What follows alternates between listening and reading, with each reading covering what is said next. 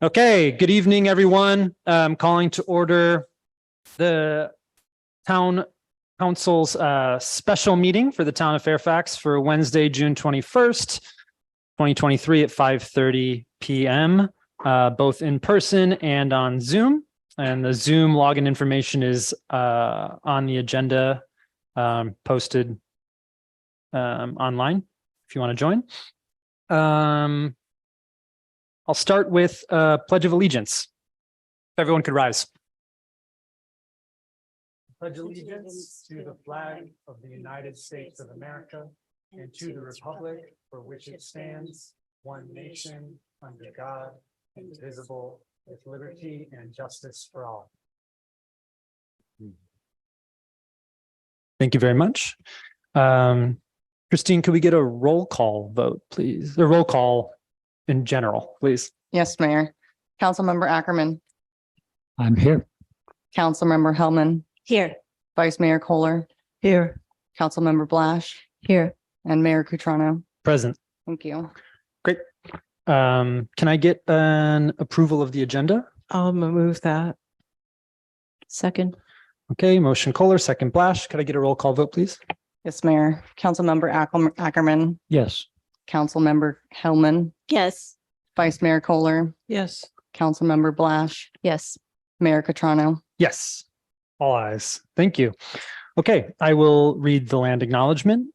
The Fairfax Town Council acknowledges that we are located on the unceded ancestral lands of the Coast Miwok people of present-day Marin County. We honor with gratitude the land itself and all of its ancestors, past, present, and emerging. I'll now read the meeting protocol. The mayor shall maintain order at the meetings. The council and audience are expected to refrain from using profane language and or ridiculing the character or motives of council members, staff, or members of the public, and to maintain the standards of tolerance and civility. Please turn off cellular phones or place them on silent mode at this time. The council will review the agenda at 10 p.m. to ascertain which items, if any, will be continued to another meeting. Any items not started by 11:30 will be continued to an adjourned or regular meeting unless the council votes to suspend this rule. We only have one item this evening, and happy solstice, everyone. But hopefully, just because it's the longest day of the year doesn't mean we have to have the longest meeting of the year. So we'll happily move on here to our first item here, which is item number 1, discuss, consider just cause eviction rent stabilization ordinances. This is not an action item, to be clear. This is an item to provide direction to staff, and I will pass it over to our town manager, Heather Abrams. Thank you, Mayor, council members. I'm going to ask Christine to pull up the slides, which were in the packet as well, so the public can certainly follow along as well. And going to the next slide. As you know, we've had input from the council and from the public on just cause eviction and rent stabilization over approximately the last year. Going to the next slide, I want to make sure that we focus on the key questions for tonight.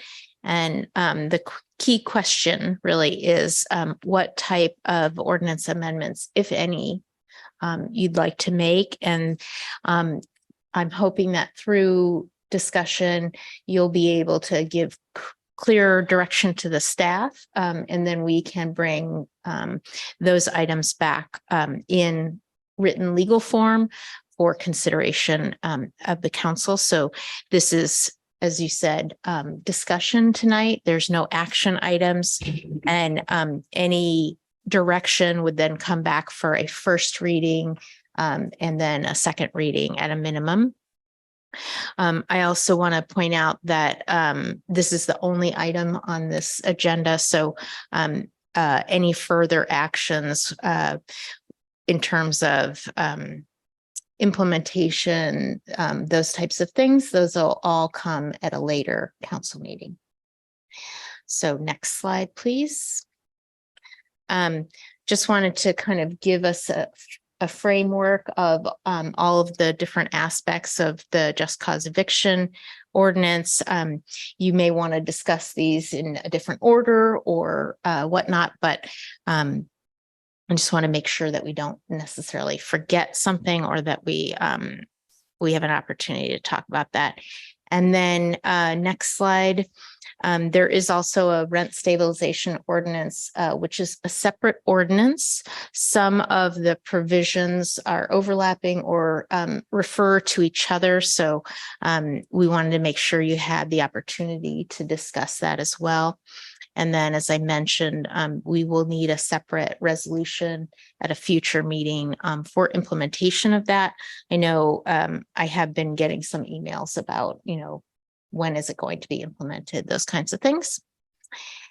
And then just a reminder, again, the key question tonight is really what, if any, amendments would you like to make to these two ordinances? And a reminder, next slide, please. A reminder to everyone in the room, sort of the process tonight. This is a typical council meeting process. You hear the presentation, council gets to ask questions. There are brief public comments, and then the council gets to discuss the items and hopefully give direction to staff. So nothing really new here, but important to just understand where we are in the process. And with that, I will thank you and turn it back to the council. Thank you very much. So we have sort of order of operations here tonight. The next would be council questions, and then we'll go to public comment and bring it back for council discussion. Do you have a ETA for Janet, the town attorney, or is she going to be joining us remotely? She will be here in person. I know she's caught in traffic now. So an option would be to take a. Oh, She's coming in the room right wow. now. Perfect timing. It's like, Yeah. It's like magic. Yeah. Okay. This is the summer solstice magic. Okay. Well, I'll let you get settled, Janet, for a moment here. We just received the presentation from Heather, and we're at the point for council questions. And I suspected that some questions, if council members had any before public comment, would probably be directed your way. So just wanted to open that up if any of my colleagues have questions for Janet or Heather before we open public comment. Okay. No. I do. Yeah. Cool. Okay. So a couple of things. I was wondering if, first for Heather, if you could kind of give an idea of the schedule so that the public would understand, like tonight we're not, we're directing staff, we're not taking action, right? So if we directed the staff to do something, what would be the next, what would be the sequence of events? Yeah, thank you.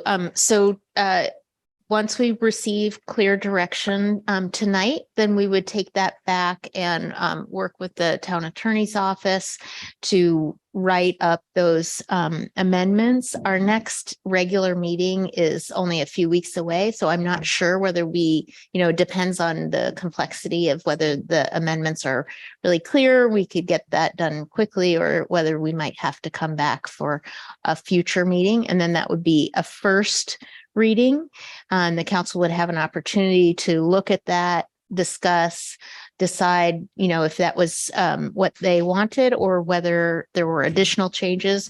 If there's no substantive additional changes, then the next meeting would be where we would do a second reading, and we could then have that, those amendments would be effective 30 days later. Okay, so it'll be several months depending on what we decide.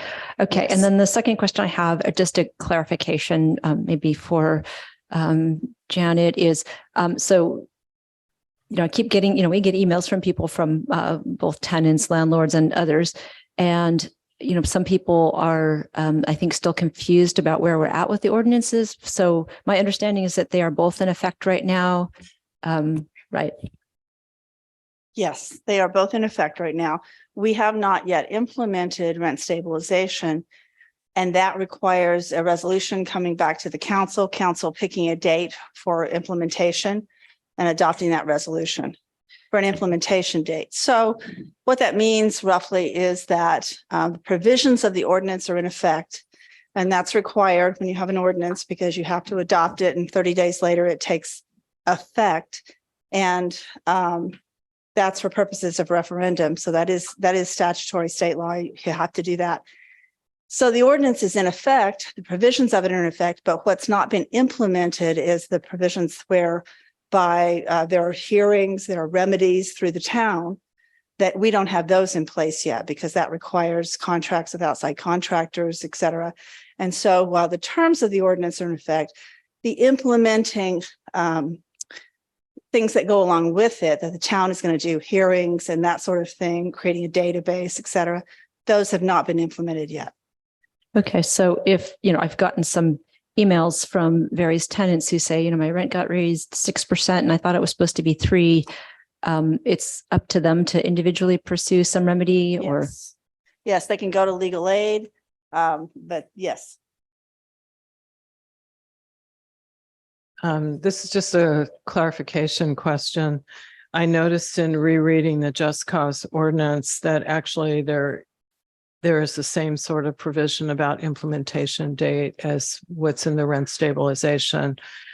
So both of them, it talks about having sufficient agreements in place, including but not limited to staffings, hearing software, and outreach approved by the town council. So we have the similar things in the just cause ordinance. So while they're both in effect, it's really private party right of actions at this point. Correct.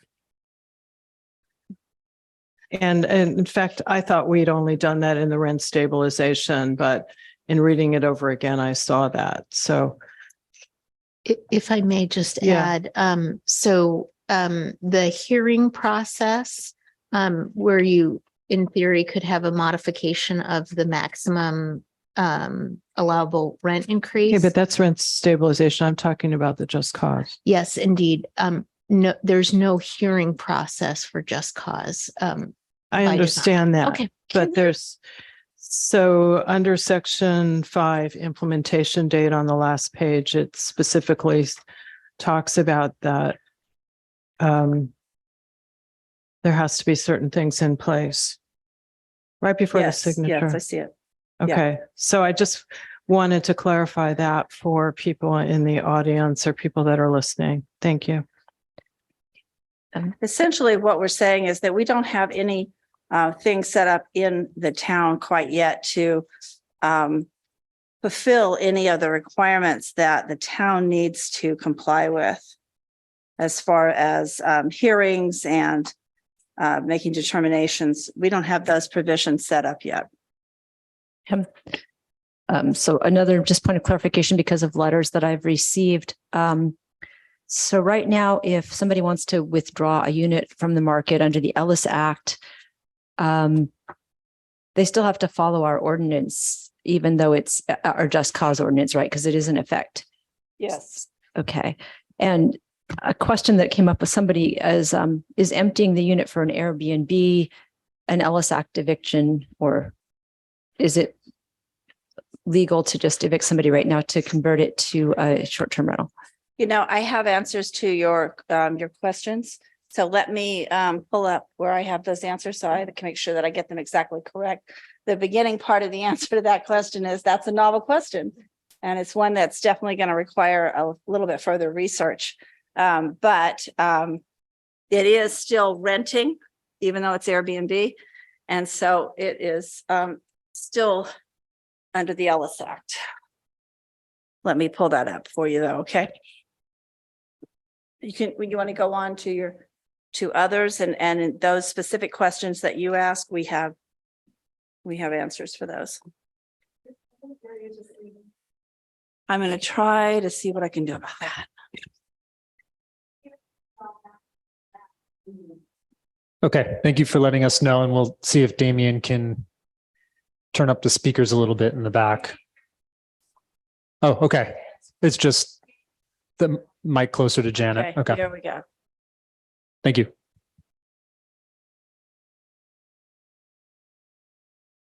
Janet, move it closer because it's still very far away from you. And you have to kind of almost eat it. Right up on it. Is that good? That sounds good.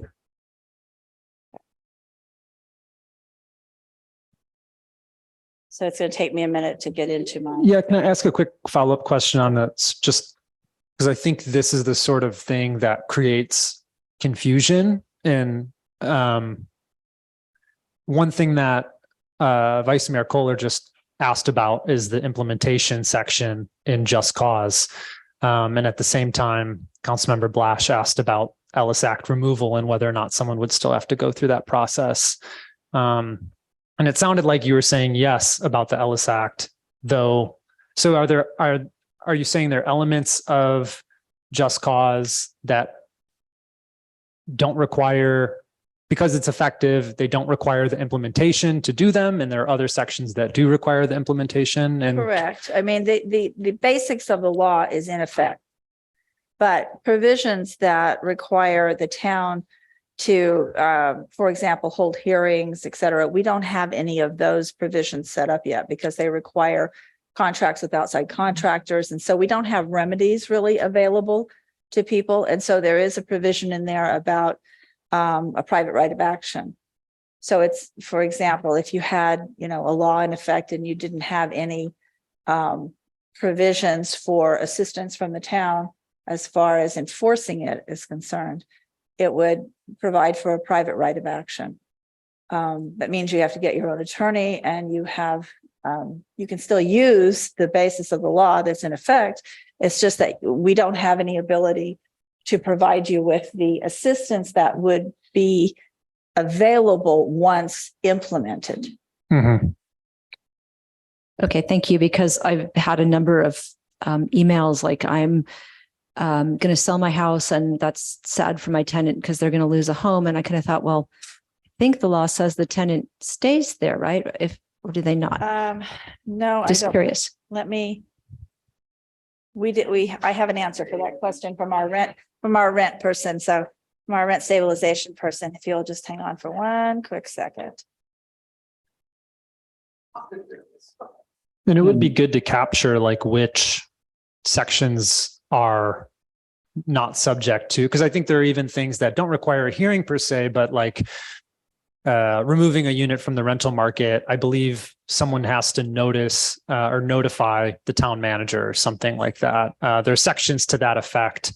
Yes, but as far as creating databases and that kind of thing, we don't have that set up. Right. And also sending notifications back. There are provisions in Right. 5.54 that Right. the town needs to send notifications to the property. That's not implemented. The structure for Yeah. implementing all of those things is what needs to be put into place. And that requires that the council select an implementation date, pass a resolution, setting that date, giving notice to everyone that from that day forward, that's when it's going to be implemented. Mm-hmm. So just to put a final pin in it, it's the elements of Just Cause, like for a terminally ill tenant, for instance, or someone with kids at White Hill or something like that. The sections that speak to those circumstances in Just Cause, they could, if they feel they have the ability, they could go through the courts or use another means because it's effective. Yes. It's just that there's no I just wanted to be clear about it. Correct. Okay. Yes. Thank you. That was the basic of my question, is that they're in effect and that people have a private right of action. So the fact that the rent stabilization hasn't been implemented yet doesn't mean that it's not in effect. It's just that the town's not going to do something on somebody's behalf. People can go to an attorney. Okay, thank you. Correct.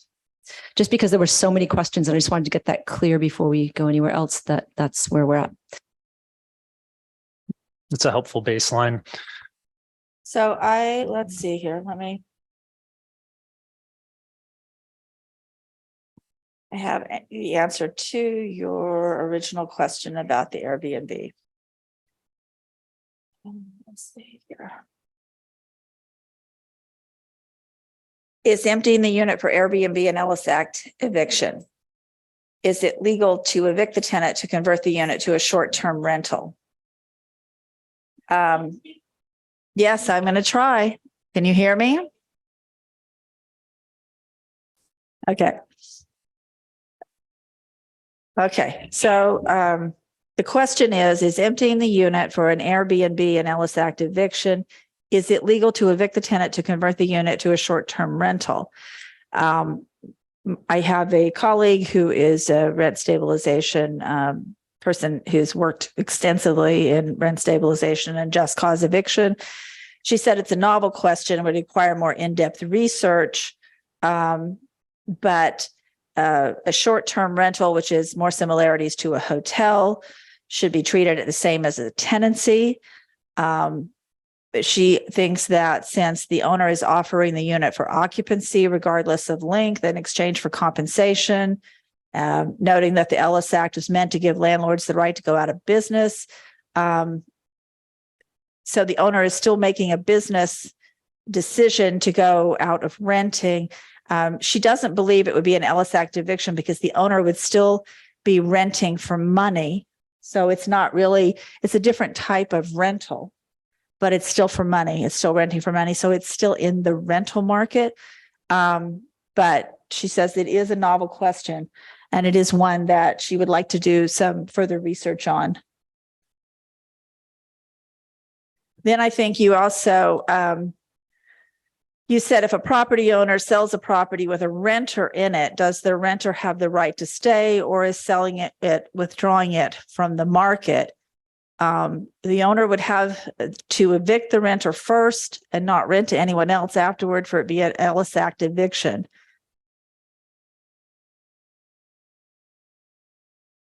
To be allowed under the Ellis Act to go out of business.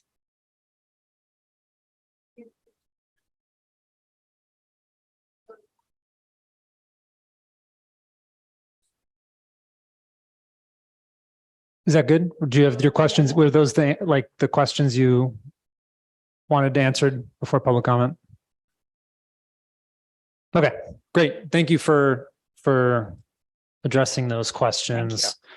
Sounds like more research on short-term rental and all that stuff, but that's kind of a bigger, it's like bigger thing. Okay, with that, no more questions. We'll move on to public comments. Appreciate everybody being here tonight. We will have public comment in person and then we'll go to Zoom. Public commenters will have 2 minutes each. And as we've said at prior meetings, it's really appreciated if somebody's already said some of the things that you said, if you just want to +1 or say what they said or something, so we can get to the actual discussion at a reasonable hour. In the past couple meetings when we've scheduled this, we've been unable to actually address much of the substance of these items, particularly because as public comment goes on, then we end up having discussions, after 10 p.m. or after 11 p.m., which is not what we want to do. We want people to be able to hang out for the discussion instead of watching the recording. So with that, I will open public comment. Philip, please.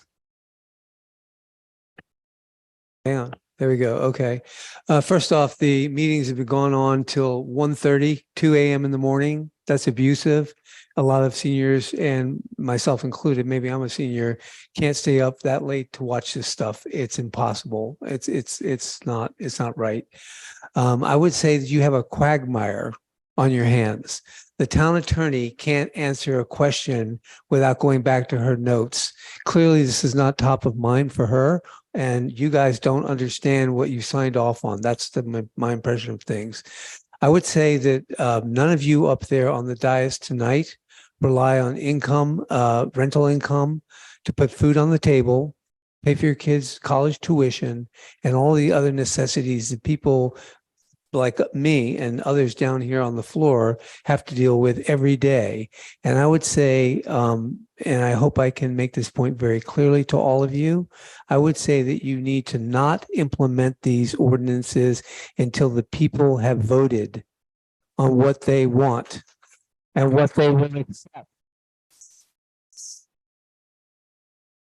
So we're not going to do the clapping tonight. There are a lot of different people here that want to speak. I'll give you your time. Sorry, I just want to interrupt to say, please, no clapping, no jeering. We want this space to be very comfortable for anybody to feel like they can come up to the mic and make a comment, and not that this is some sort of popularity contest. So please respect that. We're just holding space for everybody tonight so that everybody can get through their comments and we can have the discussion. But I need to say that up front because I will end the meeting if we keep having more of that. We've heard too much feedback from the community after the fact that people are trying to take over the meetings and waste everyone's time. So I want you all to please respect the fact that we're trying to get through this and have these discussions. I'm sorry, Philip. Yes, Okay. please continue. Picking up from where I was, I don't know how much time I get. I guess you started again at 2. I get 40 seconds more? Yeah, there's Okay. 40 more seconds. Thank you. So I would just urge you to not spend my hard-earned tax dollars on implementation until you understand what the public, what your citizens, what the residents of Fairfax will accept and what they want. Because if you do that, I really feel you're going to just set this town on fire if we're not already on fire. I would also like to comment on the vacancy tax that was floated by Member Kohler, and you also signed off on that to some degree at your talk back at the park the other day. I would say if you implement a vacancy tax now, it's the nuclear option, and it should not be done right now. Thank you. Thank you, Philip. Next speaker, please.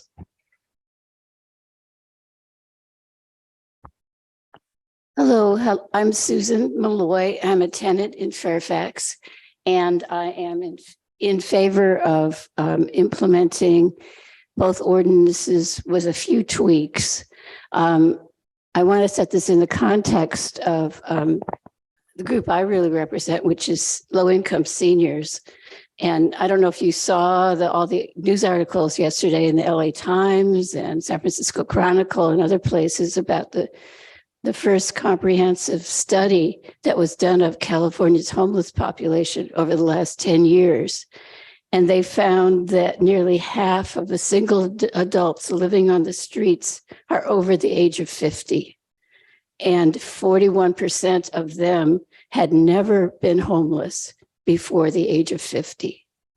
So what's happening is that old people are losing their housing because they're being priced out of housing as they age. So these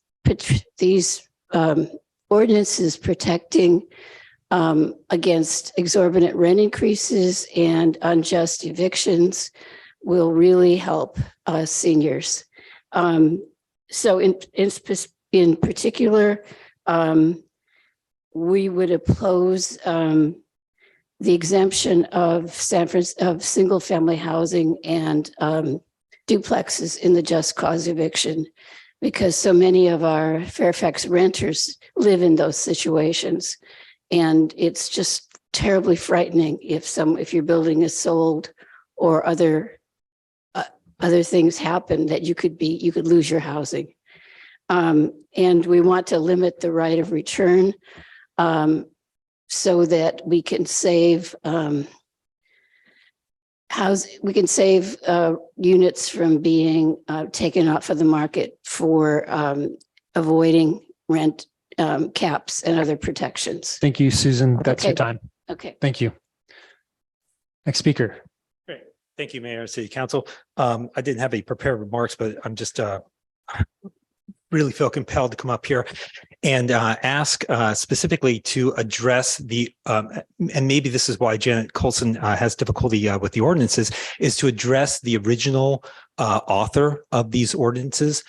From the emails that I've read between yourself, the DSA chairperson, Kurt Reeves, Stephanie Hellman, these were the ordinances created by Leah Simon Weiskopf, of the Berkeley rent control. And so I know that Liesel didn't write these, Barbara didn't write these, Stephanie didn't write these, Bruce didn't write these, and Chance, you did not write these. These were written by a third party. It's kind of like Smith and Wesson writing gun control legislation. Please address that, and please don't say that these became, or the first public presentation of this was back in March, but we have emails for going back to December of 2021 between you and these other parties collaborating on bringing this in. And so please address that, because obviously the amount of desire to see these terrible ordinances rescinded by you guys is tremendous. And I want to say, as a landlord housing provider, I respect my tenants. Most housing providers in this community respect tenants, respect their views, and understand their concerns. It's expensive to live here. And I think as mom and pop landlords, we do everything to work with our tenants to make it reasonable to be able to live here. So please address the origins of these terrible ordinances, and understand that landlords do love good tenants. Thank you. Thank you, Michael. Next speaker, please. Good evening. My name is Susan Adams. I reside at 47 Tamalpais Road. I'm a homeowner, and I support and have always supported for the past year, since these ordinance considerations have been first on the agenda, the adoption of just cause eviction measures and rent stabilization.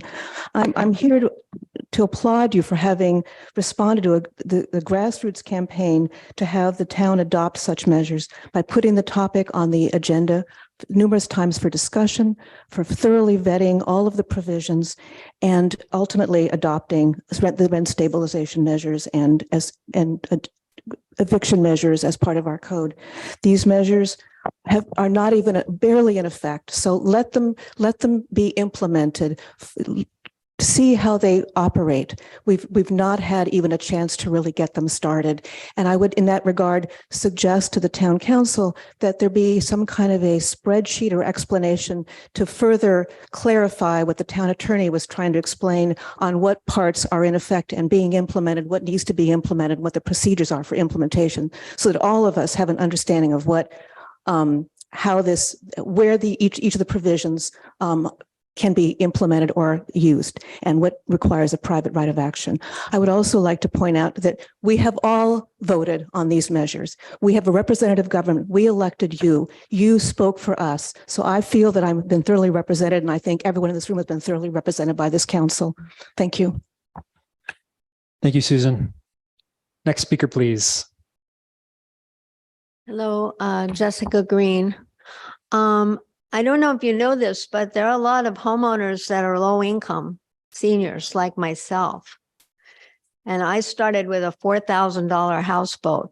That's how I wound up with my house here eventually.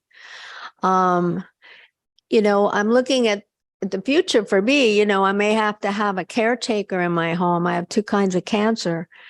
And if I do, and with these ordinances, they could refuse to leave. If suppose I have to go to a home and sell my house, it's just, kind of obliterates our own rights of our ownership of our house. And, there's a lot of different circumstances besides people, supporting themselves with renting a room here and there. And these just cause things make it impossible. If you've ever managed property, you would find that, that you have to be able to people have to get along, and a lot of things, have to, and there is rent control by the state already. It's not like we don't have rent control. So this other thing, I come from a family of socialists and communists, but I believe in my right to have the house that I put together, and be the one to decide what happens with it, instead of someone moving in and telling me what I can and can't do. So I think you need to consider this, all these things in this ordinance. I would like to see it dashed, the whole thing, because it's got some terrible things in it that's going to affect us all. Okay, thank you. Thank you, Jessica. Next speaker, please. Hello, I'm Jessica Lashbrook. I live on 277 Tamalpais Road. I am luckily in my home, my family home. The only way I can stay in that home is by renting it. I learned a hard lesson and decided to only do short-term rentals for Airbnb because I literally almost lost my home because a long-term renter who was negligent and used the laws that they had available to basically, I almost lost the house. So in this current wording with what is being spoken about, there is absolutely hardly any protection for homeowners that are not wealthy and basically have worked very hard in order to get a home and pay their bills and their property taxes, and everything is raising. So there needs to be protection for homeowners also. During COVID, renters did not have to pay rent. Homeowners had to pay their property taxes and the utilities and all the bills. They weren't protected at all. A lot of people lost their homes and had to sell. There is no fairness in that. We work hard. We all work hard. I am a very good and fair landlord. I am also a renter, so I understand the other side. But if you do not have a good landlord, find a different place. There are slumlords out there. There are also really good landlords. So coming from both sides, but I am totally against the proposal that sits before us. Thank you. Thank you, Jessica. And next speaker, please. Oh, could you repress there you go.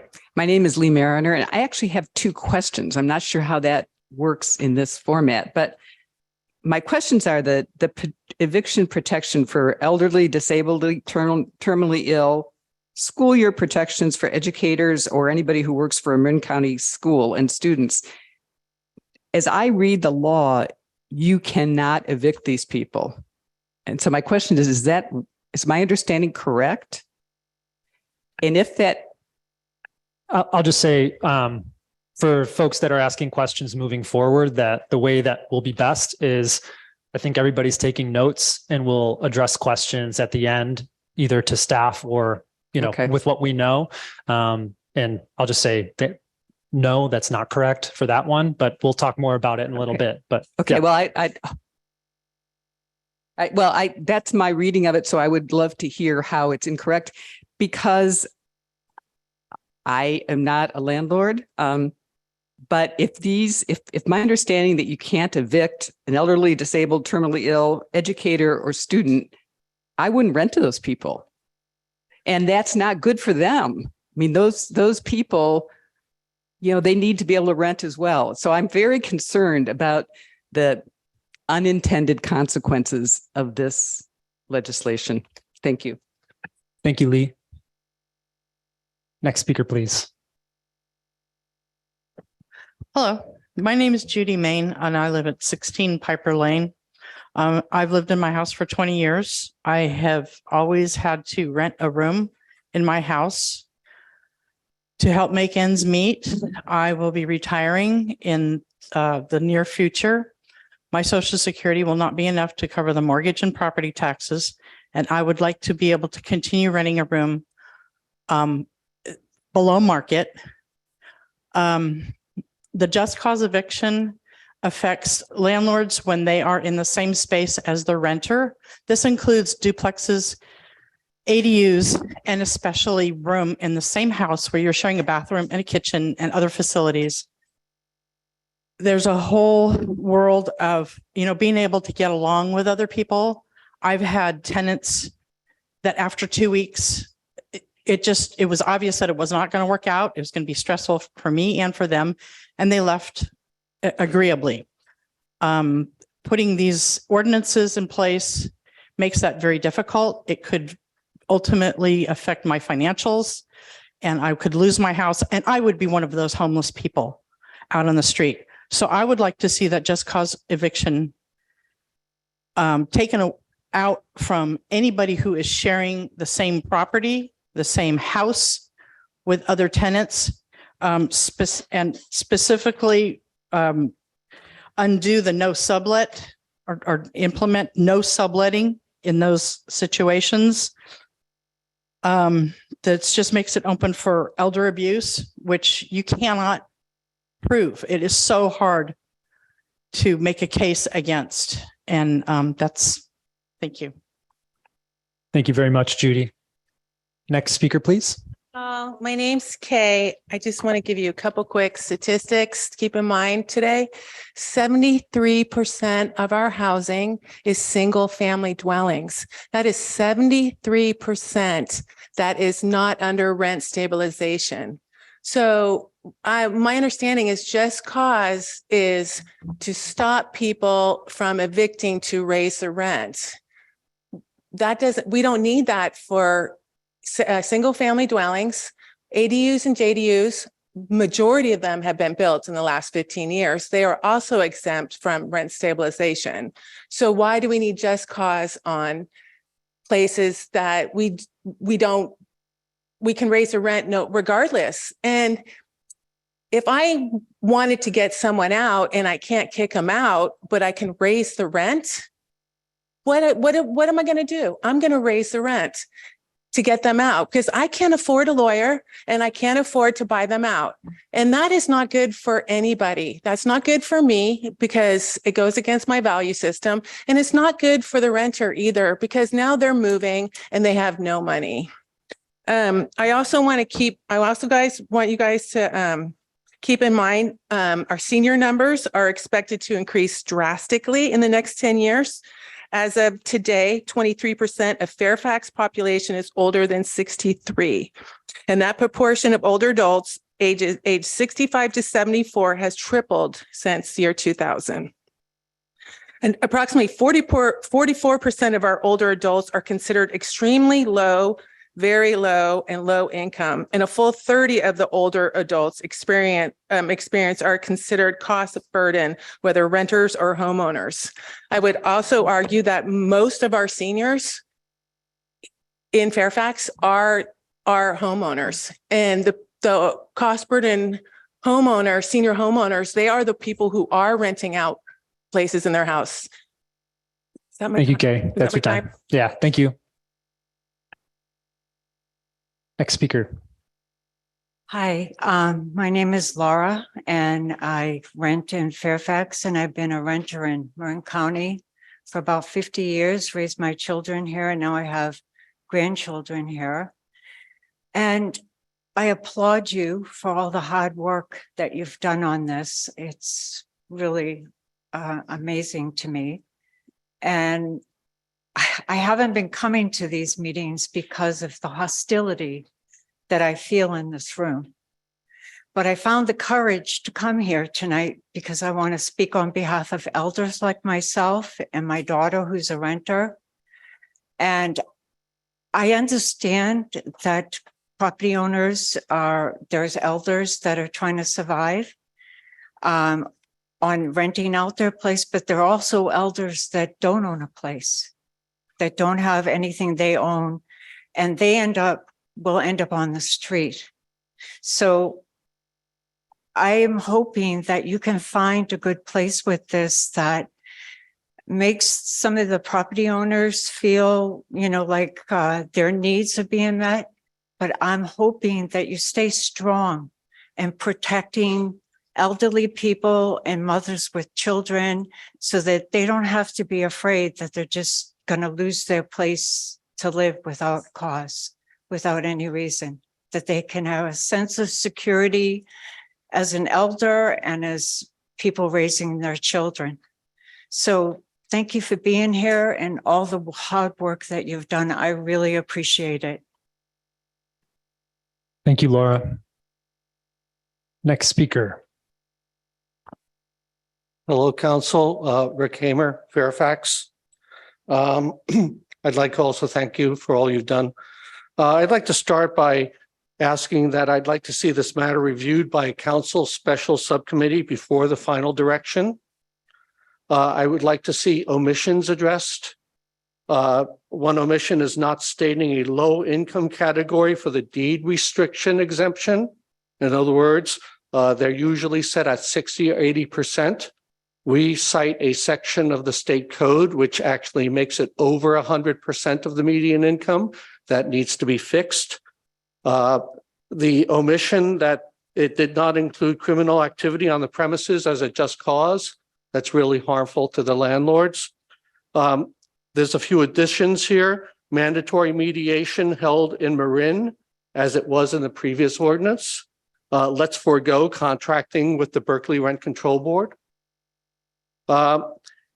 If your eyes were open during the Fairfax Festival, you'd see that the support for repealing this is underwhelming.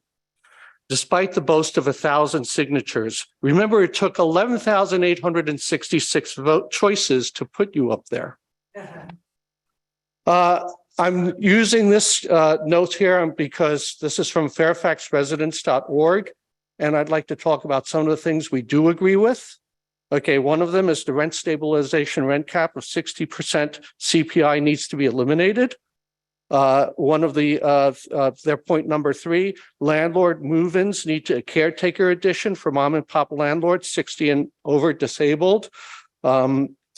There is an essential to encourage affordable rents of essential workers, incentivizing household providers. I'm just going through this quickly because I want to make sure we do agree on some things.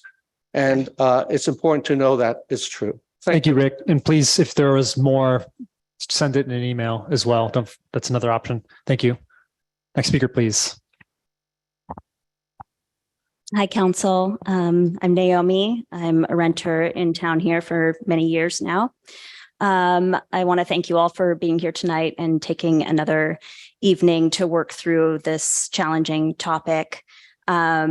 I think the main thing that I would like to get across tonight is that I would really love to see these ordinances implemented as soon as possible, working through the details here and getting it implemented so that renters and landlords can have a clear sense of what they need to be doing over the course of the next year. I recognize that, you know, this may be on the ballot and all of that, but I think there needs to be clarity as soon as possible. It's very difficult as renters and probably as landlords as well to know how to approach these matters without implementation being in place. I do think that there are some places where the ordinances could be adjusted. I think it is important to exempt lodgers, as many others have mentioned tonight. And I do think it's important to allow caretakers as part of owner move-in. I also, however, think it's really important to protect as many renters as possible in town. So please do include ADUs, JADUs, duplexes, et cetera.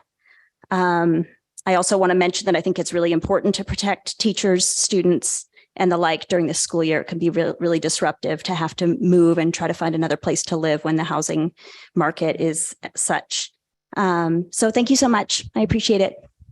Thank you, Naomi. Next speaker, please. Good evening. My name is Scott LaFranchi. I'm a local resident. I would just like to remind each and every one of you that the people will soon be able to vote on these matters. And I know that you all believe in democracy. I know that the justification for moving forward without considering the vote of the people is that this is a representative democracy. That is correct. This is a representative democracy. But when the people fulfill the legal requirements to make a decision and you try and proceed while that decision is pending, is a clear refutation of democracy itself. Not only would you be refuting democracy, but you would be wasting money, you would be wasting time, you would be causing more confusion when ultimately the people get to vote on this. Landlords get to vote on this, renters, young, old, rich, poor. I know you must think highly of yourselves, but the people get to vote on this. So for God's sakes, stop the implementation of this bill, of these two ordinances, and let the people decide. Stop the implementation or rescind these ordinances until the people of Fairfax can decide. Until the people of Fairfax can decide, not five Christine, people can who you turn think the they volume can down? speak for everybody. It's The like people hurting of my Fairfax ears. should decide. The people of Fairfax. Thank you, Scott. Hello, council. Well, you've certainly done a great job about dividing the town. In 21 years, there's been no other council I've seen tear the town apart such as this one. But really, there's two problems to this. We all want to protect those people that are most vulnerable. So in that sense, I commend you. I do fail you for not listening to your constituents and realizing that you're taking such a minority point of view, you're alienating the majority. So you could do a better job there. But if you really want to provide housing, this is not the way to do it. People are losing housing because they're afraid to move forward, rightfully so, and lose their home. As that happens, you'll see larger and larger corporations and interests buying up our housing, which is currently a phenomena in this state, and they will become the landlords that can change these laws by tearing things down and rebuilding them. That's probably not the result you want. I would really suggest, if you want to provide housing, that you look at why we're in this problem. We're in this problem because of your restricted zoning. We don't want to have housing all over everywhere, but there are places that we could provide housing that would benefit all sections of our town, all sectors of our town, and all financial wherewithals in our town. So really, again, the crux comes back to an older problem, which is the zoning that has restricted housing that could have been made for different people. I also want to add to a couple of comments, such as you'll see with Sherwood Oaks. Any deed restricted property or affordable housing is exempt from the rent control. So as one lady properly said, the alternatives just keep raising the rent. That's also not good for the community. So you do have an opportunity to ameliorate this process by bringing forth better rules and better laws that encompass all people. And it starts by providing housing. This is removing housing. Look at your zoning laws so we can provide housing. But again, we're doing the same things we are trying to make in housing element that's not practical, feasible, so it won't be built. Thanks, Mike. That's your time. Thank you.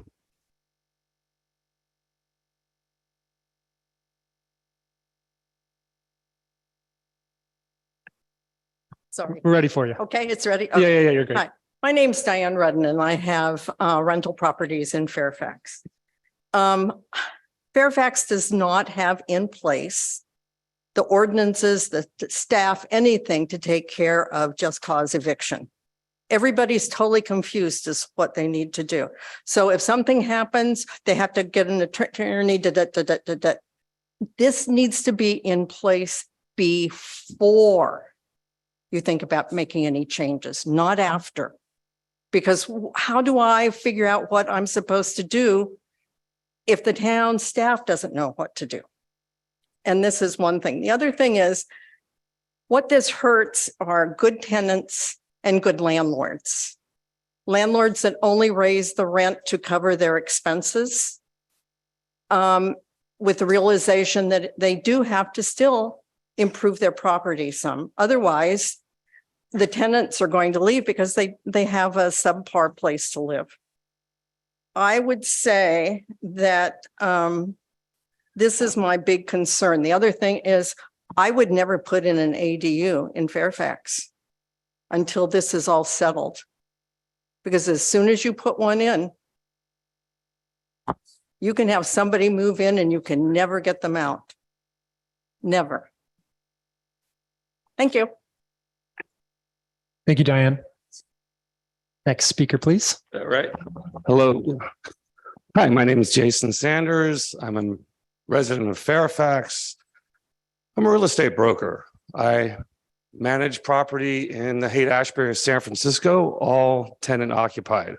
I'm very familiar with the San Francisco rent control law, and I've gone through everything that you've come up with here, and I'm quite appalled. I really look at this as a taking of the owner's rights here in Fairfax ownerships of people who own their homes. You're taking all the rights away. I want to make sure that the people of Fairfax are aware of that. Secondly, to have Berkeley involved in this, I don't understand that whole dynamic, and correct me if I'm wrong. Is Berkeley involved with the rent board there? Or am I wrong on that? We can address it later, but it's Yes, no? no. Okay. Well, can I explain that really quickly? Sure. no Just because I problem. know everybody Yeah. cares about it and other people have Yeah. been spreading things about it to scare people, but I'm asking. yeah, so the way it was designed, because we don't have somebody in-house as that would do hearings between a landlord and a tenant, for instance, if there's a dispute about whether or not to raise the rent, whether it's fair, et cetera, or vice versa. The model, which is something that the town does with all sorts of stuff. For climate, we have a shared service agreement with the town of San Anselmo. So we share a staff member in order to decrease the cost for taxpayers in town. Right. The idea was, can we find somebody in government in the Bay Area that has the expertise that can contract for service to provide the services that we're seeking in Fairfax? It could be the hearing examiner in Berkeley. It could be somebody else that has that expertise. But the original model is, how do we find a contract for service to keep the costs lower so we're not hiring more staff to provide these very specialized functions? That's the gist. And just to add one thing. Sure. The rent control board in the ordinances is the town council. So the hearing examiner is the only thing that the mayor is talking about that would be a shared services with whoever we decide. But basically, you can go to Santa Monica, you can go to San Francisco, you can go to Orange County for that matter. My argument here is to say you guys don't need to be putting this out to Berkeley. I think that's ridiculous. Fairfax is their own town. If you want to do something, keep it here. If it's too expensive to do it here, maybe there's a problem with that. So let me bring up a few points here that a lot of people don't really seem to catch on to here, because I'm so knowledgeable about this stuff. I've been doing it for 30 years or more. You talk about the 60% of the consumer price index or 5%. Realistically, you could charge 60% of the consumer price index or 95%, because over the 30 years in San Francisco, it's never gone higher than 3.6%. It's been points of 0.1%. It's been 2%. It's just ridiculous. To have a 5% consumer price index, it means you're 8.33% inflation, and you're going bananas on that point. So you might as well take out the 5% because it's never going to get there. No charge for utilities. You have it in the thing that you cannot charge your tenants unless they are separately metered. It's ridiculous. You have 3 tenants living there in an apartment. They should pay the water, the garbage, whatever needs to be done. And you see how high the water rates keep going up. That's going to be a burden on the landlords. People who live there should pay their fair share. Short-term tenant relocation, when you want to do projects and stuff on your property, it costs a large amount of money to do that, to pay for them to live somewhere. If you want to keep the property up and working, you need to be able to fix it right away and not have to pay them. Thanks, Jason. I think your time. Get a means test too. Not everybody needs to have rent control. Donald Trump, do you want to rent to him and have him under rent control? Thank you, Jason. Next speaker. Hi, Todd Greenberg here. I'm a resident of downtown Fairfax. You might take someone like the prior speaker who has 30 years of experience and use his free advice rather than paying for legal advice ad nauseum going on into the future. This is like a fire hose of town money that is just getting spent out of control.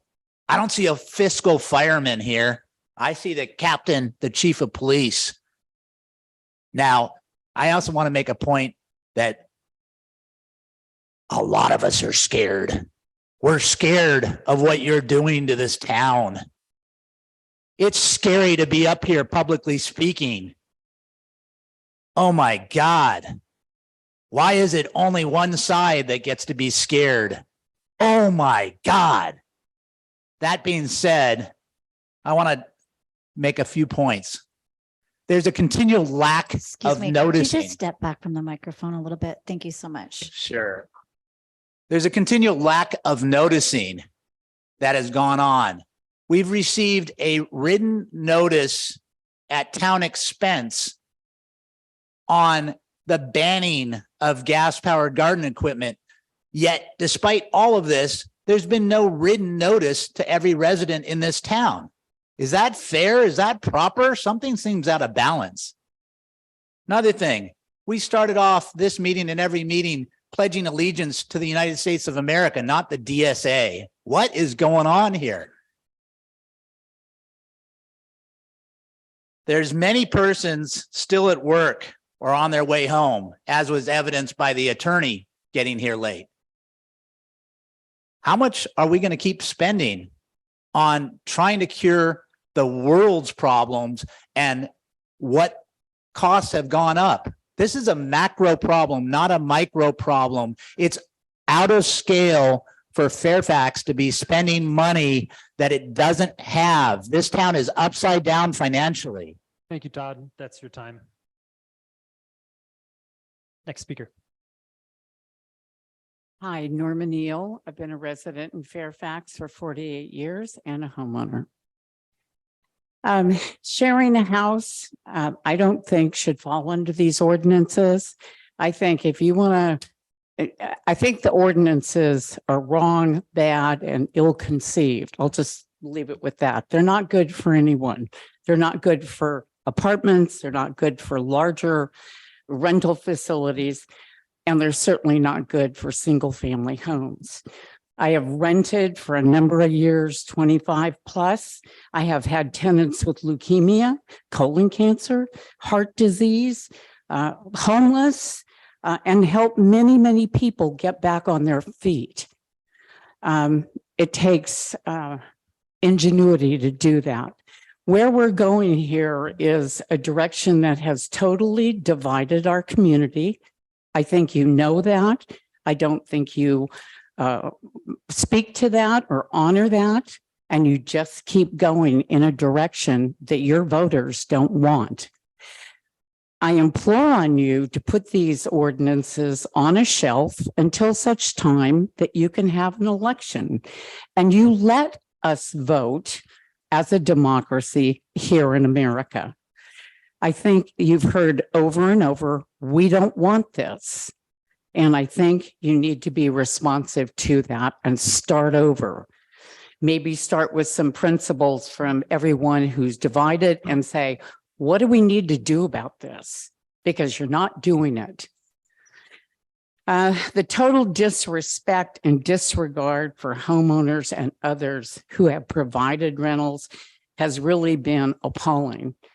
And I think we need to do our best to bring this community back together in a way that we meet the needs of the community and not the needs of what 5 people think is some brilliant design. When you talk about Berkeley, Thank you, Norma. I think I'm going to know one last thing. Yep, please finish You your talk comment. about Berkeley. I think the ordinances say that they're receiving, or the background says that Berkeley's receiving $140,000 twice a year, $280,000 to be available to us as a board to hear eviction hearings. We don't have that kind of money. Thank you, Norma. That's complete. And that's not factually correct, but thank you for the comments. Joe, please. Thank you. Good evening, Council. My name is Joe McGarry. I'm a renter here in Fairfax. I also work in Fairfax. And I want to thank you for creating this space tonight and the early start.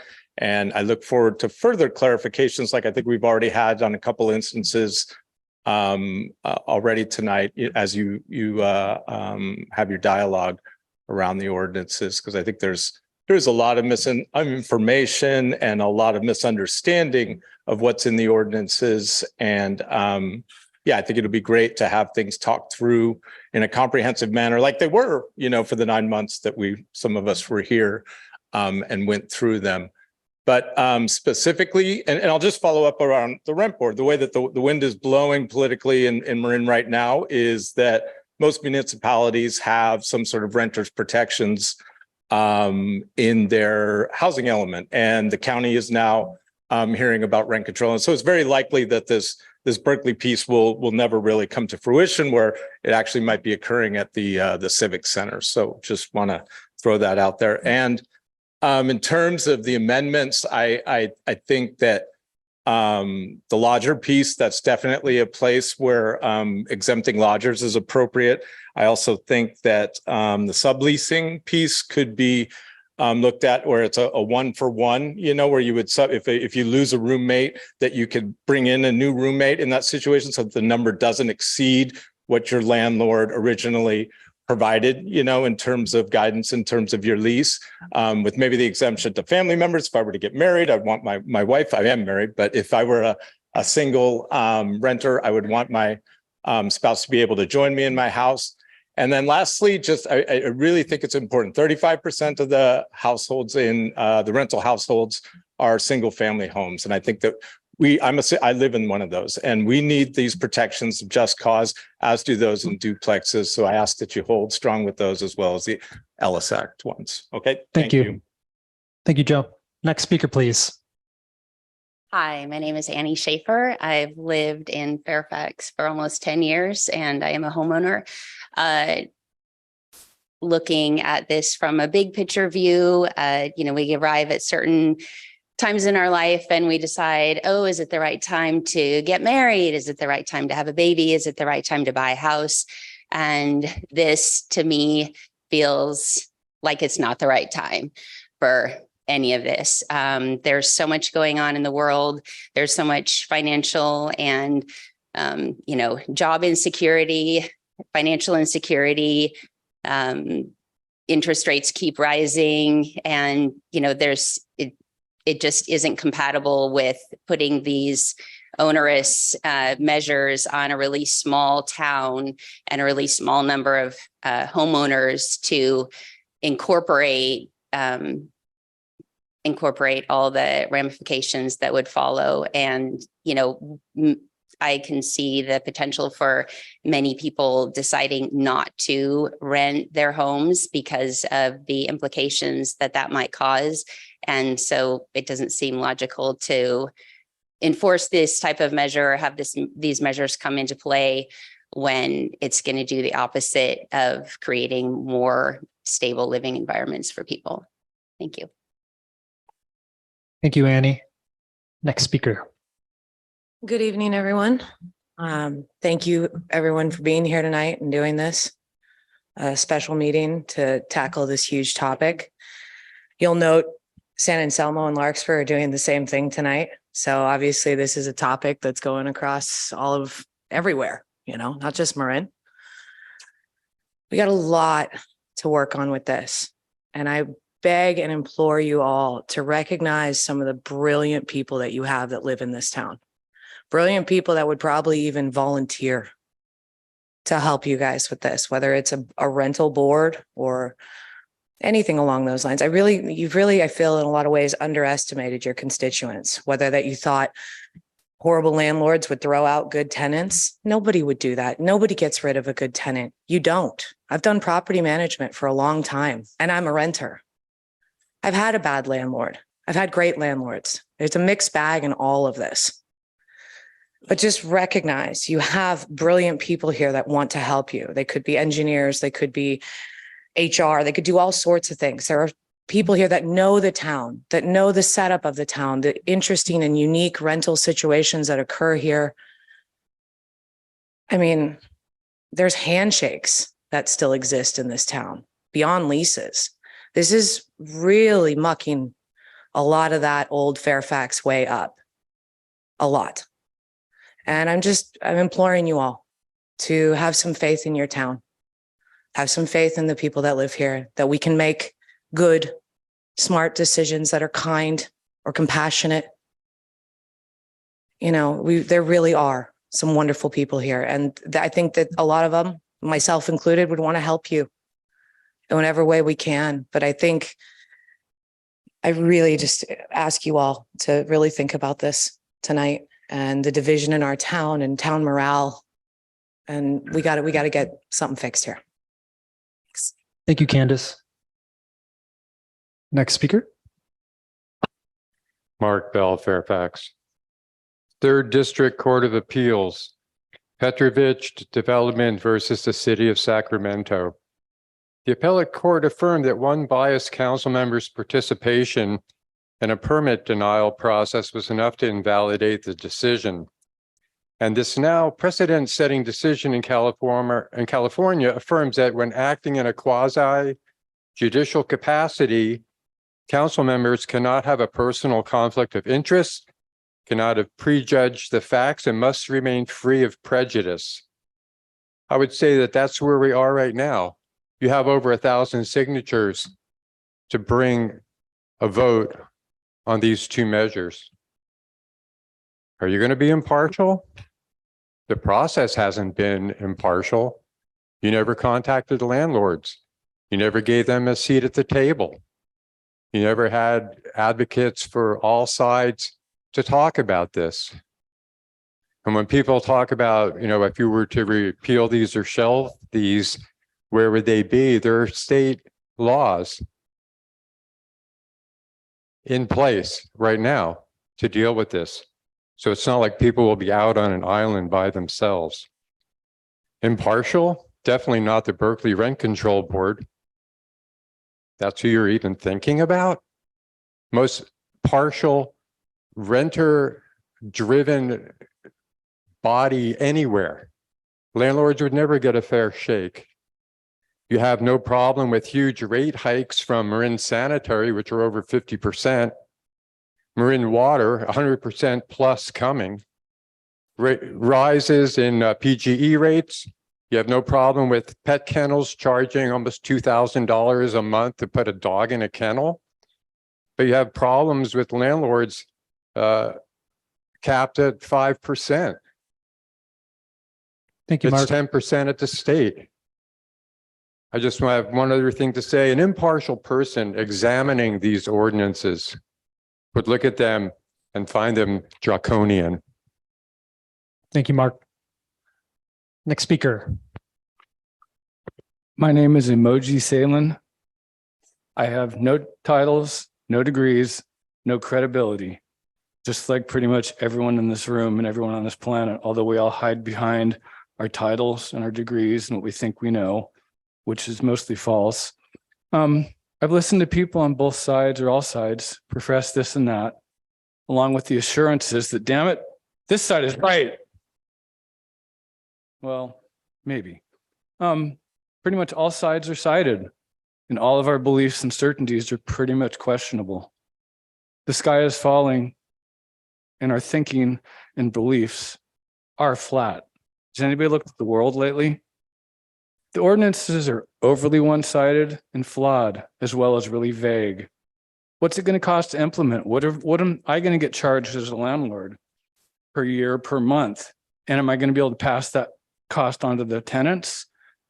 I think there's a lot of unintended consequences in this. We've raised our rents, what I think is considerably. I think rents are insane all the way around, but we've raised our rents, so we feel like we have to, because the way this ordinance is, if we don't raise it, we can't raise it. If we don't raise it for a year, we can't raise it the year after that, or we can't make up for it. We can't jump. So pretty much you're forcing people to raise the rents every year, the way this ordinance is. Seems like some people are taking the rentals off the market. Renters and landlords are all feeling rising costs, and we're all burdened. Seriously, we do have a big problem, and our problem really is us. It's human population. If you look at the water, you look at the soil, you look at the air, you look at this planet, you look at our houses, where all of our houses and all our sprawl is, used to be other life. Used to be the water would work.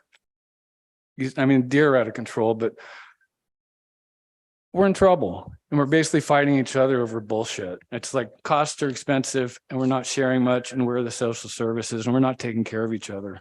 So why don't we just all get guns and go shoot each other, which is what we do as Americans, right? Thank you, Sierra. Yeah, please. Well, Council, I'm John Pope. I live here in Fairfax. I'm a homeowner and also a landlord. I would like to use something that Mayor Catrano, you said, to make kind of a different point or request. You said that good people can disagree. So I would say there's a lot of really good people here in Fairfax, a lot of them on both sides. And to Candace's point, many are brilliant, many are very hardworking. And I would suggest that if you can hold the ordinances and pull us together to work collaboratively on these particular problems that are Fairfax problems, because we can't solve the national ones, I think rather than the conflict that we see, we might be able to craft a solution that's workable for all of us. Thank you. Thank you, John. If there are any other speakers in the room, this will be the time to line up on that side of the wall. Thank you. Please. Hi, I'm Wendy, and I lived in Fairfax for 11 years until I didn't have a home here to go to.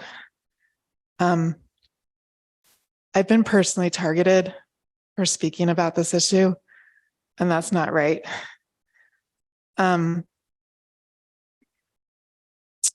Obviously, this is an emotional issue to every single person in this room and every single person in this town. Every single person in this town wants us all to have, we all want each other to have homes. These ordinances were written so that renters would be more protected than they have been. Yes, there's problems that I think could be worked on in these ordinances, and I'm not going to repeat things that have already been said. But one thing that wasn't said here tonight, and why I got up to say something, is that if this goes to a vote in the town, we're running the risk of not being able to have any rental laws at all. And I think that needs to be said. And I do think that people need to understand each other. And I really appreciate having this meeting where we can all actually listen to each other and not make the comments that have been made often, and all the clapping and the booing and all of that. I'm sorry. There's a lot of people that are coming and raising their voices in these meetings, but there's a lot of people who are not coming and raising their voices. And I'm willing to bet you that most renters still don't feel comfortable coming here and speaking to you all. And most renters probably don't even know that this is all going on necessarily, but it's affecting them. And I just don't appreciate having the loudest voices in the room being represented. I can say that at the Fairfax parade, it was really obvious that those of us that were marching for rental laws had a lot of support in this town. And I just want to say that too. Thank you, Wendy. That's your time. Next speaker. Hi, Deborah London, Fairfax resident, business owner, landlord for 38 years, tenant for 45 years, still a tenant commercially and residentially. I agree with Philip Salbury, Michael Sexton, Michael McIntosh, Tuna Fish, John Pope. Jason, thank you. Where have you been all our lives? Norma Neal Ricker, and especially Scott. I just want to say, what the hell are you doing? Stop. Stop. It's unbelievable to me that you continue to steamroll the residents of Fairfax. We brought you 628 signatures in 7 days. We just handed an initiative with 1,100 signatures in 60 days. And yet you continue to steamroll down this road. Why? What are you doing? Stop spending taxpayers' money. Let the people vote. Not going to, I mean, how many times do we have to say this? We've given you the message over and over and over. And there are renter protections. California State, you guys gave us 2019 extra renter protections. These ordinances are extreme. They're paralyzing, and the landlords cannot tolerate these. They are destroying us. Yes, a lot of units has been taken off the market. You need to I don't even want to go into exempting this or that, because I don't even want to have this conversation. I can't believe we were even here, but there's quite a bit that needs to go. Again, we have for people who come up here and say, "Well, where will we be if the vote wins?" Which we're going to win or lose. We're going to keep fighting it. 5 seconds. Okay, I want to say we have renter protections. We've been protecting our tenants our whole lives.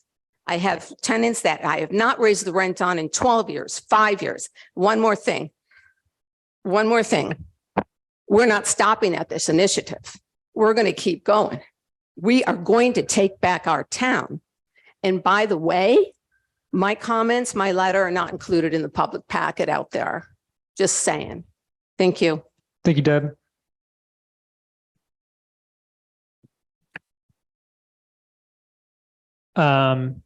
If there's no one else in the room, then we will, please raise your hand on Zoom, and we'll, 2 people on Zoom.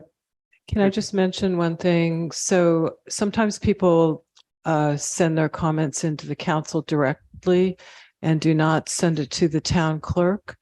And so when that happens, sometimes the town clerk won't know about those and won't be able to put them in the packet. And I think that happened with some folks. Okay, thanks. But that does happen. Thank you.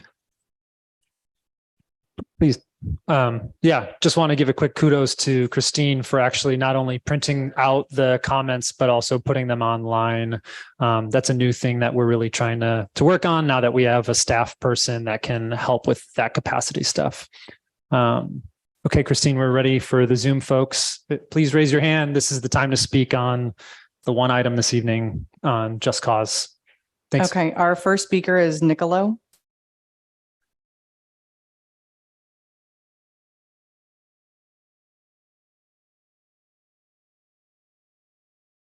I can just one thing I'd like to say. Can you hear me? Yeah, we can hear you now, Nicolo. Yeah, if you can. One thing, the landlords are pretending that they are the majority when actually most of the rentals in the city are from absentee owners, and also a lot of the property owners really are angry about the vacation rentals that are really just affecting our neighborhoods. Also, I think we should keep in mind that a lot of people are running rooming houses in their homes, and these are businesses and they should be licensed and they should pay a business tax. Also, that we know from a recent study that evictions are driving housing costs and increases in property. And also, I think that we should recognize that a lot of what's taking place is being driven by outside problems that are really happening to all cities across the country and the world, and that's less housing that's available.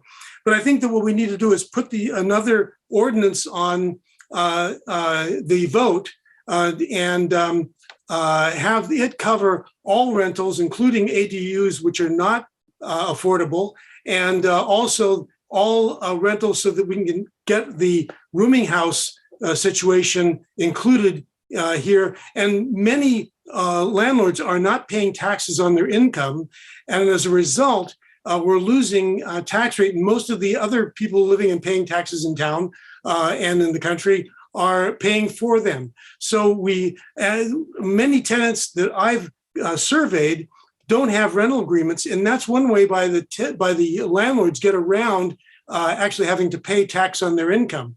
So I think we need to look at the rentals and landlord behavior as businesses that need to be regulated. They're not puppies, they're businesses, and they should pay their fair share. Thank you, Nicolo. That's your time. Our next speaker is Georgia. Hello. So with regards to this, I would just like to say that I'm in favor of a vote, and I think it should be repealed. But also, just as a note to respect, I note that we are asked to address you as mayor or council person, and yet you address us by first name. And I think that the respect should be reciprocated and that you should address us properly. I'm Miss Gibbs. Thank you. Thank you, Ms. Gibbs.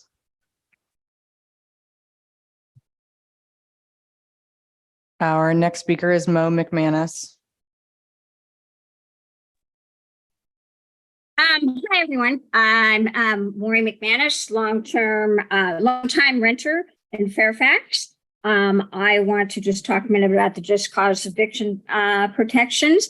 I believe that they must apply to single family homes and duplexes. The homes make up 35% of all rentals. These tenants need basic safeguards against being displaced. Duplexes make up 15% of all rentals. Approximately 200 Fairfax families live in duplexes. The facts that these homes are usually smaller and possibly living next door to the landlord does not make them any less deserving of the basic protections against being evicted. I also want to agree with Susan Malloy, who spoke out regarding the unhoused seniors in the county, state, and the country in those articles. As a senior renter without a lease, I do appreciate the just cause eviction protections. Both ordinances right now have given me some ease regarding my future in the community that I love and cherish. I am open to supporting amending the exemption of lodgers, limiting subleasing, and adding caretakers to owner move-ins. I also want to thank you, Town Council, so much for voting yes to both these ordinances and all of the long and many hours that you have put in. Lastly, I urge you to keep the just cause eviction ordinance strong to ensure Fairfax renters remain protected. And I personally am totally fine with being addressed as Mo. Thank you, everyone. Thank you, Mo. Our next speaker is Liz Frohnberger.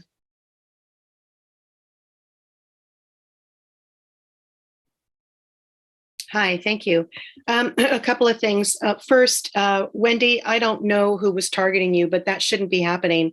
Nobody should be getting targeting or picked on or harassed from either side on any of this. And I'm sorry that that's happened to you. Second, I think what would help the council to understand just how complicated that you've made this for people who are landlords, why don't you have your town attorney, our town attorney, write some leases that would be sufficient to help all of the landlords so that they didn't each have to go to their own individual attorney and pay $1,000 to write something that would be structured around all the limitations and requirements of the ordinances.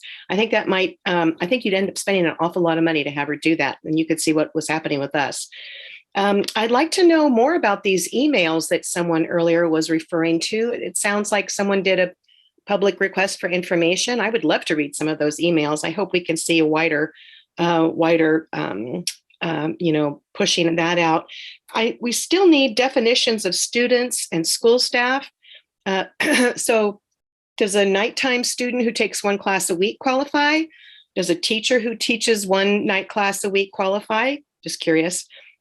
The family members between the family members that landlords can claim as reason for needing their unit back as opposed to family members that tenants can have is very unequal. As a senior citizen myself who was hoping to become a landlord, but I'm not going to do it now, but your caregiver protections, I was hoping to age in place in my home. If I were to open my home to a caregiver, that could be very difficult for me once I hopefully got better, or if I needed to move to a home, it could be close to impossible for moving that caregiver. Also, caregivers are, old people are subject to abuse, financial, emotional, fiduciary, et cetera, physical, and having Liz, I just want to let you know you're at time. So just if you can finish your comment. Thank you. Okay, thanks. So I really would like to address the abuse situation. I think the last thing I want to say is the buyout. If we're going to have a buyout, there's got to be a cap. I mean, please. Okay, thanks. I had a lot more, but bye. Thank you. Thank you. Our next speaker is PJ Pfeffer. Thank you. Apologies if you hear a toddler yelling in the background. I want to echo support for the existing ordinances. I appreciate that we are hearing some substantive and specific issues being brought up that people have with the ordinances, and would just like to weigh in on a couple of them, because I think it illustrates how when actually dealing with facts about what could cause a problem, you can see that there are targeted solutions that we could use rather than just saying no ordinance, yes ordinance, no to the section. For example, the lodgers, we heard an example earlier about having someone move in, within a week or two that this is not a good fit. Like a commenter, like a couple people before me mentioned, ultimately, there's no reason why these lodger renters shouldn't have the same protections as everyone else. Like Nicolo said, these people were being invited in as part of a business. So a targeted solution may be the just cause eviction ordinances don't take effect for lodger specific situations for 1 month, 2 months, 3 months. We can find actual solutions to actual problems if the town council and the town can move forward discussing what the actual problem is. I also wanted to talk quickly about the statistics people are saying as to how many renters there are in town versus owners. I think the point is that if 35% are renters and 65 are owners or something like that, those owners aren't all landlords. People can buy properties that aren't currently rentals and make them rentals. This is a growing trend amongst investors buying single family homes that were previously owner occupied and renting them out. I think that's something this town would like to discourage corporate landlords doing this. And one of the reasons why they would choose not to do that in Fairfax is if Fairfax has strong tenant protections. Investors target areas without tenant protections because that's where they can maximize their profits. Let's preserve our existing community. That's all I've got right now. Thanks. Thank you, PJ.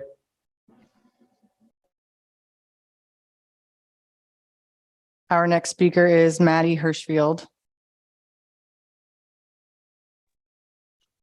Hi, can you hear me? Sure can. Okay. I want to thank the council members also for doing all this. My name is Maddie Hirschfield. I'm political director for the North Bay Labor Council. We cover Sonoma, Marin, Mendocino, and Lake counties. Currently there are almost 800 union workers in Fairfax who we represent. So I say that because I have been there feeling very unwelcome because I'm told that I'm not from Fairfax, but we have a right to be there. We have a right to be heard. Many of the people who depend on rentals and will benefit from these ordinances are the essential workers who had to show up to work when the rest of us were staying at home. But more importantly, I wanted to mention, just because I'm hearing a lot tonight, that we had a similar thing happen here in Santa Rosa in 2017, where the council passed an ordinance and the voters took it to the ballot. And I kind of agree with some of the people who are saying, just take it to the ballot, because it will go there anyway. But just let me tell you that 33,545 people voted in that election. A lot of money was spent. We were outspent about 10 to 1 These were Department Association, Realtors Association that put a lot of money, almost $1 million into it. And when that happens in Fairfax, I doubt anyone's going to care that those people aren't Fairfax residents, that their money will look pretty good. They won by exactly 781 votes. So while I do believe in democracy and I do believe in voting, that was money. And it has to be looked at. And when that time comes and the people who want these ordinances abolished will take the money from those people who aren't living in Fairfax. And it won't matter then. I just wanted to say that. Thank you, Maddie. Thank you.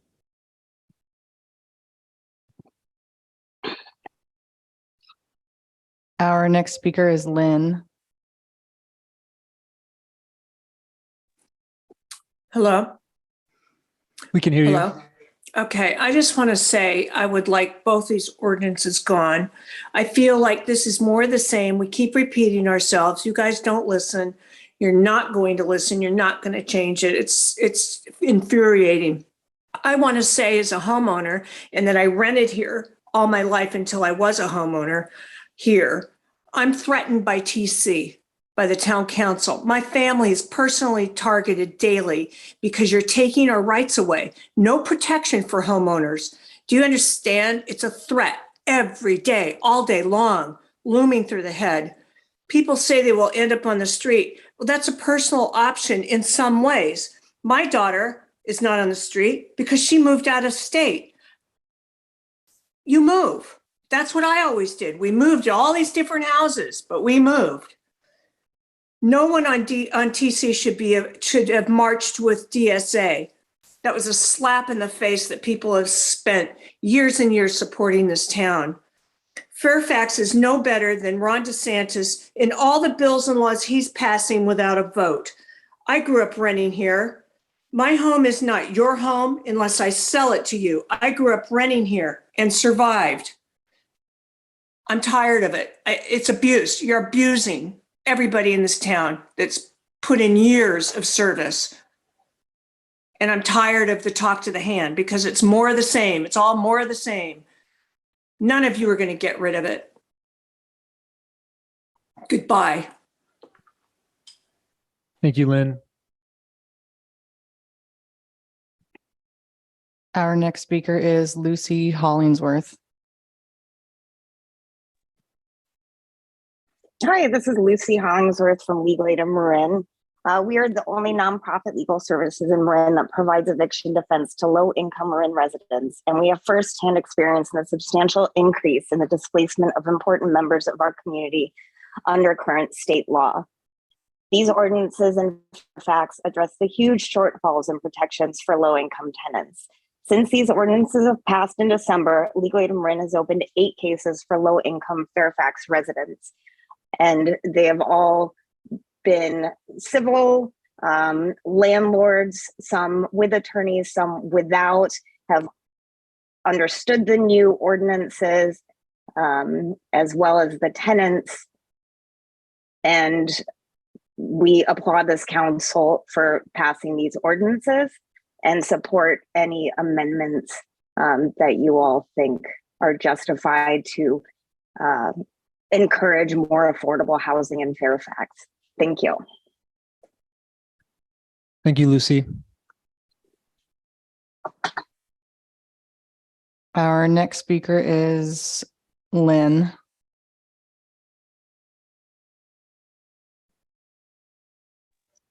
I already spoke. Okay, thank you. Our next speaker is Chris P. Hello, can you hear me? Yep. Okay, apologies for not being there. I'm at work. I work night shift at the hospital. I don't want to sound like a broken record, and I will if I start talking, but thank you, Mo, for leading kind of what I was going to say. Thank you, PJ, Nicolo, everyone else that's commented in support of these ordinances. With the limited amendment to lodgers, I mean, I've personally honestly been won over by that. We do not want elder abuse, and these laws were partially written to protect elders. A lot of elders are renters, and they are frequently overlooked. I spoke with a nice man, 93 years old in Larkspur, maybe 6 months ago who has been renting 40 years of his life and couldn't afford much more increases than what he was already getting. And those are the people that we need to look out for. So yeah, with the restriction or with the limited amendments to lodgers, please uphold the ordinances, implement them as soon as possible. And thank you for all the care and work that you guys have put into this process and are continuing to put in. Have a nice night. Thank you, Chris. Our next speaker is Eva. Thanks. I just want to thank the very first female speaker who commented. I think her name was Susan, and she brought up a really important point, which is the overwhelming number of unhoused people who are older. And I attended to many of these people when I worked in the emergency room at UCSF. It was certainly shocking. I do have to say, I've heard Leah Simon Weisberg's name brought up multiple times, as if she's some sort of boogeyman. I've encountered her on many occasions. And it's my understanding that she hasn't just advocated for renters, but she has assisted at least in making referrals for homeowners in South Berkeley who were being unjustly treated in terms of holding onto their homes. And she's part of a really important network of people who are trying to protect the poor. And I've heard so much hate directed at Berkeley, and I just felt like I needed to say something because there's a lot of great work that goes on here. And I do have to point out, it's very stark seeing to go between where Simon Weisberg's working in Berkeley, where you still have a Black population, and then to watch these proceedings in Fairfax, where you have really like no Black representation amongst these landlords, and it's Black tenants are squeezed out. It's very stark, and I hope that people will at least be cognizant of that. Thank you for your time. Thank you, Eva.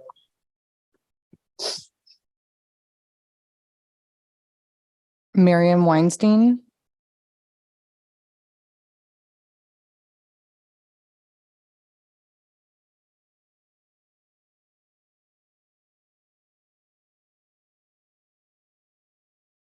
Miriam, can you unmute yourself? Thank you. I've been renting in Fairfax and San Anselmo for 38 out of the last 43 years. I'm a very low income renter. I have to say, I'm kind of thrilled about the ordinances. I think the whole thing was handled incredibly poorly. And I spoke to the people at DSA early on about that, when it became clear that the landlords were not cognizant of what was happening. And I do hope the town council learned some lessons here, because it's true, the hostility in the town is over the top. I'm reading comments on Nextdoor. I'm not necessarily hearing them here, but people are saying things like, no one will want to buy a house here. No one will rent here. Well, the whole Bay Area, mostly except for Marin County, has got rent control. And a lot of it's a lot stricter than what's being talked about here. And there's been no shortage of buyers in San Francisco, Oakland, Berkeley, Alameda. Yes, it hasn't hurt the housing market at all. I understand Marin landlords are in shock. My daughter lives in San Francisco, and the average rent raise she was getting there was about $50 a month, where my landlord here was doing, $50 a year, where my landlord here was going for $300 a year. Last year, $200, this year, $300. That's a $500 raise in 13 months. That's a lot of money. If it weren't for the ordinances, because she raised everyone's rent except for the newest tenants, 2 out of the 4 people in the building, 2 out of the 4 families would have had to move out because she was just pushing them so hard. So I also have had roommates who've been nightmares. I've woken up to a roommate muttering how she hates Jews, and she didn't want to leave. I had to pay her to leave. So Miriam, I just want to let you know you're at time. But thank Okay. you for your comment. thank you. Our next speaker is Vince.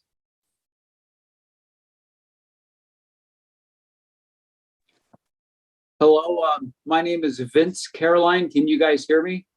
We sure can. Oh, great. So my wife and I lived in Fairfax for 33 years.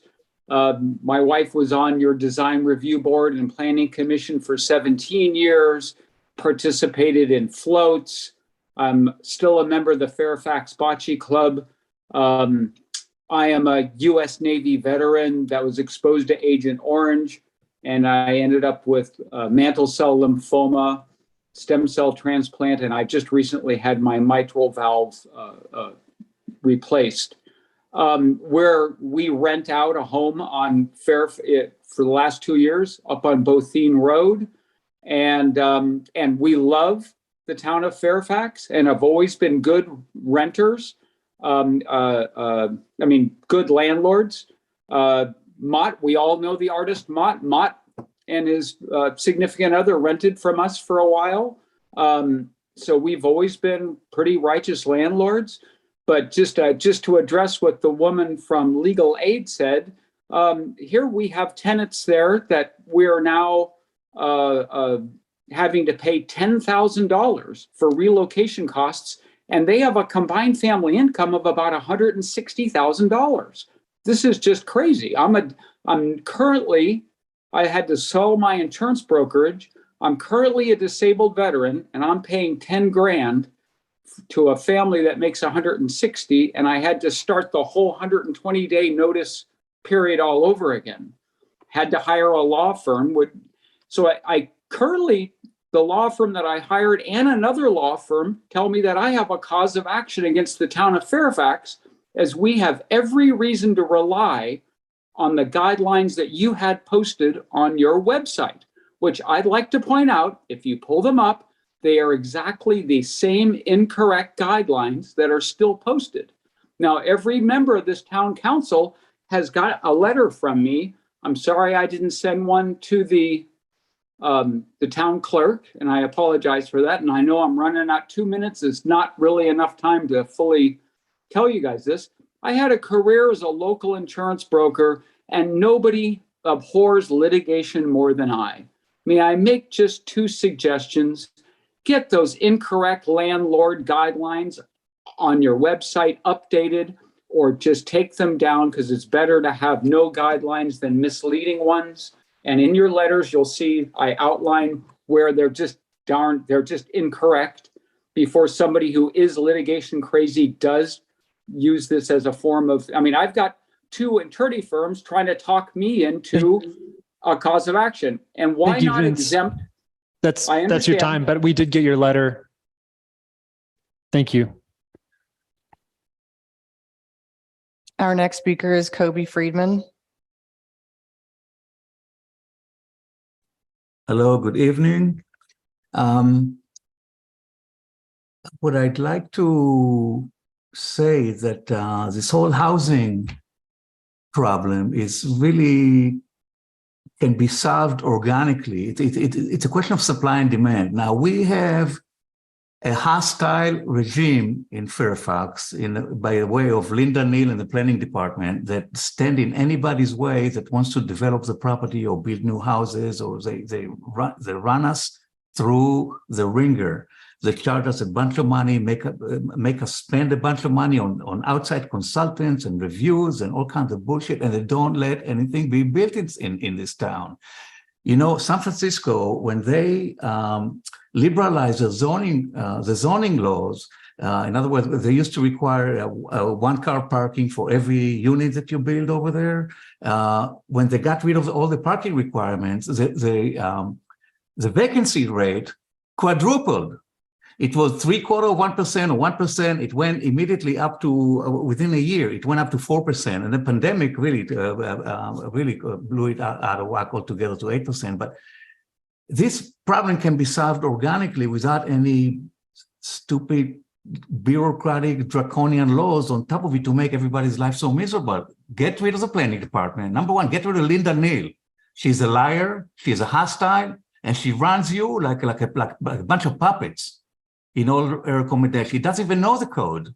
She makes recommendations that have nothing to do with the town code, with the zoning code. Oh, please, sir, please don't disparage town staff. You can make your comments to the council. Please don't disparage town. I think you mentioned a staff member's name, but I just wanted to did. note that. Yeah, I did. Yes, I did. I have a personal beef with Linda Neal. I absolutely do.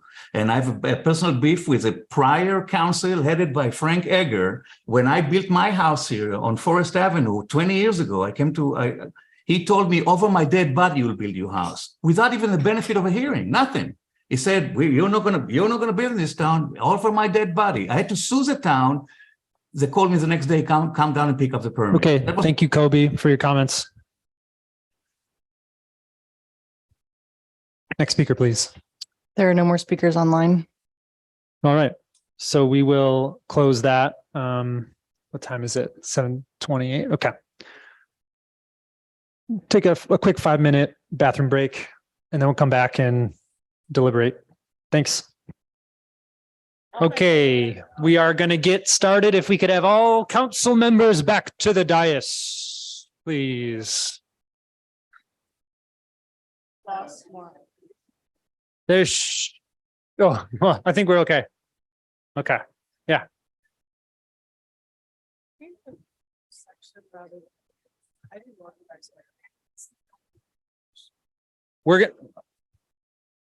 We are.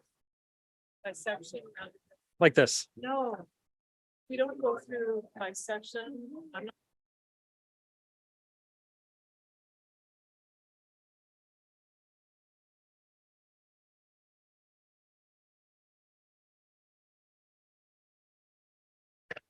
I mean, I would like, okay, all right, we're going to get started here. Thank you all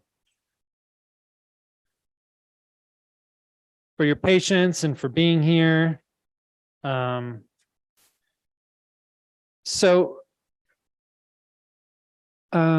of the things that I think would be most helpful, which we talked about at the last meeting, is really going through section by section the ordinance. It would be great if, Christine, we could have Heather's slide, the just cause eviction slide up, because it does capture just at a high level kind of the headlines. They're like 13 or so. But we as a council, and in the packet that's both online and in the front of at the front door, we'll be going through that ordinance kind of piece by piece here.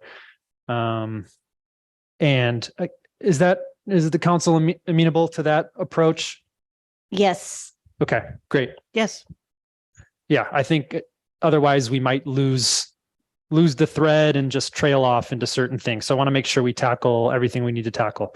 The other thing I would say before we begin this, are there any questions or clarifications to the town attorney or staff about anything? Or do you want to, you'll address them at the time of each of the sections? That sound like? Well, as far as I'm concerned, address them as we go through, but yeah, going through this sort of set of topics makes sense. Okay, great. So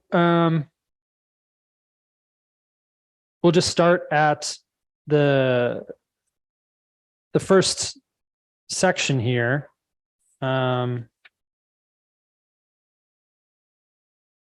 we want to start with actual definitions? Yeah, go ahead. So the only place I have some suggestion is on the educator definition. And I think that we should delete independent contractor because that person isn't necessarily tied to the school. But the other thing I heard is someone talking about if someone just takes one class or teaches one class. So I think we could probably do something to trim that down a little bit, still leaving the broader context. And I don't have a suggestion, but I definitely think independent contractor is something we should take out. May I? Yes. Yes, go ahead, Janet. Thank you. So the reason why we left independent contractor in there is because if you look at classroom aides, social workers, psychologists, school nurses, speech pathologists, these are the type of people, my understanding is, have a contract with a particular school and may have several contracts with different schools and are independent contractors and not actual employees of the school district. And that's why we left that in there.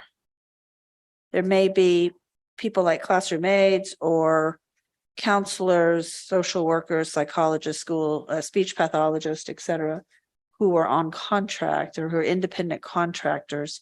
What do you think you mean by what? Well, I guess when I was reading that, I was thinking that you could have a construction worker that's an independent contractor.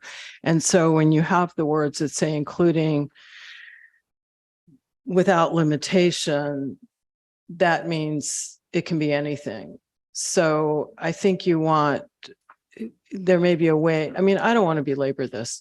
It just seems to me like it should be somebody related to provision of the services. educational activities. So I just think we can trim that up a little bit and make it more clear. So we're not having somebody who comes in specifically for a limited period of time. Okay. Yeah, I think the only thought that I agree, and I think the only thing that comes to mind, I don't know, like some of the schools that are not like, public school district schools. I don't know how teachers for some of the other types of like private schools, what their contracts look like if they're getting 1099s and they're teaching. I don't know how it works, but that's the only thing that would come to mind. But that's why I'm saying independent contractors are fine. But if you limit it to those people that are really involved in education, which does include these other folks, but so I don't have a real good way to fix it. And I don't think we need to like, well, no, yeah, absolutely. Thank you. Janet, but you kind of get a sense of what, okay, great. Okay.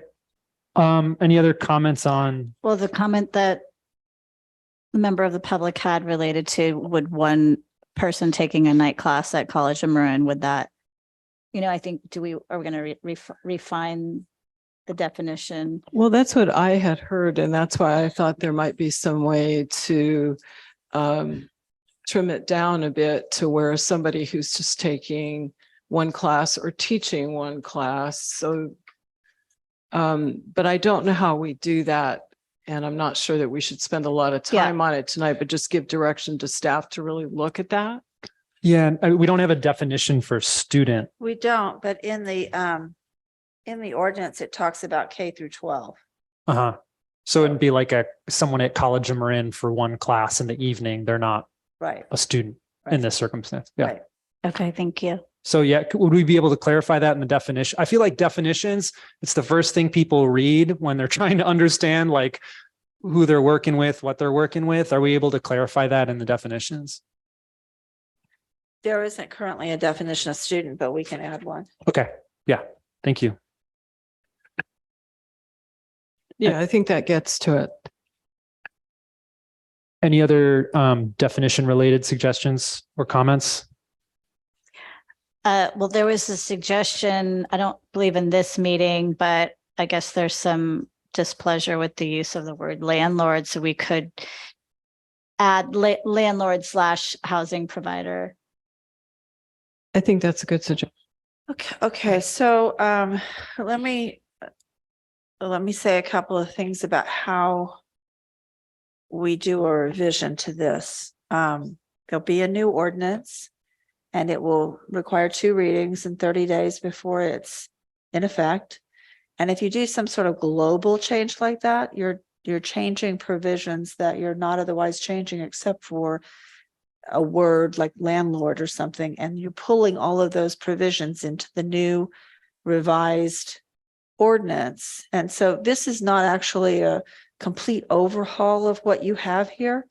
So what is subject to referendum again would be the new changes that you're making, not the entire provision. But when you start to go down the path of making global changes to words like that that appear in all sections, you're pulling all of that into the new ordinance and making it subject to referendum. Do you see what I'm saying? Let me play it back and make sure I do.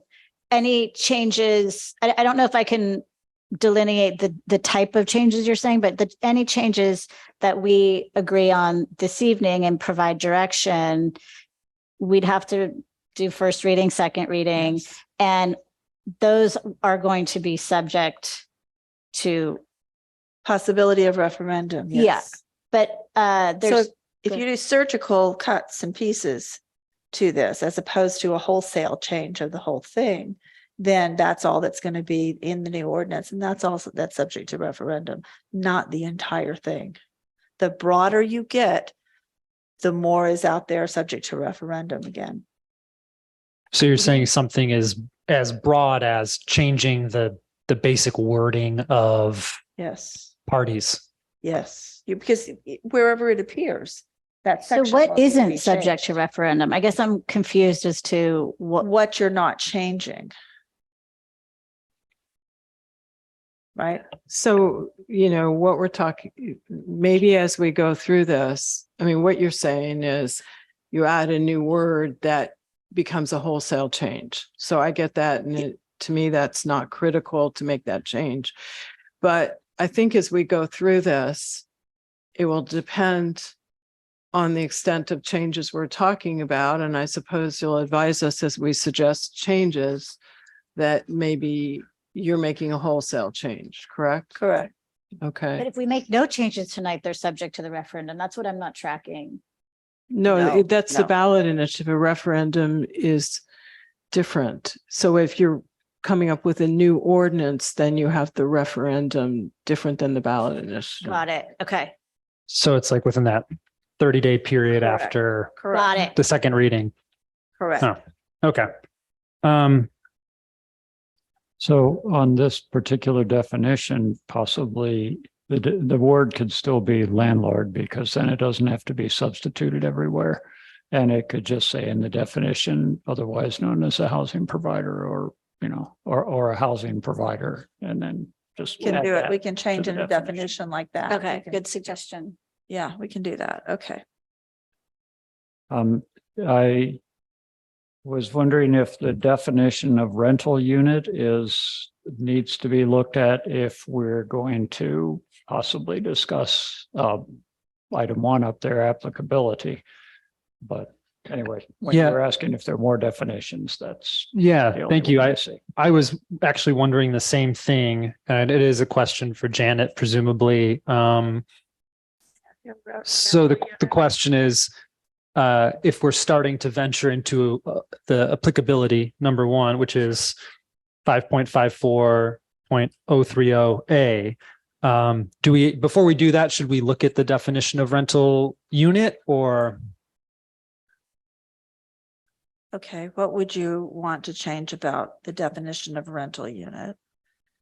Or maybe we could just, to the mayor, maybe we could just discuss what we believe the applicability ought to be, and then leave it to staff to put that in. That's a beautiful suggestion. Thank you. I think that's the right suggestion. Okay, so now we're at applicability. Applicability is on page 5. So it's right after the conclusion of the definitions. Definitions go tenant, town manager, and then boom, you enter the just cause for eviction land. Okay.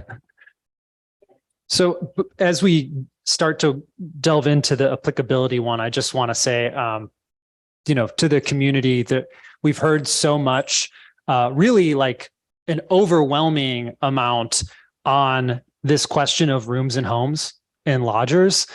And it has been so frustrating because at the September 21st meeting, where we pulled things back and we were having this conversation at a sort of workshop of the ordinances, there was unanimous agreement, like the 2 hour and 37-minute mark, that we did not want to have the language for rooms and homes in this ordinance. And maybe it's not explicit enough. Maybe the language is too broad that it includes rooms and homes. But I just want to apologize on behalf of the council, really, that we had that in September as something that the council did not want to be in there. And we're still, I know it's caused a lot of concern for the community. So I just wanted to put that out there as we venture into the discussion, because that's something I think throughout this whole process has been highlighted. I totally concur. The legislative intent was not to have those covered, the lodgers. Right. And so that is something that we need to talk about, because contrast that with the vote that said ADUs and JADUs are covered. So the line between a JADU and renting a room in a home, the current definition of JADU includes a separate entrance. Didn't always. We have JADUs in town that were created without that separate entrance requirement. I'm having a very hard time differentiating between somebody who's in a quote unquote JADU without a separate entrance, sharing a bathroom, has a sink in their room, maybe a microwave, and shares the bathroom with the owner of the house. And how is that different from a lodger, where that word is not used in these ordinances at all? That is found in state law. And the definition for lodger in state law, it's in the civil code. It's in, I think it's 1945.6. C. This says, as used in this section, lodger means a person contracting with the owner of a dwelling unit for a room or room and board within the dwelling unit personally occupied by the owner, where the owner retains the right of access to all areas of the dwelling unit occupied by the lodger and has overall control of the dwelling unit. This section applies only to owner-occupied dwellings where a single lodger resides. So not renting out 2 rooms, for example. Because that turns into like a boarding house. Is that the point? Yes. And so, there's one definition for lodger in state law, civil code. We don't use that word in this ordinance, and we don't have that definition in this ordinance. And so it is a broad applicability, attempting to cover as many as possible. But if you want to exempt a very specific type of situation, that's fine. And we don't have to use the word lodger, and probably shouldn't, so that we don't confuse it with state law. But we need to be very clear about what we're exempting and how it differs from what we're not exempting. So why not use the term single room in single family dwelling? Do you want to add sharing a kitchen or a bathroom? Yeah, because I wanted to note that that is the language that is used in a large number of other just cause ordinances around the state. Dwelling units in which the landlord owns the rental unit, occupies the rental unit as the landlord's primary residence, and shares kitchen or bath facilities with 1 or more tenants is an example from Alameda, and there's a whole number. So when you say 1 or more tenants, are you talking about, say, I own the house and I'm renting out 2 different rooms, 2 different tenants? Is that what you're talking about? Or are you just talking about, as in lodger, just the one? Well, I think that, Janet, you're pointing out that the word lodger is specifically not a clear term to use because of other definitions used elsewhere. And as the mayor said, it sounds like we're all completely agreed that whatever we might think we mean by lodgers, we want to exclude that, but I don't know whether that's the end of the discussion about applicability. So before we figure out how to wordsmith, let's maybe figure out what all we want to include under applicability, and then Yeah. and wordsmith from there. That sounds good. I would just add to what you were just mentioning, Janet, like, I mean, my personal opinion, I don't, it doesn't matter to me if you're renting one room in your home or if you're renting multiple rooms in your home. But it feels like if you have like a house and you're sharing this common space with a number of different people, and they might be in a number of different rooms, it might be one person, but that was not the intent as I understood it back in September. Right. And so we want to differentiate between a person who owns a home and rents out one room, maybe shares the bathroom, whatever. And it's not the current definition of a JADU. So there's no separate access point from the outside. But we want to make sure that is understood to be one thing. And I don't know if you want to have that same owner of the house renting out multiple rooms, 2 rooms, 3 rooms or whatever. But the moment you cross over into a communal living situation, the definition in California of family, which is not necessarily blood related family, it is, living as a one family unit, a one unit where you share chores, you share food, meals, et cetera, that kind of thing. We need to differentiate from that type of situation. Maybe the person owns the home, but they've decided they want to have a communal living situation with 3 other people. Can we easily, I don't want to get too deep into it, but it's, section that 5.54030 B exemptions. B2 covers rental units in things like hospitals, convents, monasteries, all of these other sort of more complicated communal arrangements for different various purposes. Can we slip something in there to cover that in addition to calling out the like rooms and homes, if you're concerned about the sort of boarding house or the like, making sure we're adequately covering it so it's explicit? We'll need to somehow accommodate people who want to live in a communal living situation, right? I own my home, but I have 3 friends and we're all going to share this house. So what the mayor is saying is under item 2 on page 6, you can put something. Why don't we go through what we think is applicable and not? And Bruce suggested, let's get it out there. I mean, I'm prepared to go first and then, I don't know that my things are going to be popular or whatever, but then let's worry about the details and how we figure it out, which is what Bruce suggested. So I would say keeping it simple. And I know that probably what I'm going to suggest as exemptions may not be popular, so I'll just say them. Single rooms in single family dwellings, garage apartments for a single family dwelling, JADUs with or without a separate entrance, ADUs either attached or not attached to the single family dwelling, and those all have separate entrances, owner occupied duplexes, owner occupied triplexes, and owner occupied fourplexes. And my reasoning for all of those is the idea, and I'm not trying to capitalize on what you said, Mayor, but there's a lot of close contact in those situations. And so that's where I came up with that list. And so I think if we wanted to add something like single rooms and single family dwellings, you could say not including JADUs. I mean, we can just keep them separate, whatever we end up deciding.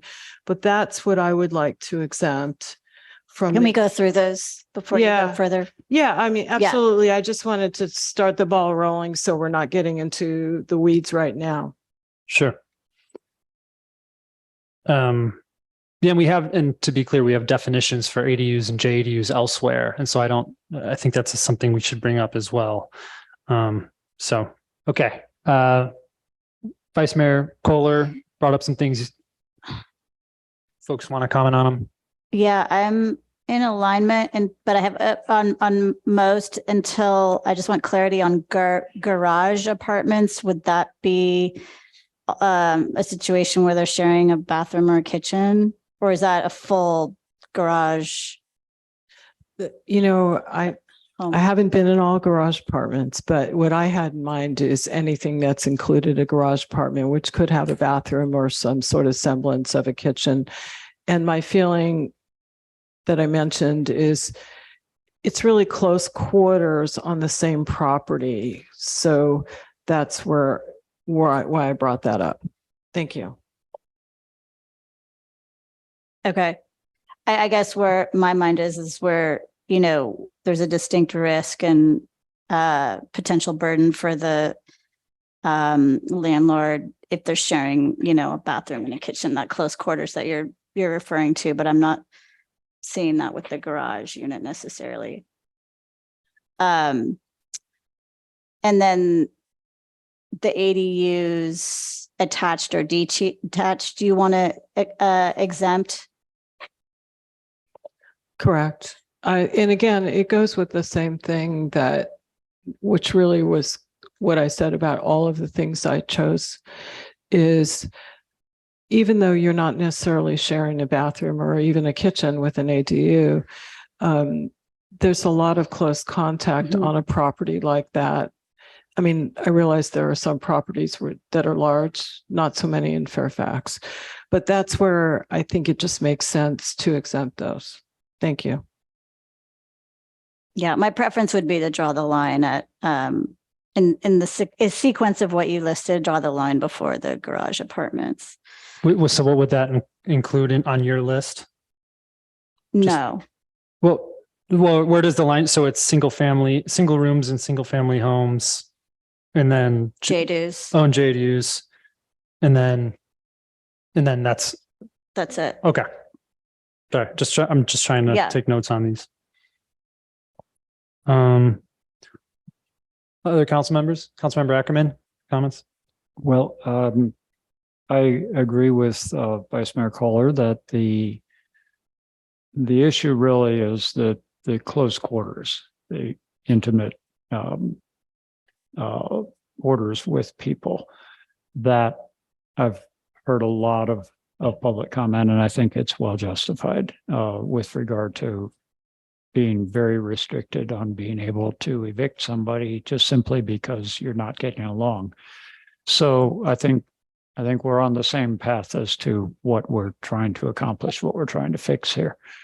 One way I had thought of slicing it is if you are sharing a kitchen or a bathroom, or I think you could also maybe say something like if you have a common wall with the other unit. So if you've got a JDU, that's probably going to have a common wall. And if you have an ADU, there could be an ADU that is in the same building. It's a room in your house, but it's completely separate. And that could be an ADU. That's under the definition of an ADU, as long as it's got separate entrance, separate bathroom, separate kitchen, separate everything.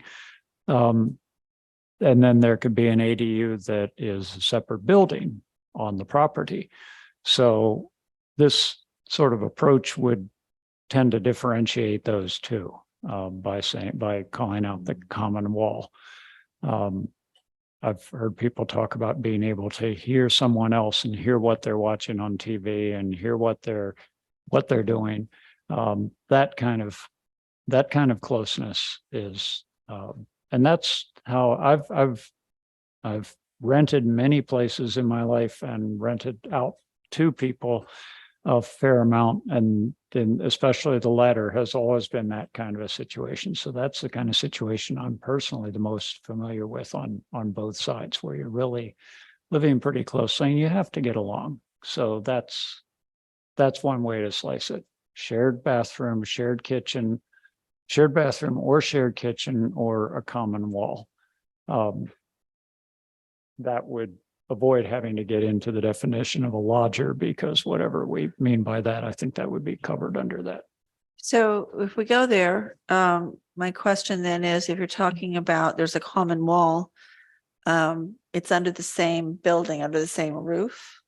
Is that what you're talking about? And do you wish to include then a duplex that's in one building and is separated internally by a wall? There are separate entrances and exits, et cetera, but it's under the same roof. It's in the same building. There is basically one common wall dividing the two. Well, that's a good point, because my thinking at this point, and I still haven't heard all the council members even, so I'm very much interested in having a discussion here, but my initial thinking would be not to include duplexes in what we exclude. In other words, the duplexes would be included. But I'm interested in hearing what everybody else thinks about that. Yeah, that's a problem with the common wall.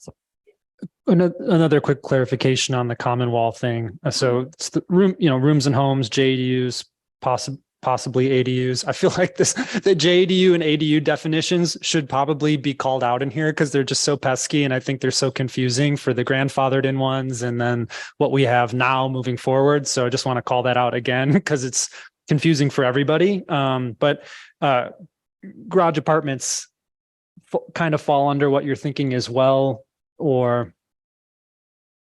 Yeah, I'm open to exploring what Vice Mayor Kohler put out or any other options. But I was thinking that if the tenant lives in a place that's completely separate from where the housing provider lives, the owner lives, then, and they don't really see each other because they're not sharing kitchen, they're not sharing bathroom, they don't really hear each other all the time. That's where I would see the distinction. So a garage that's a garage right on the house, an old built-in garage like in the 50s, that would probably, if that were converted, that would probably be a shared wall situation. But it's just one possible way to approach it. Yeah. Not perfect, as our legal counsel has pointed out. We still need some work on it, but okay, just throwing that out. Yeah, thank you. I just wanted to clarify. So that's helpful. Councilmember Blash. Okay. And so, we've, I've thought a lot about this.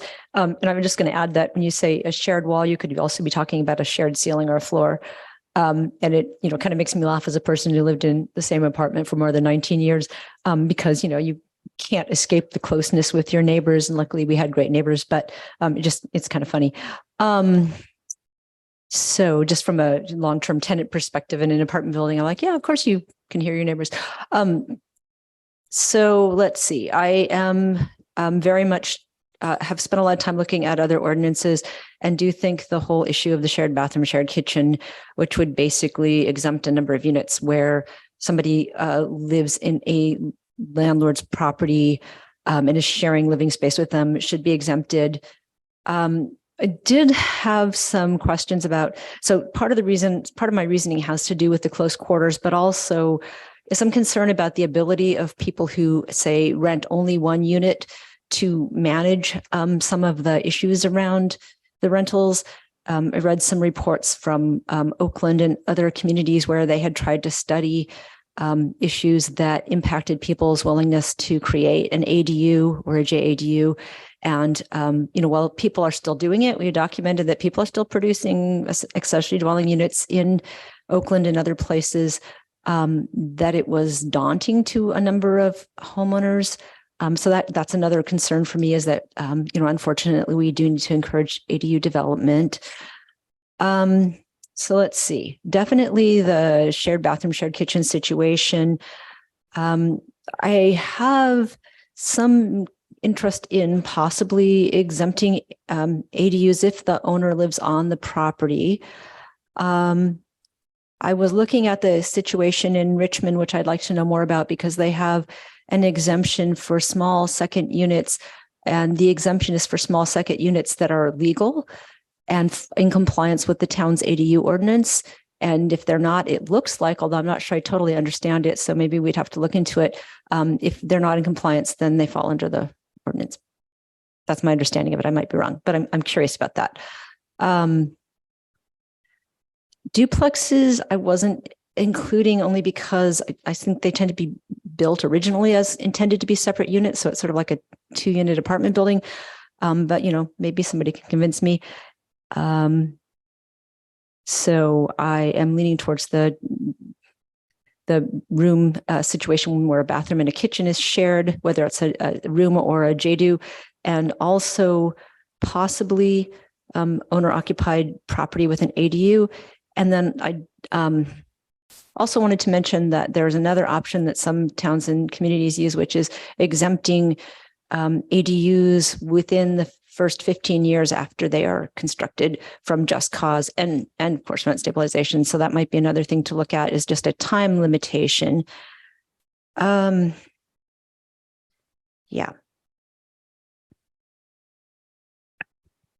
Okay, thank you. Yeah, I have been wrestling with some of these quite a bit because I totally understand where folks are coming from with the close quarters things. I think we've been hearing quite a bit about it, and it sounds like everybody's been grappling with that a bit. As I said before, I definitely want to make sure we explicitly are excluding single rooms and single family dwellings. But really, if you're renting multiple rooms, I just want, like, it sounded like it was hard to tell from some of the stories, but it sounded like maybe some people might be renting more than one room. Just want to make sure that if people are sharing that common space, that they're not being saddled with this stuff, because I think that is very close quarters. In a similar way, I think back in July when we were literally walking through the same set of things, I think I was advocating for the inclusion of JADUs. And I think what sold me on it was Linda Neal, one of our staff members, mentioning that a lot of the people who pull permits for JADUs don't pull them for shared bathrooms. But nonetheless, I think it would be good to exclude them. I think the whole shared wall philosophy, there's something about that common wall thing. I know it can be kind of lead to a bunch of different things, but there's something about the JDUs in particular, despite having a separate entrance. It's kind of like you just had that space in your home. And so you're kind of just letting somebody still come into your home and make use of your space and giving them the courtesy of a little bit of privacy by having the separate door. But nonetheless, it's more similar to the lodge or room and home than I think the detached ADU, for instance, which is like a standalone space. I don't currently feel like I'm convinced on ADUs. I think there's something to be said about the long-term benefit of building an ADU in terms of property value, but then also possibly getting incentives or getting some support for doing deed restrictions, which then would mean that it's, I think, exempt based on the exemptions in here for the deed restriction stuff, I think is, it's a exemption B4. I think maybe that would happen because I know it's something in the housing element that's being explored. So I feel like there are ways to make it work where we're getting a good outcome. Everybody's getting a good outcome with ADUs without explicitly excluding them here. If they do end up going the deed restricted route to build it in the first place, which is time, that's a temporal thing. I don't know about the garage apartments. I think the case for me, just in my neighborhood, someone's building post-pandemic, of course, like office space above their garage, but it could be that there's stairs to access it and it becomes this separate thing, but it's kind of close up to the master bedroom. And I don't know, it feels like it's still within the development envelope in a way that a detached ADU isn't. So I'm feeling more aligned on exclusion of garage apartments, but I don't actually have any data about how many people are pulling permits for that. I don't know much about like what our garage apartment data looks like. So I'd be interested to know that when this comes back. But right now, I think I'm sitting with being in favor of excluding garage apartments. And yeah, the duplex, triplex, quadplex items, I think Councilmember Blash, what you mentioned, like when someone takes ownership of a property and they know that it's sort of set up in this way,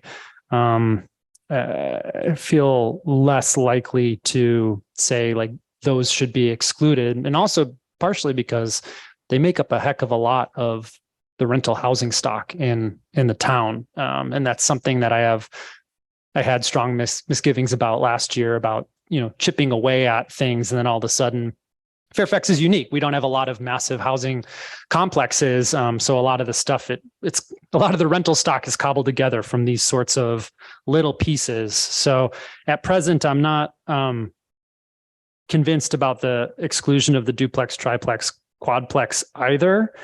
But yeah. And I just want to caveat that I was talking about owner occupied, so it's a little different. And I know that I just want to make a suggestion that maybe we go through this with all our potential changes, and then we have time for back and forth with our attorney, because I'm afraid we'll get into things. But I have something that I wanted to suggest as a new section for not exempt.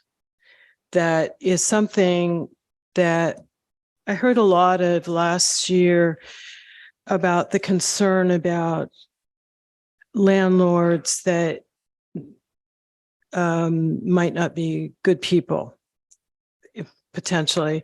And I do feel that a lot of our landlords here are what we would call mom and pops. And we've heard a lot from folks like that.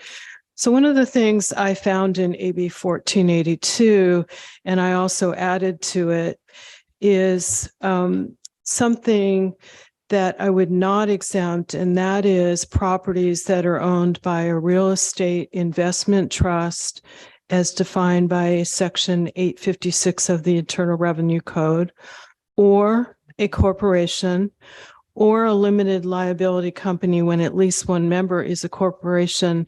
And I added this, and I don't know if this is a legal term, a private equity firm or private equity REIT. And what this gets to is what we find when some of these companies are doing these transactions to purchase properties is there isn't the care for the tenants necessarily. And I've read a lot about this kind of thing. So to me, I know there was a lot of discomfort about feeling that there were landlords that didn't care.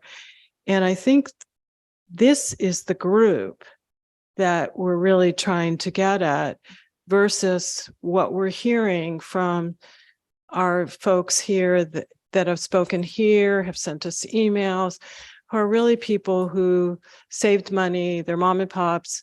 Now, not all mom and pops are going to be great landlords either, but I think the vast majority are, and they care about their tenants. And when they get a good tenant, they don't want to lose them.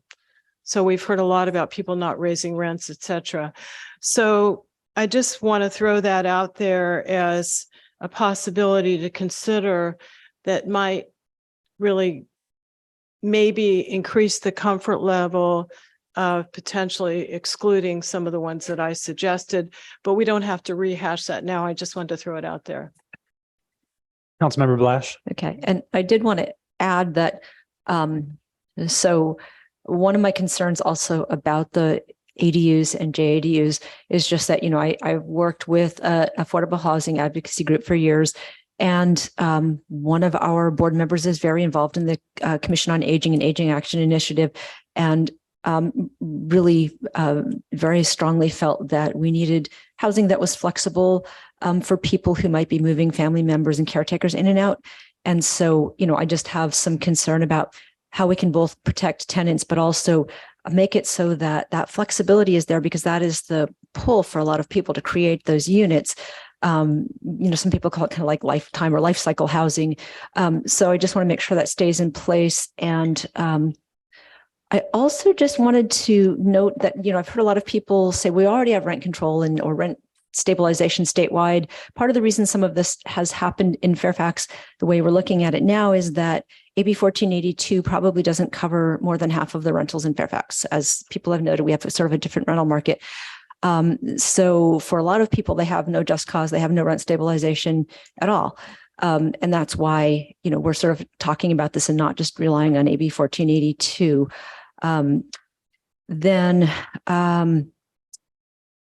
I did want to say, I would like to see units covered by a rental registry, whether or not they're covered by just cause and rent stabilization, because I really feel strongly that some of the issue here is that we don't get to know that much about our rental market. And we really do need to know about it to make good policy decisions. So I think whatever we do, it's a good investment. And I know people who are, elderly in the county renting a single room in a house, and they had to get a business license to rent their room and sign up with the registry, and they were able to do it. So I'm just going to put that out there. You look like you have a question. I do. Okay. I do have a question. So currently, business license is required to be in the business of renting for 4 or more units. You want to take that down? Is that what you're talking about? No. No. You don't want to have a business license if you rent 1 unit. In the county, my understanding is that if you are going to rent even a room in a house, you have to have a business license and fill out and sign up for the rental registry. Right. Is that what you want? Is that what you're proposing? Yeah. Yes. So what she's saying is currently the business license requirements are not required unless you have 4 or more units. Right.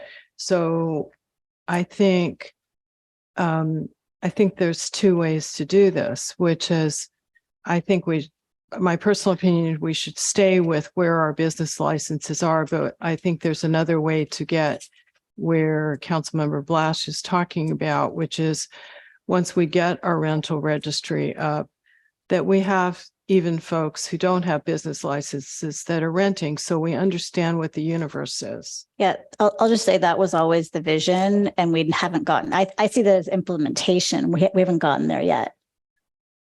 I just want to add one thing, and then I have a question for Vice Mayor Kohler's suggestion before we figure out the next step here. On the AB 1482, while we were all deliberating on this last year, the Turner Center for Housing Innovation, which is at UC Berkeley, published a study that actually looked, even accounting for the pandemic, but looked at the efficacy of AB 1482, which is the state law for rent stabilization. And they found that because, like many things that the good folks in Sacramento do, it's like an unfunded mandate, if you will. There's an effective date, kind of like what we've done here. There was no implementation behind it.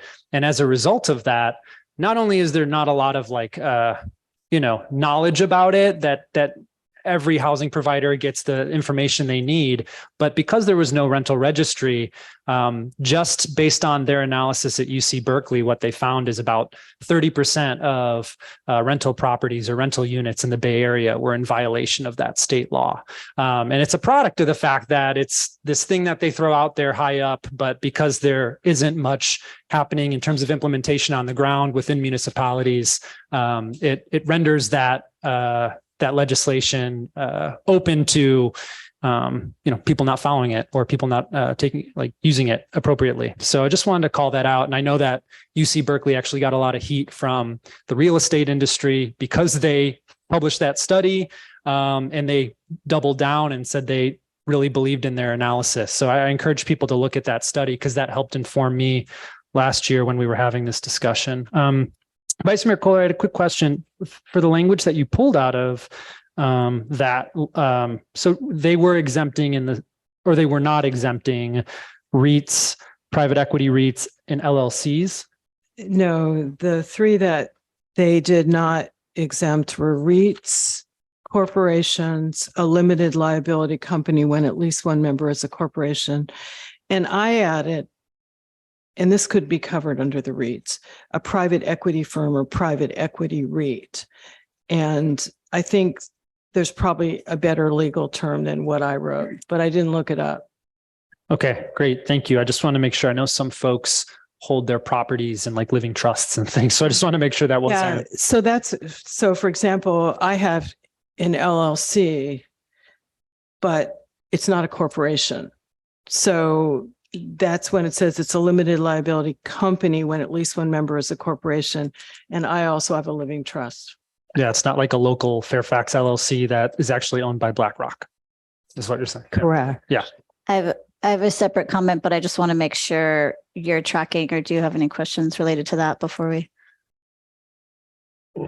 My notes on that say no negative comments from other council members. So I'm assuming that is something you're okay with. that Absolutely. number. Yep. Appreciate it. Thank you. I was curious on the topic of the being sensitive to the owner occupied group with the ADUs, if we consider like I heard from the public, maybe a 2-month waiting period. So if you have a new tenant and you're not sure it's going to work out, having a time period, would that be a good idea? I don't know. I think, even though I think that was a good suggestion, I think that more applies to the single room in houses thing. Yeah. But I also think we're getting into the slicing and dicing so much that it'll become even more unclear. I don't think it would work very well for a duplex or the other ones I was talking about where it's owner occupied. But I think, first of all, you're having this kind of idea like, oh, that person doesn't work out. And what if, and then 2 months later, well, you're out on the street. For a tenant perspective, that's not good. Maybe they really just don't like them. And so I don't think that's my opinion. Mm-hmm. Okay. Anyone else? Well, I'm not sure we really finished coming to a consensus or a vote or whatever. We're just on getting that. our thoughts out right now. Yeah, we're not okay. necessarily, All right. I think, doing a I wasn't quite consensus. sure where we were. I think it sounds like we did all agree, or Janet, you understood us to all agree about Barbara's suggestion of including the enumerated list that she read of REITs and corporate owners. That's something we did agree to, but that's the only thing that we've actually finished the discussion on. Yeah, I think there was sure general consensus around the single rooms and single family dwellings, as well as the JDUs with or without a separate entrance as well. Seemed like that.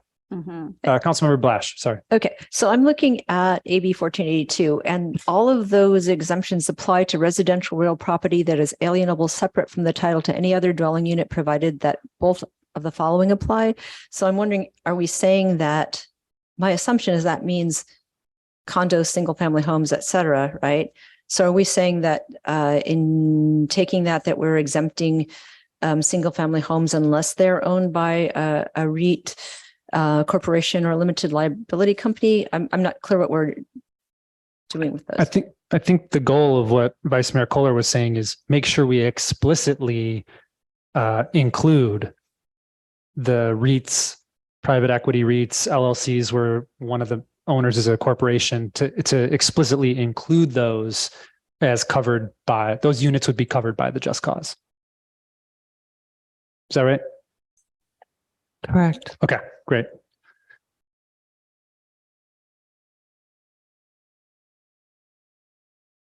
I don't know that we've addressed duplexes, et cetera, though. Yeah, or the garage stuff too. But that one feels easier to talk about than the duplex, triplex stuff.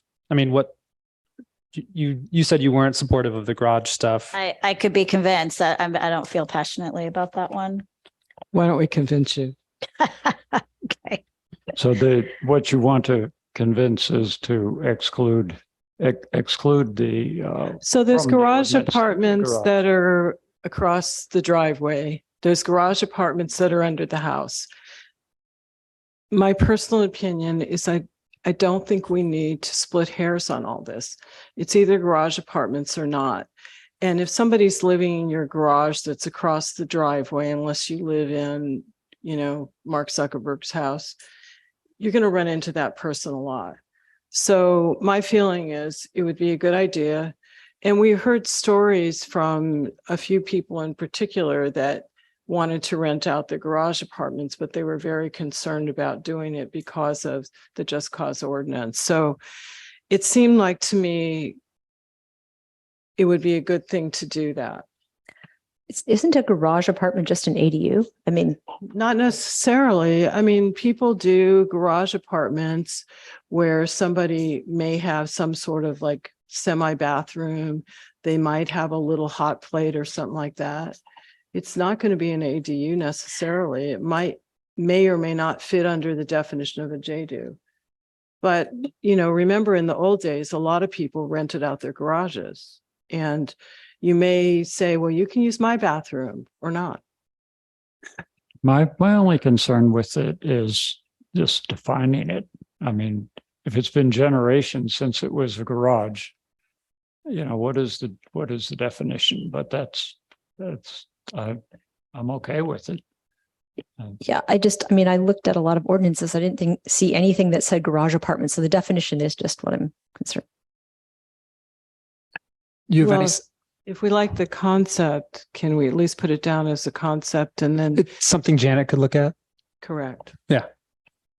Because my question is, if it has a bathroom and kitchenette type facilities, and it's self-contained, how is that different?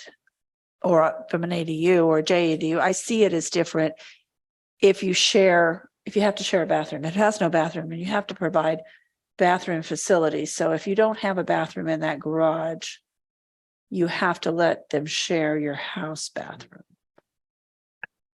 So exactly. Yeah. Are those two different, or are they going to be the same? May I? Yes, Town Manager Abrams. So I think what I heard was rooms, and maybe it includes JADUs or ADUs within homes where the owner is sharing kitchen and or bathroom and or wall within the home? Or is that the wall part is a separate item?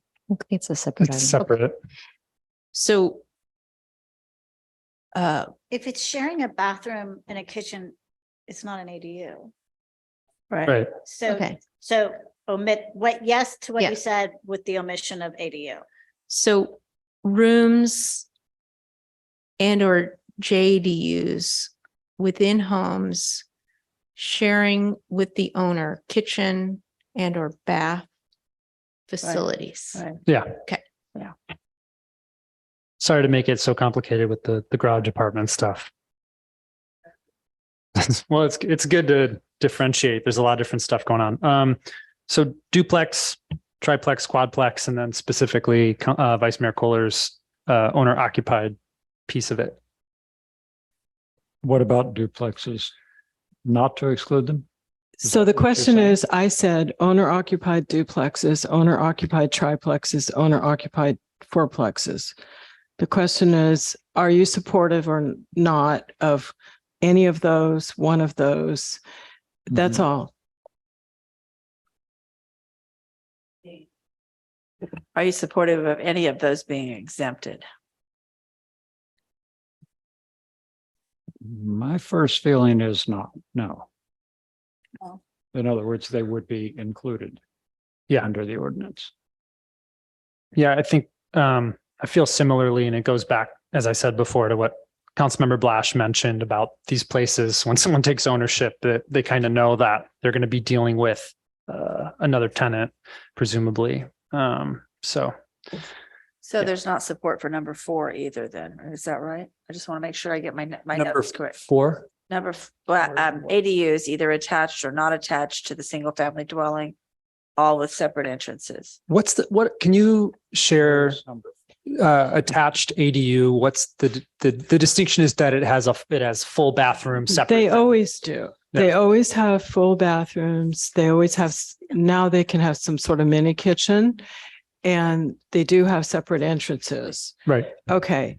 But sometimes they can be in your house where you've transformed the room that way, or they can be across your property in a separate shed or something that you had that you converted to an ADU. Right. So there's two kinds of things.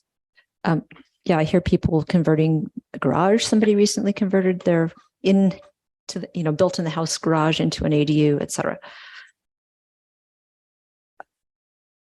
So my first gut feeling about it is that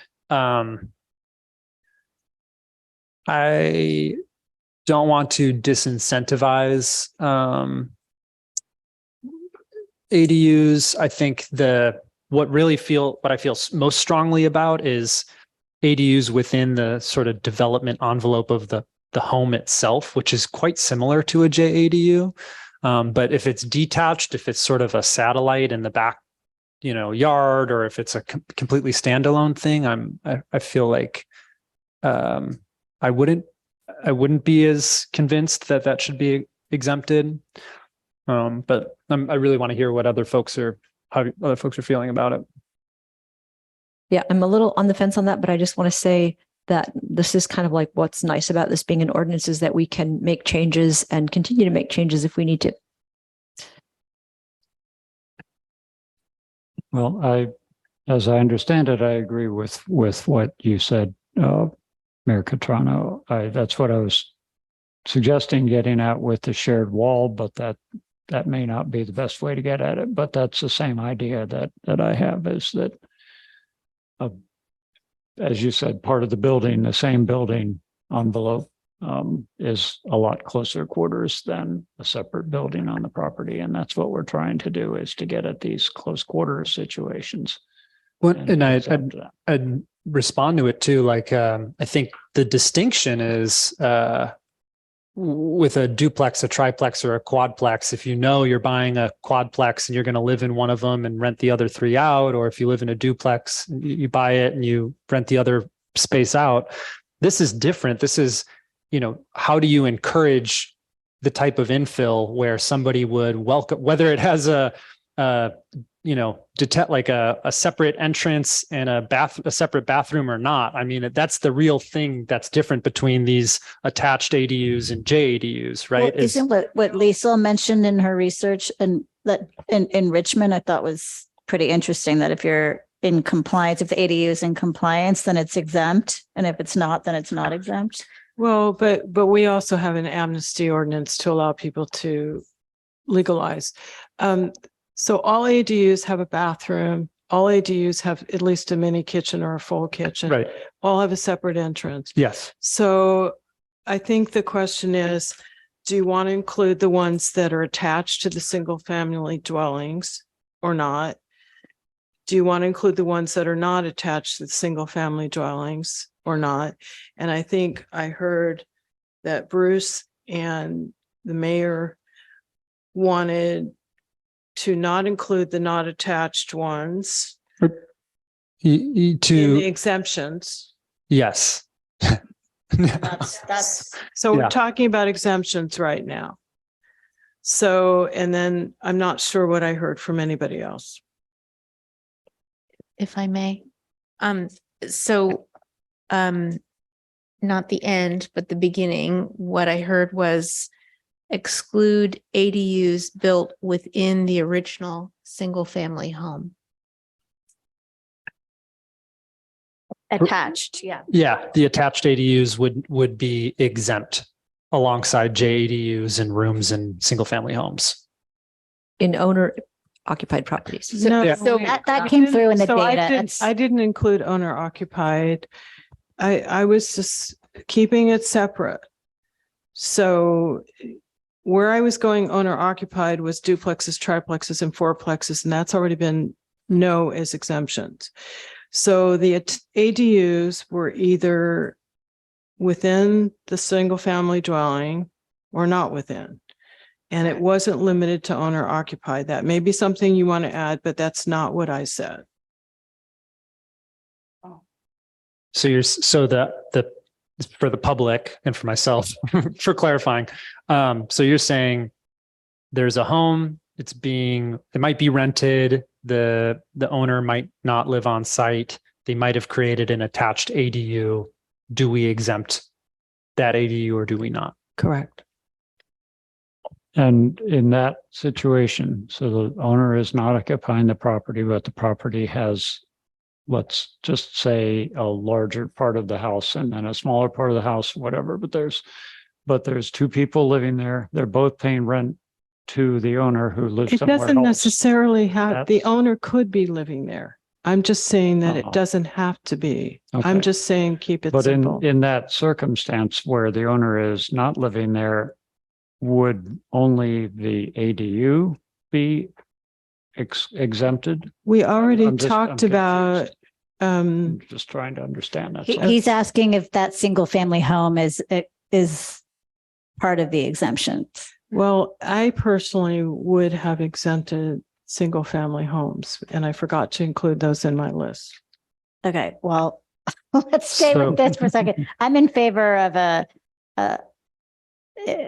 exempting the ADU only in the cases of Owner occupied. owner occupied, and the attached scenario.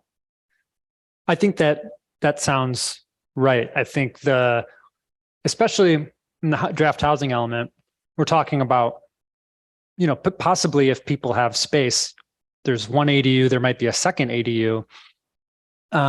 So like there are those things to think about in the future, like the different changes that we're going to be making for the footprint in the town for infill. But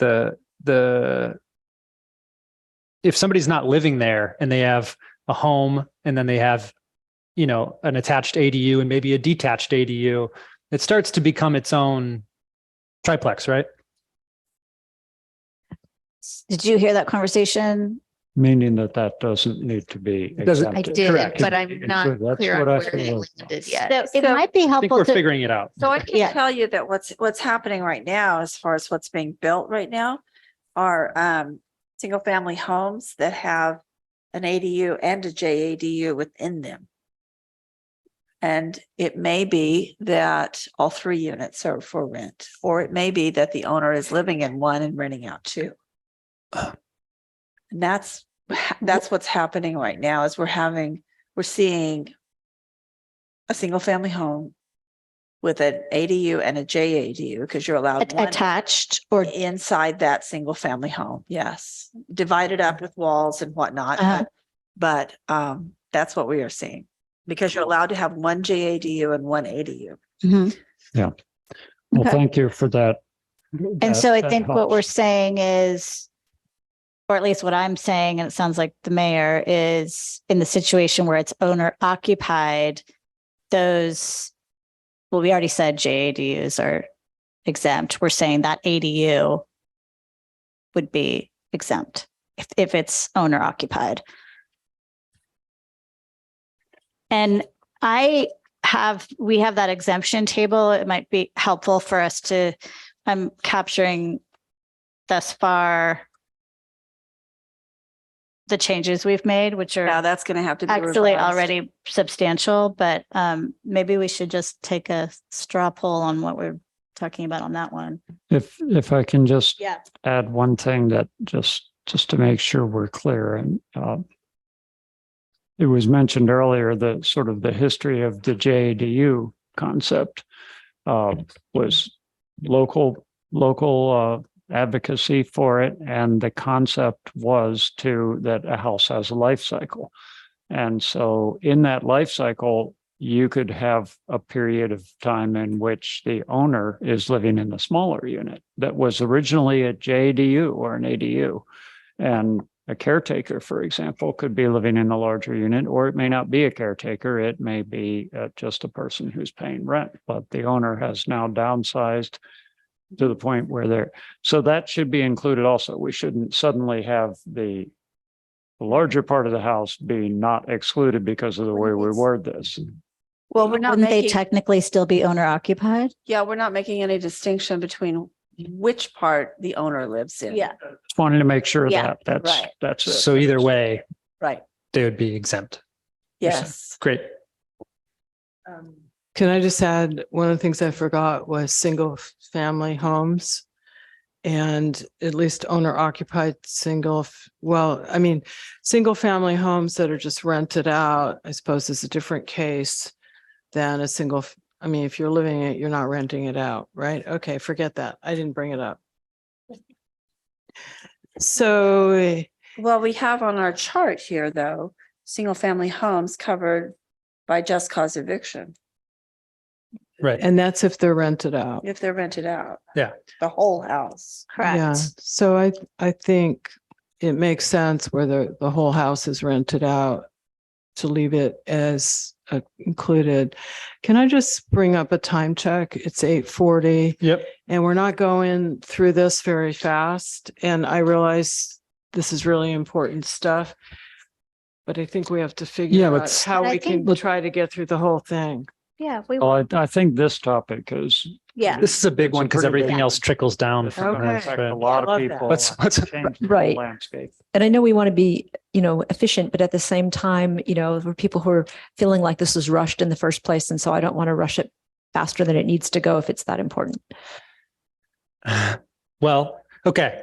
So I guess the question is, staff, do you feel like you still have any clarifications you need from the council on this before we move on to the next one?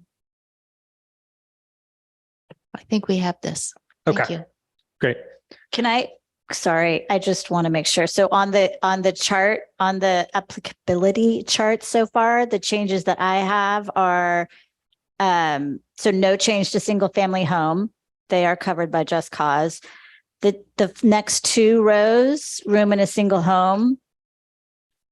family home with its own bathroom or kitchen. When owner occupied. When owner occupied. Well, no, that's So a wait a room. minute. The You're room. adding owner occupied. That's not No. what I talked The about. owner occupied, it only is on the ADU, and the JDUs we're saying are exempt. Attached ADU and JADU and rooms and homes are exempt from this. That's what we're suggesting. But I thought we said ADU only in the cases of owner occupied. Right. That's right. When they're owner occupied, all three of them. No, just ADU. Just ADU, just Why? attached ADUs. Why not owner occupied for all of them? Because we're trying to realize, okay, so single rooms in houses, it can be a real difficult situation. We had a situation like this right down the street in what was West Pocket, where people didn't get along and it was converted to family housing. So, I didn't say owner occupied for those. That was added for the ADUs. We can debate this for the next couple of hours. But I think, Lisa, what you say, are you saying like the reasoning for why we arrived at exempting owner occupied ADUs, wouldn't that apply to Jade? Yeah, like why ADUs if they're within the development envelope, but not JDUs or rooms? That's what I'm trying to figure out. And I have to just say, because I've looked at so many of the different ordinances, Yeah. they almost all say in which the landlord shares a kitchen or a bathroom I with. think in my mind, that's what I assumed, but you're right. It should be. Owner occupied JADUs and attached ADUs. Yeah. Okay, And then, of well, course, rooms and homes. I'm a no on all that. Okay. You don't want to exempt No. those? I want to exempt without the owner occupied on single rooms and single family dwellings and JDUs. I don't want to have owner occupied as part of that. This is good to talk about because there's kind of two categories here. One is when the owner occupies, and one is more of a roommate situation, which I think Vice Mayor Kohler is describing. And Yeah. yeah. And that makes it can be very difficult for people to live in the same place, and it can cause a lot of problems. So But isn't that the point of the exemption, is to relieve the rooms and homes and the owner occupied people with with JADUs and attached ADUs? That's not my feeling, is that where there's really close quarters and you have, let's say you have a single family home with a JDU and a person rents that, and maybe somebody else is renting the rest of the house, and it's really just not a good fit. So, if you guys want to do that, let's just move on. But I'm just saying I'm a no to both of those. And I wish that we could, try to look at this more holistically. We've heard a lot of comments.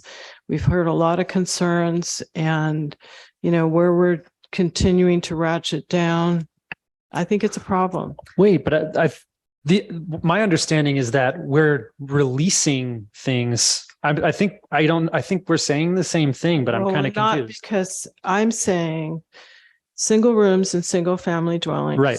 Period. Not Right. with owner occupied attached. Okay, JDUs. Not with owner occupied. I see. You all added owner occupied to the ADUs that would be attached to the single family dwelling or part of the single family dwelling. And I don't love that, but I'm saying, okay, I'm not saying okay to the other two. So I just want to say again that if there's an example somewhere in any of the laws that somebody else has done it this way, it would be really great, because I haven't seen it, and maybe it's there and I haven't seen it. But almost all of them specifically say owner occupied. And well, that may be the way it was done there, but I think we live in Fairfax and Yeah. we've heard different things. So just because somebody else did it somewhere else differently and it hasn't been done this way, that's my proposal. And I understand if it's not going to fly. So just to clarify, just so I completely understand, for rooms and homes, there's no owner living on premises. Say there are three people living in a home on Bristol or something like that. They're all renting a room together. You're saying don't apply it to that regardless. Correct. Got it. Same thing if there was a JDU in there. Got it. So you're okay. All right. Got it. And I'm still going to say that I would probably accept other types of ADUs that aren't necessarily attached, but it seems like that's not where we're going. So you're saying you would exempt all ADUs? yeah. And I also just want to put out there that, having looked at the way other towns did or their cities did their ordinances, they usually started fairly small and they saw how it went. And then they either added another ordinance later to expand it, or they took it to the voters once they got it right. And they felt like they had a good solid footing for it. So, I just feel like it's reasonable to have started small and move outwards. Got it. Well, I'm still a little confused with Vice Mayor Kohler's the thing that she's proposing about the non-owner occupied. So if I can just ask a question here for an example. Let's say you've got two situations. One is that on Frostic, as Chance said, there's a house, and let's say there's two people renting rooms in a house. The house is split. 2 or 3 people are living in there, but the owner is not. The owner is collecting rent from these people. You would like to see that be exempt. So the owner Yes. but then let's say that next door to that, there's a full house that there's only one person living in that's renting. The owner is not living there. That would not be exempt. Is that correct? I would prefer that was exempt, but I'm agreeing to not have it exempt. Okay. I mean, in my mind, the feedback and the pain point in the community are for the mom and pops, as you say, that are owner occupied, and that was their income that they're relying on, right? To me, this is what I have been hearing loud and clear, that their concerns are around So owner occupied. I haven't seen necessarily limited to owner occupied. So we have a difference in opinion there. I think you guys should just decide what you want to do and let's move on. Well, Whether I just agree or to not, say I think that's another pain point that's related to that is the life cycle of the housing. It might be that people want to move into the smaller unit. It might be that they need a caretaker. Maybe we'll discuss caretakers separately. I don't know Yeah. No, how far we're going to get. will. But that's another big issue, is the flexibility to not have it fall under a just cause eviction situation, to not be able to get someone to move out so a caretaker can move in. Those are all, if you're living there, you don't Right. have your caretaker move into another house that you own somewhere. You have them move in. Right. And I think that's what Janet was saying, is for owner occupied single family homes with JADUs or attached ADUs, because that as a whole thing is exempt, doesn't matter if in the life cycle somebody downsizes and moves into the JADU and the single family home gets taken by somebody else, that whole thing would just be exempt. Right. If they're owner occupied. Yeah. Yeah. Yeah. Okay. That sounds good. So just to clarify, and I know we do need to move on, I understand that, but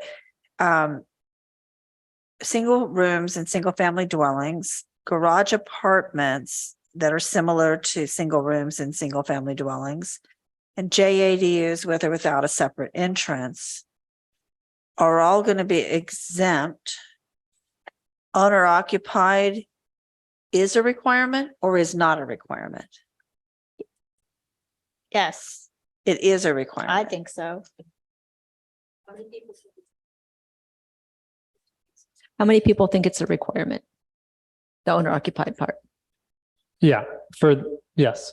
Yeah. Okay, So, so but not owner part of occupied it. is a I mean, requirement. Councilmember Kohler. Okay. All right, I got it. And And of course, this is what we're giving to you so that something comes back to us drafted to that effect. Correct. It's not This cast in isn't- stone. Yeah. And what is the ADUs? Is it only attached or not attached? I heard different things. I understand the owner occupied piece of it, but I heard that they have to be part of the single family dwelling. And then I heard some say it didn't have to be. So what's the answer to that one? I think what we had talked about is exempting attached ADUs in owner occupied.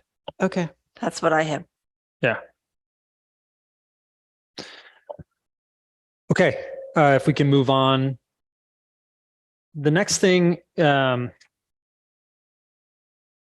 we have here is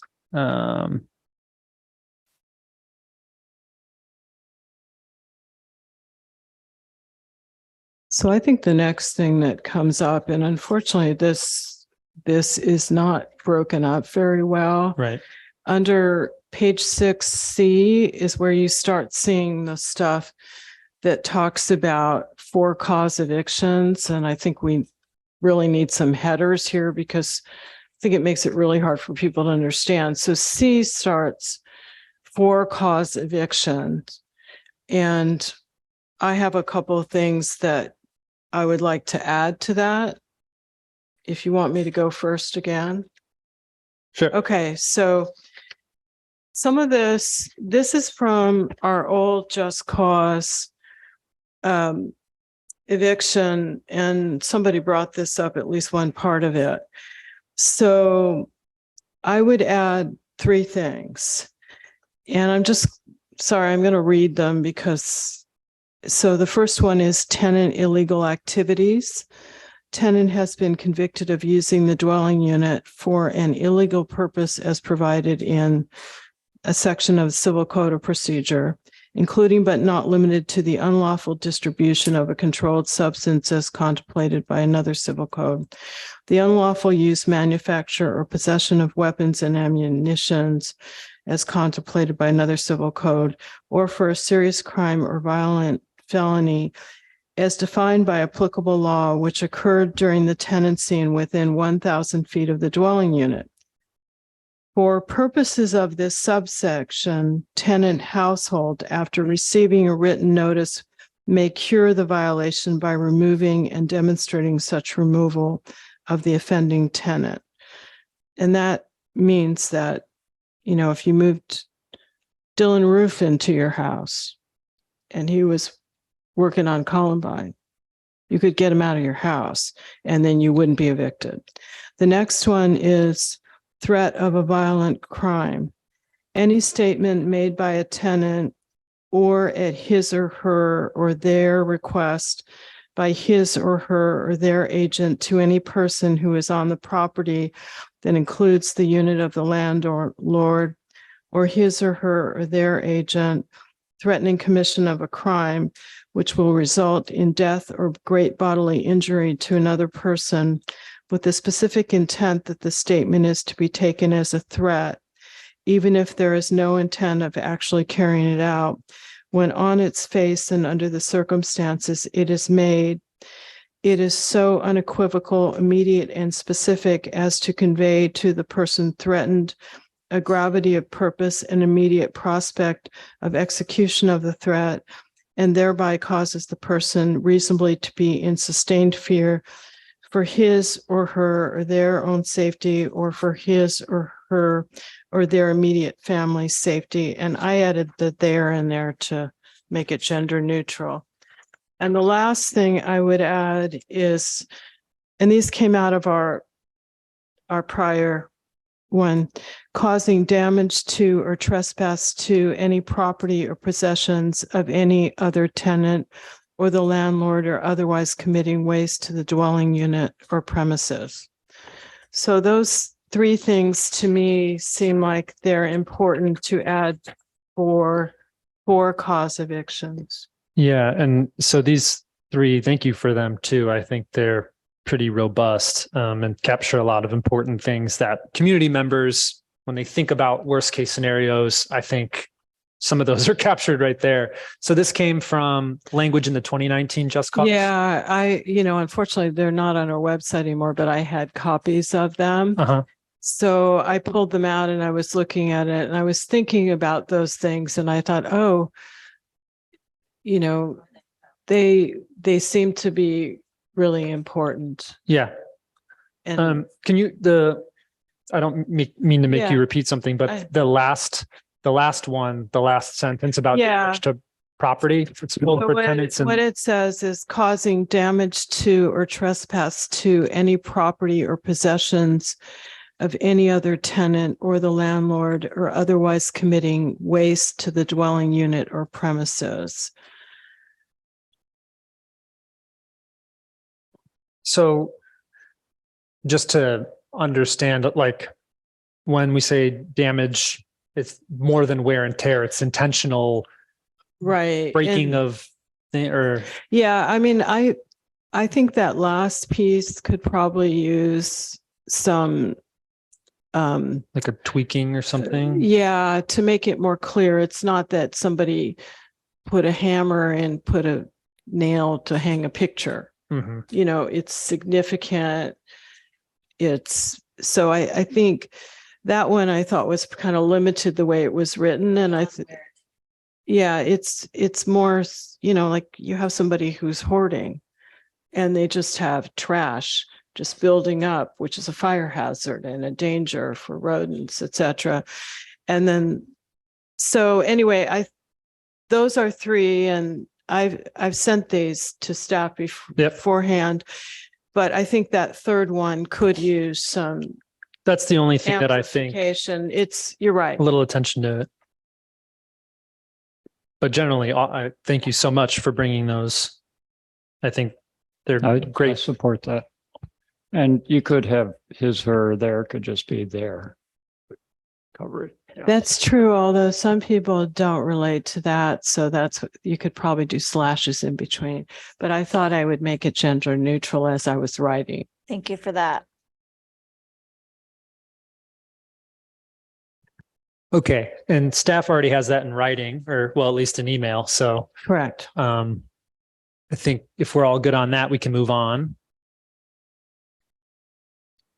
So the next thing is there's the failure to pay rent and then COVID state law preemption. Wait,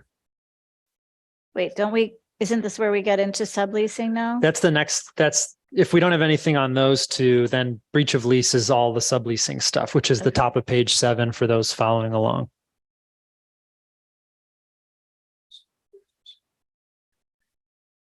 We're There- going through the actual We're go- ordinance. The categories aren't necessarily the way. Yeah. I think when we're all done, we can make sure that we didn't miss anything on that list. Yeah, Right. that works.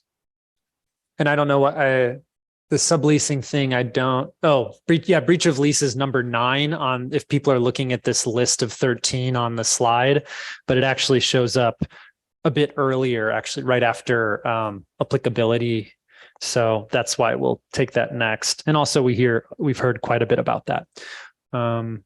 So I have language from the model ordinance, recommended language. So that's pretty simple. It says the sublease replaces one or more departed tenants under the rental agreement on a 1-for-1 basis.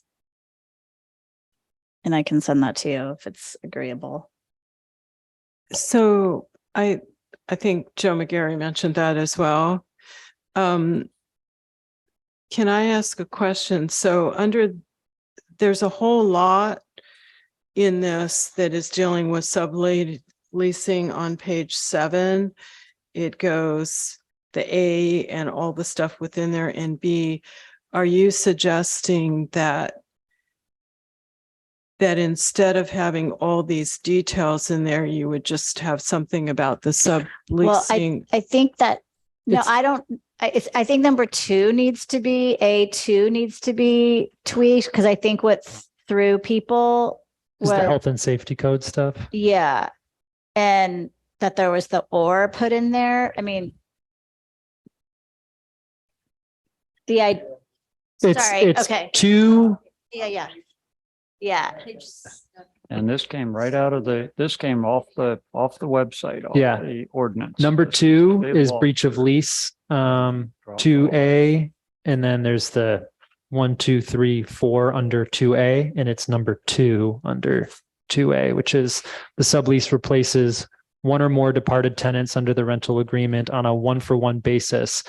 And I think what Councilmember Hellman is saying is clean up that so it doesn't have the sublease adds additional occupants up to the maximum amount of occupants legally allowed. I think Graham and others have commented on that and questioned the proliferation of tenants or something. So in focusing on the 1-for-1, which makes it clean alongside the original lease, so you don't have to worry about this superseding whatever was in the original lease, right? That was the idea. Yeah. So that's just striking everything from sublease on. Is that what we're saying?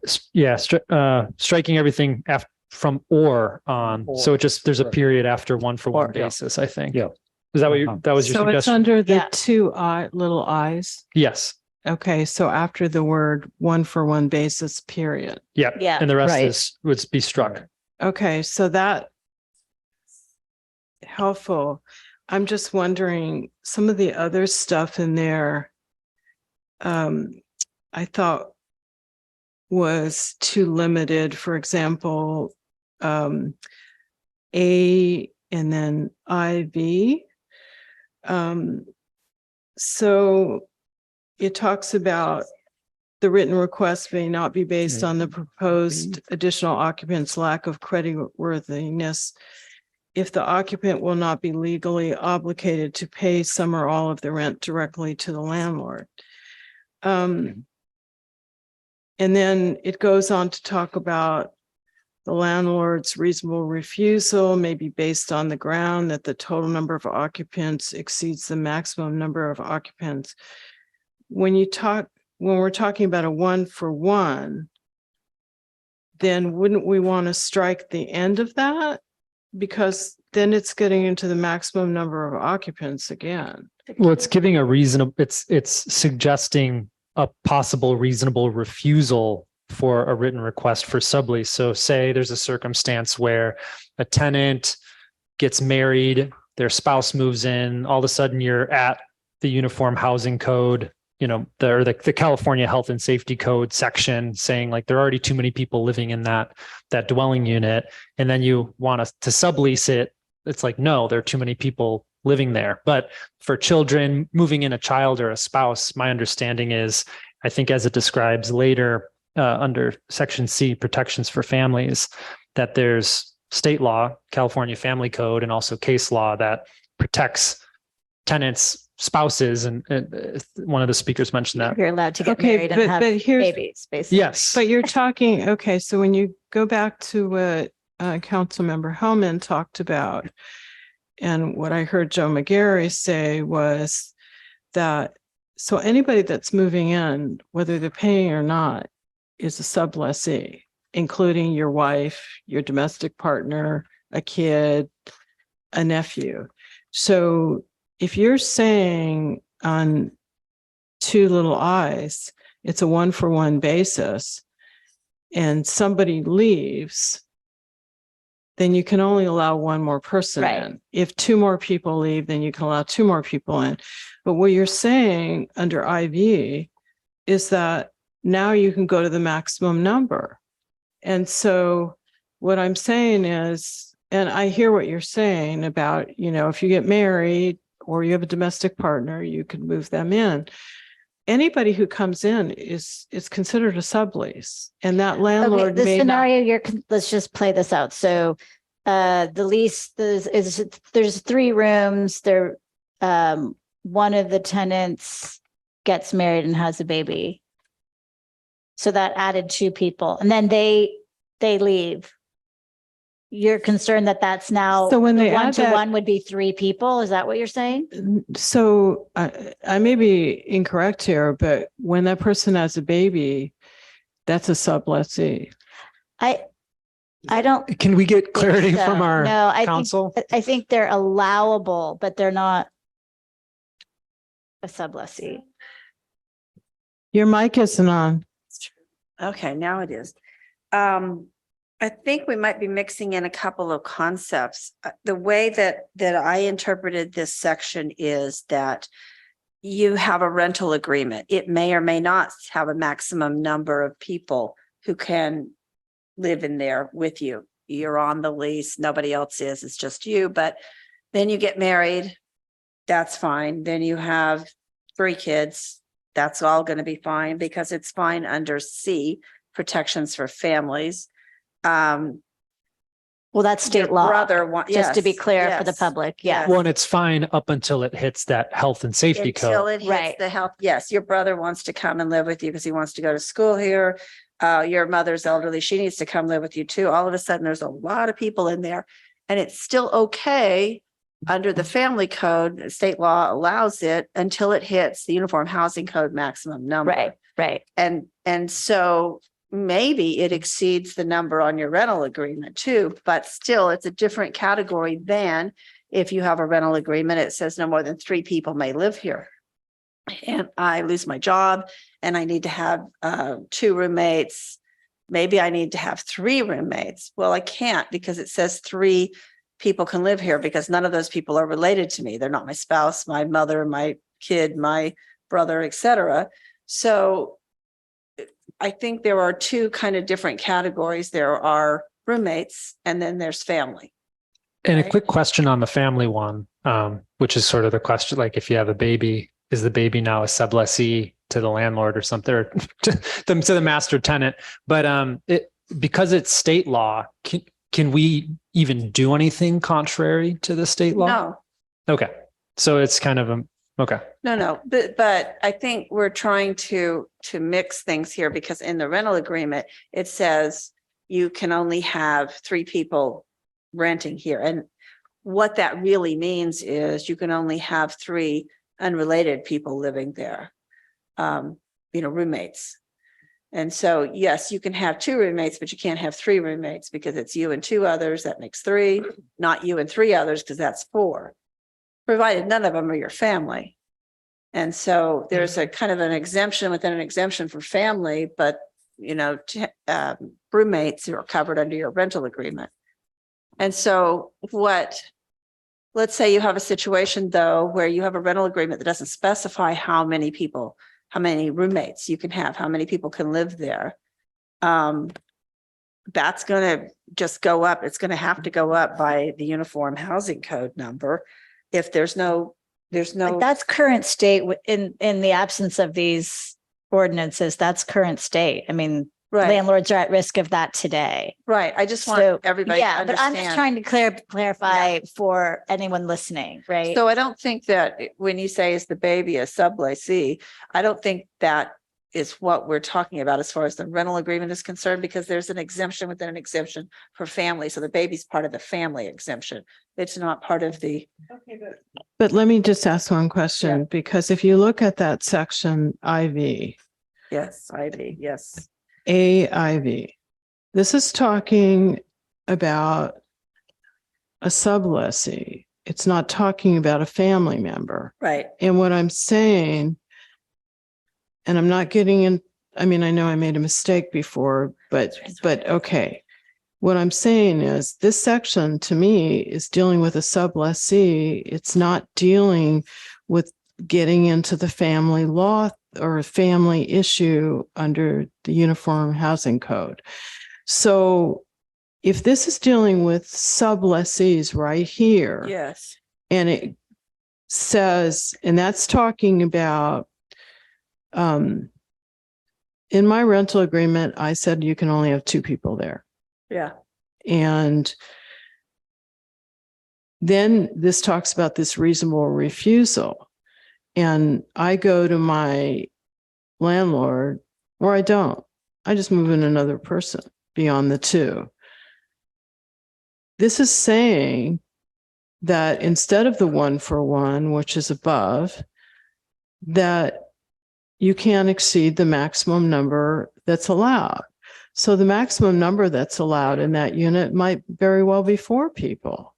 So what I'm saying is if we took it out of II, why aren't we taking out the maximum number of occupants under IV? Because this is dealing with subleasing. It's not dealing with the family stuff. Oh, I see what you're saying. Okay, so a landlord's reasonable refusal of a tenant's written request may be based on the ground that the total number of occupants. No, just go back to look at II and how we changed it. Right. The sublease replaces 1 or more departed tenants under the rental agreement on a 1-for-1 basis. We struck all that stuff about the maximum amount of people. So if you go to IV, then you're adding in this maximum number of people again. I think we need to strike it there too. I don't think. Well, I don't think it doesn't seem like it hurts anything, but it may not. I think be it does necessary. hurt something because I Let's think hear it's Janet has to say. negating what you just did in. No, II. it doesn't. No, it doesn't. it's And the opposite order in IV and Because- number 4. It's saying this is a way that the landlord can prohibit someone from moving in. If there's too many people for the health and safety code, then that's definitely not allowed. It doesn't say anything else about how few people, what we did above limits further the number of people to what it says on the lease. To me, it's saying that you could move in 3 people when only 1 person moved out. I was curious If it's approved, if it's okay under state law. I was wondering what Janet was about to say about that. So I think instead of spending time discussing here tonight, why don't we go over this and try and clarify it and make sure that we're accomplishing what it is you're trying to do? Because I think what you're trying to do is complete family aside, not talk about that. II, you're replacing 1-for-1 under the maximum number on the rental agreement. And you took out the sublease adds additional up to the maximum amount under state law. You took that out. So right now you're 1-for-1 under the rental agreement, right? And then under 4, you're saying, okay, well, reasonable refusal can't be because of creditworthiness if the occupant's not legally obligated to pay directly to the landlord. And also, and maybe it's just the placement of it is in the wrong place, a landlord's reasonable refusal of a tenant's written request could be based on the ground that the total number of occupants exceeds the maximum number under state law. Could that be broken out as its own like V? Because it's weird. It's weird that it's there with the. It could be, but if You I know, think if it's that's kind of state law redundant, but anyway, why it say isn't it? in, yeah, That's what. that's true. Yeah. It's not Okay. really necessary. All It's right, kind of so, redundant. so we take it out because it's not necessary, right? That's what I'm thinking. Okay, okay. All right. And I think we're clear that, let me just make sure we're clear that subleasing, the original tenant still has to be there. Is that correct? In other words, it can't be a rolling over one Yeah, tenant. that's up subleases, in I. moves out and then that person's, that whole That we thing. heard around. It's We just want to make Yeah. that clear. It's that AI is Right. it's the first one. The one thing I would say about the specifically calling out, I think back in December we heard from some attorneys for landlords, and they were specifically asking us to have things that would allow them to know what something is that's reasonable. That'd be the only reason to keep the, I know it sounds like it's redundant, but it's all it does is it's giving a reason for refusal, right? But that's something that we've heard is that's like, what are reasonable things? You know, like what is a reasonable thing to deny a sublease request or something? So that'd be the only reason to keep it in. But I don't have strong opinions one way or the other. I just want to acknowledge that that's something that we've heard a bit about. So it's the difference between taking it out because it's not necessary implies knowledge of state law to know that you have that right as a landlord, and leaving it in is educational about state law because you have that right as a landlord. I think for the same reason we have the protections for families in here, even though that's state law and that's not something we're adding, I think we ought to keep it, but I don't know. I think where you added the could be instead of maybe might be more helpful. Leave it in, but instead of maybe, say could be. A request Yeah. could be based on the ground.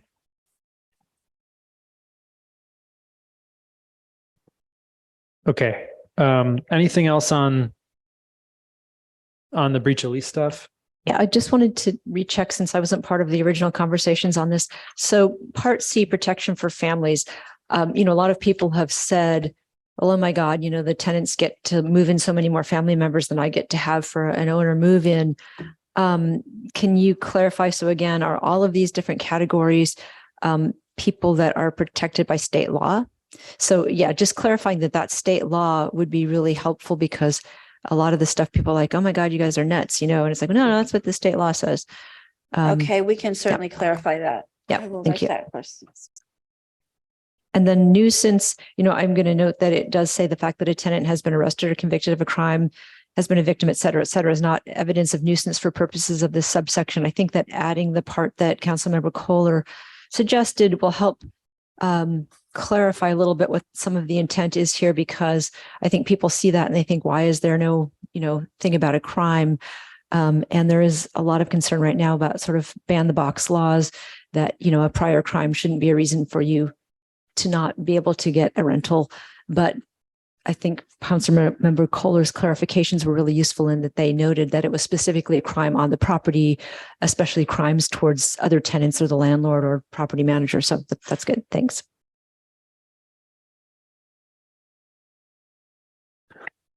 Okay. So we're past nuisance, failure to give access, temporarily vacate, to undergo substantial remodels.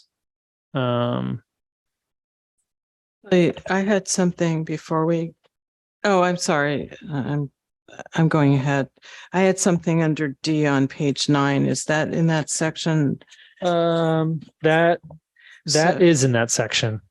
Okay. Well, when you're ready, I'll. So this is section 5, page 8 through page 9 is. So I have something on D if you want me to say it now, but please. Okay. So under D, it says this: where the landlord recovers possession under this subsection either prior to or after an unlawful detainer judgment, the tenant must be given the right of first refusal to reoccupy the unit. Okay. Why would you allow, when you get when you absolutely get an unlawful detainer judgment against that tenant, why would it be the right of the tenant to reoccupy the unit? That means that they were evicted legally.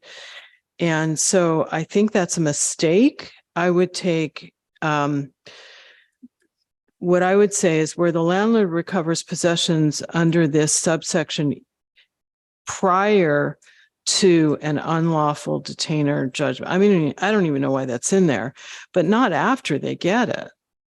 I mean, that's where you've evicted somebody and it's legal.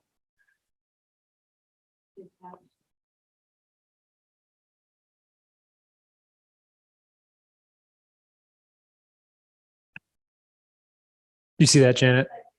Yeah. Does that make sense? Oh, it does. I understand it. I just don't know if everybody's in agreement on that. Well, I just don't understand why, if you were able to evict someone legally, Right. why would they then be able to reoccupy the unit? I mean, you did everything you were supposed to do.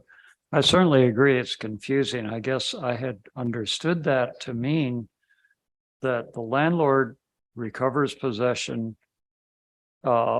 after they attempted to evict somebody, but it was unlawful. And they No, an unlawful detainer judgment is a legal eviction. That's what the term means. Okay. It's not that's what the term is.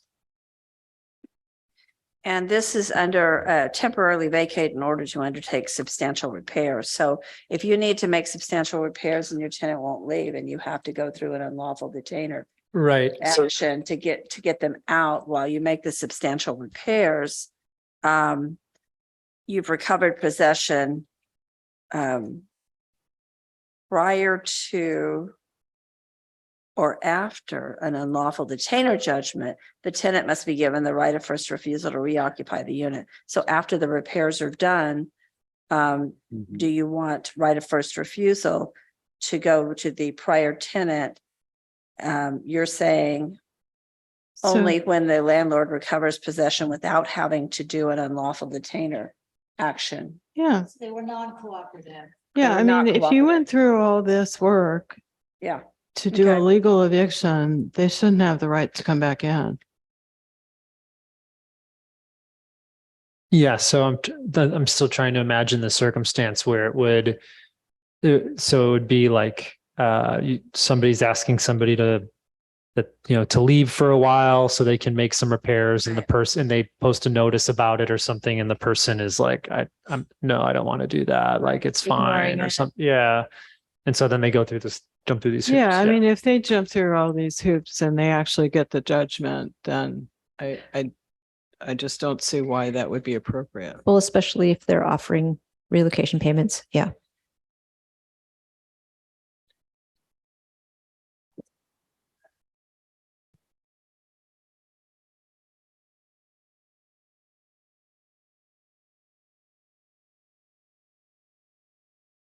Okay. I'm just trying to read the first sections of that section 5 to see how it all, unfolds. But I think I'm comfortable with, having it come back without it. Is everybody else good on that? Or do you want to keep reading? Yes. Okay. Just mindful of the time here. Move on to owner move-in. So something and I'm sorry, I'm going first, but I'm hoping that maybe this is more efficient to react than to not, is that some of the things we heard was that, as a tenant, you can move in a lot of different siblings, et cetera. But as the owner wanting to move in somebody, they didn't get sort of the matching thing. And so what I did is I compared. So what it currently says is it allows the owner to move in with a child, parent, grandchild, grandparent, period. And I added, and this comes from what's mirrored for the tenant, a brother or sister, or the spouse or domestic partner of such relatives. And something I added that's not included is or a caregiver, and maybe the appropriate term is caretaker. But that was one thing I added. I like, So this is that first line on the bottom of page 9, owner move in. Right. So it's taking, in addition to spouse, child, parent, or grandparent, adding some of the things we saw and discussed just moments ago under protection for families, you're saying? Well, Plus caretaker? okay, so I basically, I don't know the protection for families. It's the I see child, it parent, now. grandchild, grandparent, brother or sister, or the Yeah. spouse or domestic partner. Yeah. And so, yes, thanks for pointing that out. And so that's what I would add, plus the caretaker or caregiver. I'm in agreement, and I like the word caregiver. Caretakers. Do we have to, this is a question for Janet, just adding that word, kind of like teacher or student or something like that? Do we have to define that in any way so that people understand exactly what that means? Caregiver for the There's owner. probably a definition in state law for caregiver or caretaker. You know, I mean, this is the story of Rose Tabor and others.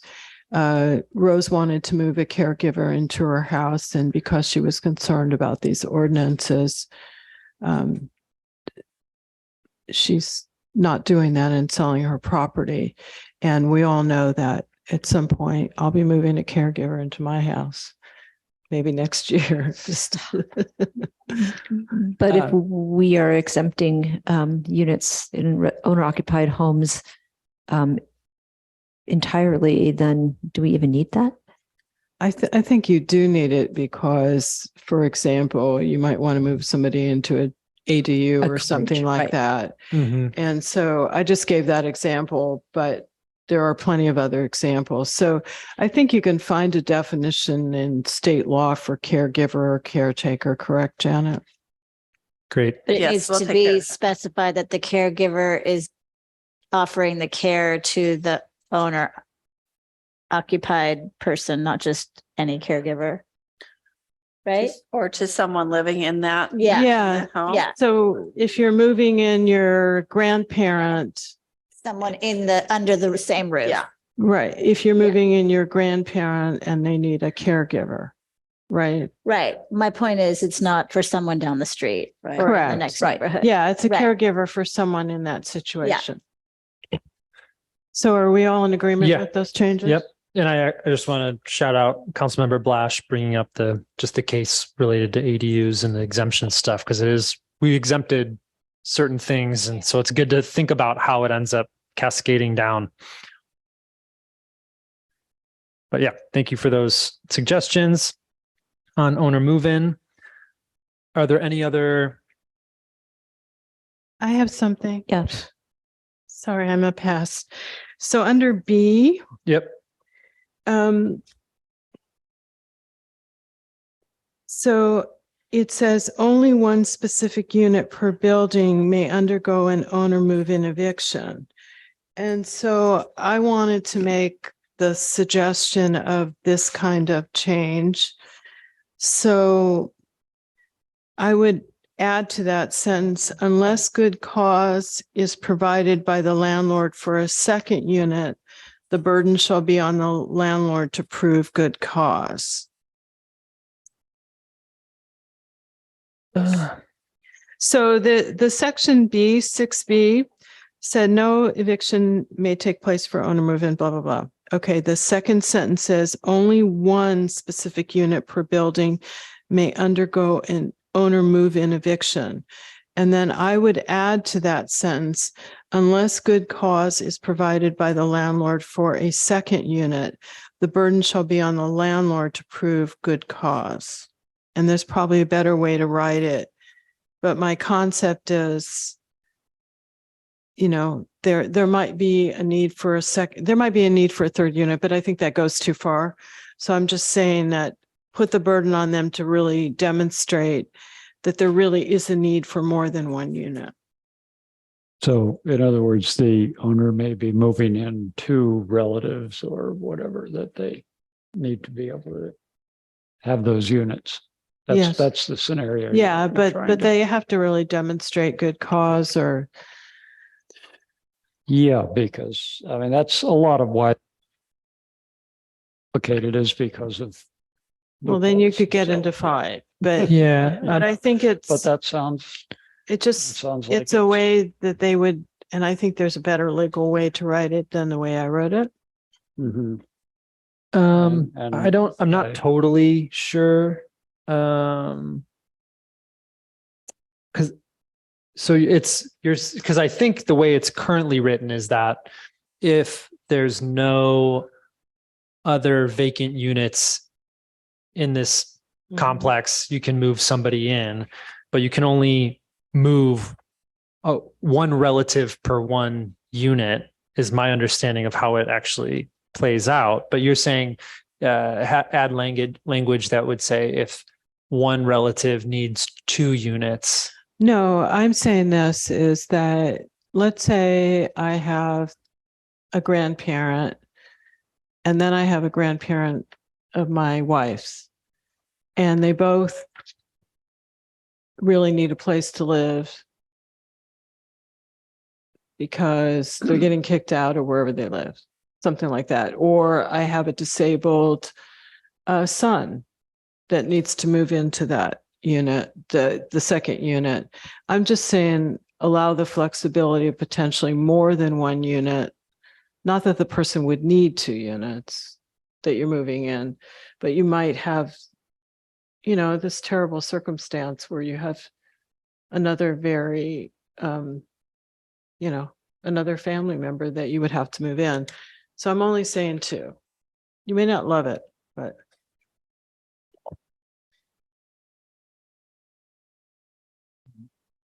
Yeah,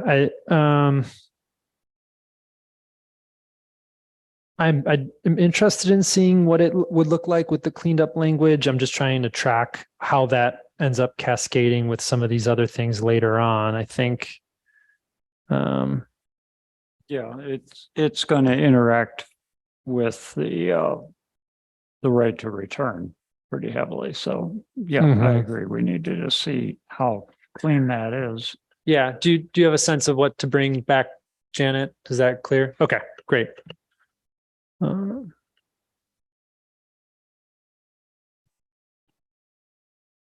Okay. Thank you for that suggestion, Vice Mayor Kohler. Are we ready to move on from this section? I want to say something about G. I think it is. So a lot of Which one? It's G at the bottom of page 10. Eviction protection for elderly, disabled, or terminally ill. That's the next section that we're okay. entering. So right on track. Okay, good. Go ahead. Okay, so people were concerned about a lack of, or people who are property owners were concerned about a lack of parallel language here. And it's actually something I saw before the ordinances were passed. And I just want to say that some other cities and towns, so there's a, the tenant can't be quickly replaced if the tenant is certified as being terminally ill, disabled, or over 62 years or older. But the landlord, I think, is only the landlord or a enumerated relative who will occupy the rental unit is also disabled. It seems like there should be language about terminally ill landlord or enumerated relative and senior landlord or enumerated relative. So I looked at some other ordinances. Some of them say a landlord may evict a tenant who qualifies for the exemption herein if the landlord or enumerated relative who will occupy the rental unit also meets the criteria for this exemption. Unless the landlord or the landlord's family member who will reside in the dwelling unit is similarly situated, et cetera. So there's a bunch of different ways people have looked at this. Some people are concerned about saying that a landlord that's simply 62 or older could replace a disabled or terminally ill tenant. So I guess there's some shades of concern there, but I just wanted to put it out there that there has been some concern about the lack of parallelness to that section. I had the same thing, so I think that's a good idea. I think mirroring what the tenant gets makes sense. And one thing I wanted to throw out there was changing the 62 years throughout to 65 or older. I think we came up, or I didn't, but somebody came up with 62 years because for a lot of people, that's the first time you can get Social Security. But I think 65 is more generally accepted as older I agree adult. with that. I've had that thought. Yeah, I was going to make that throughout, suggestion too. throughout the whole thing. Well, Just- quick question on that, because when I was looking yesterday at state law defining older adult or elderly, it's 62. But in Marin County, when we did our aging in Marin report recently, Marin County defines older adult or elderly adult as 65. Do you know why there's why there might be an age difference, or it's just? No, I'm sorry. I don't know why there's an age difference between the county and state. Okay. It may, having been involved in age-friendly issues, it may have something to do with our population here and, where we see the breaks, just based on kind of census data, et cetera. But I think if in general, we're in agreement with the idea of 65 or older, then I would change that throughout. And I absolutely agree with Liesl on mirroring that same language for the landlord in that section as well. I agree on the 65, especially since that's how older adult or elderly is defined in Marin by the county government. I guess a question on the mirroring. I think there's a lot of value to it. My only hesitancy or reservation is something Councilmember Blash already brought up, which is what suggested that if you're 65 or your enumerated relatives are 65, you would be able to, you'd be exempt, or you'd be able to evict someone who's terminally ill or disabled without any of the just cause. Yeah, that's what I'm concerned about, and I'm not sure how to word it otherwise. I mean, is there a way that it can be like a like for like, sort of like they're not like, you know what I mean? Like not sort of mixing the different parts of that. So it's not saying like, because you're 65, you can evict a terminally ill person, but if you as a property owner or your relatives are terminally ill, then you can reclaim the unit. Let's sort of think about one thing. So before we answer that, but why is it that we only left it at disabled? I mean, it's kind of, to me, I just wonder if it got left out.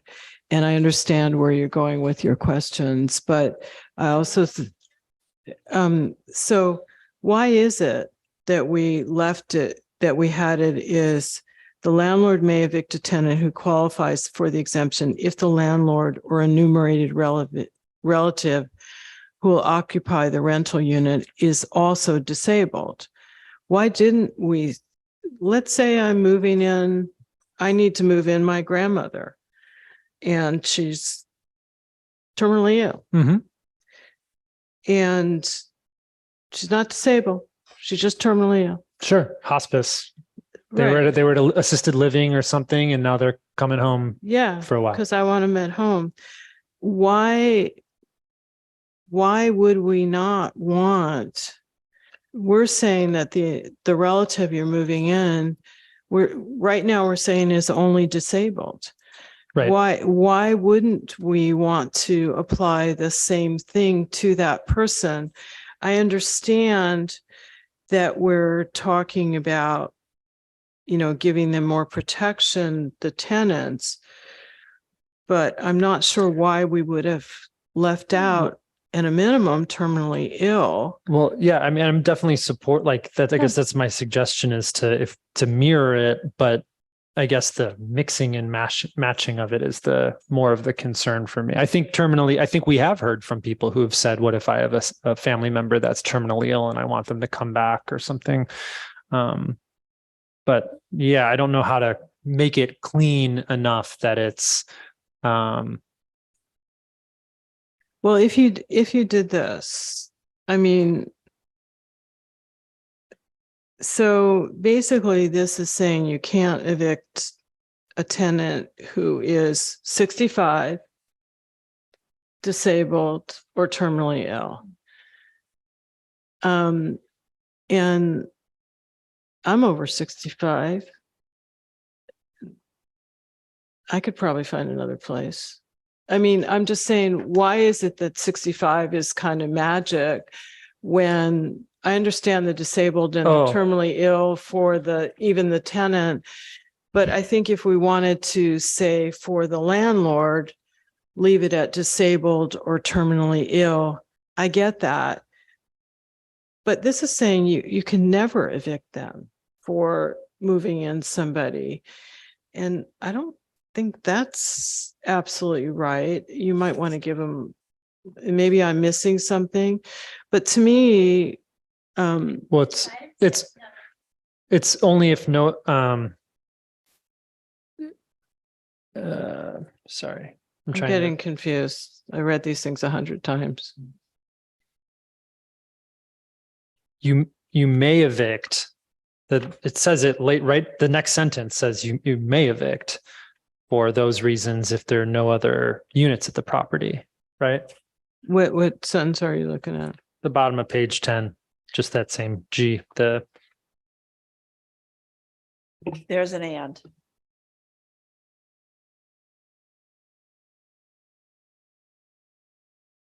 That and. But may you're be a only saying. saying that the only reason you could evict them is if the person you're moving in, for example, is disabled. Otherwise, you can't evict them to move somebody in. And so I'm just wondering, I mean, I get what you're saying, but I think it's just that it doesn't seem kind of fair that you have no place for this person.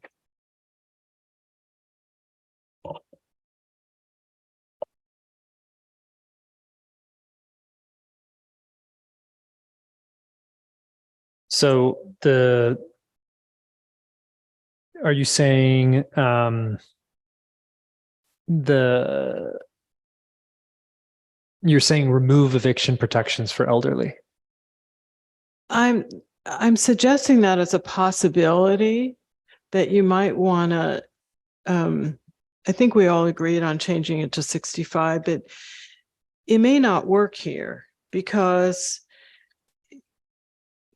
if somebody is just 65, I mean, you may want to give them more time, but if you want to move in somebody who's terminally ill, or, I mean, it just seems like it's not fair that you're not mirroring it, but I understand the concern.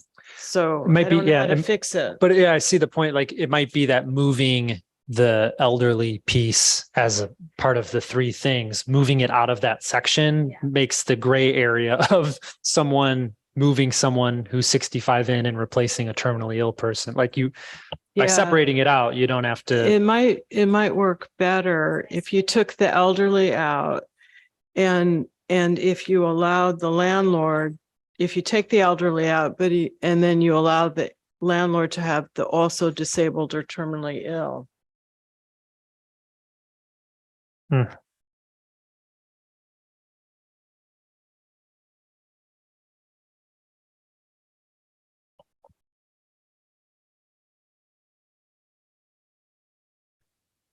And so then we would just create a new footer for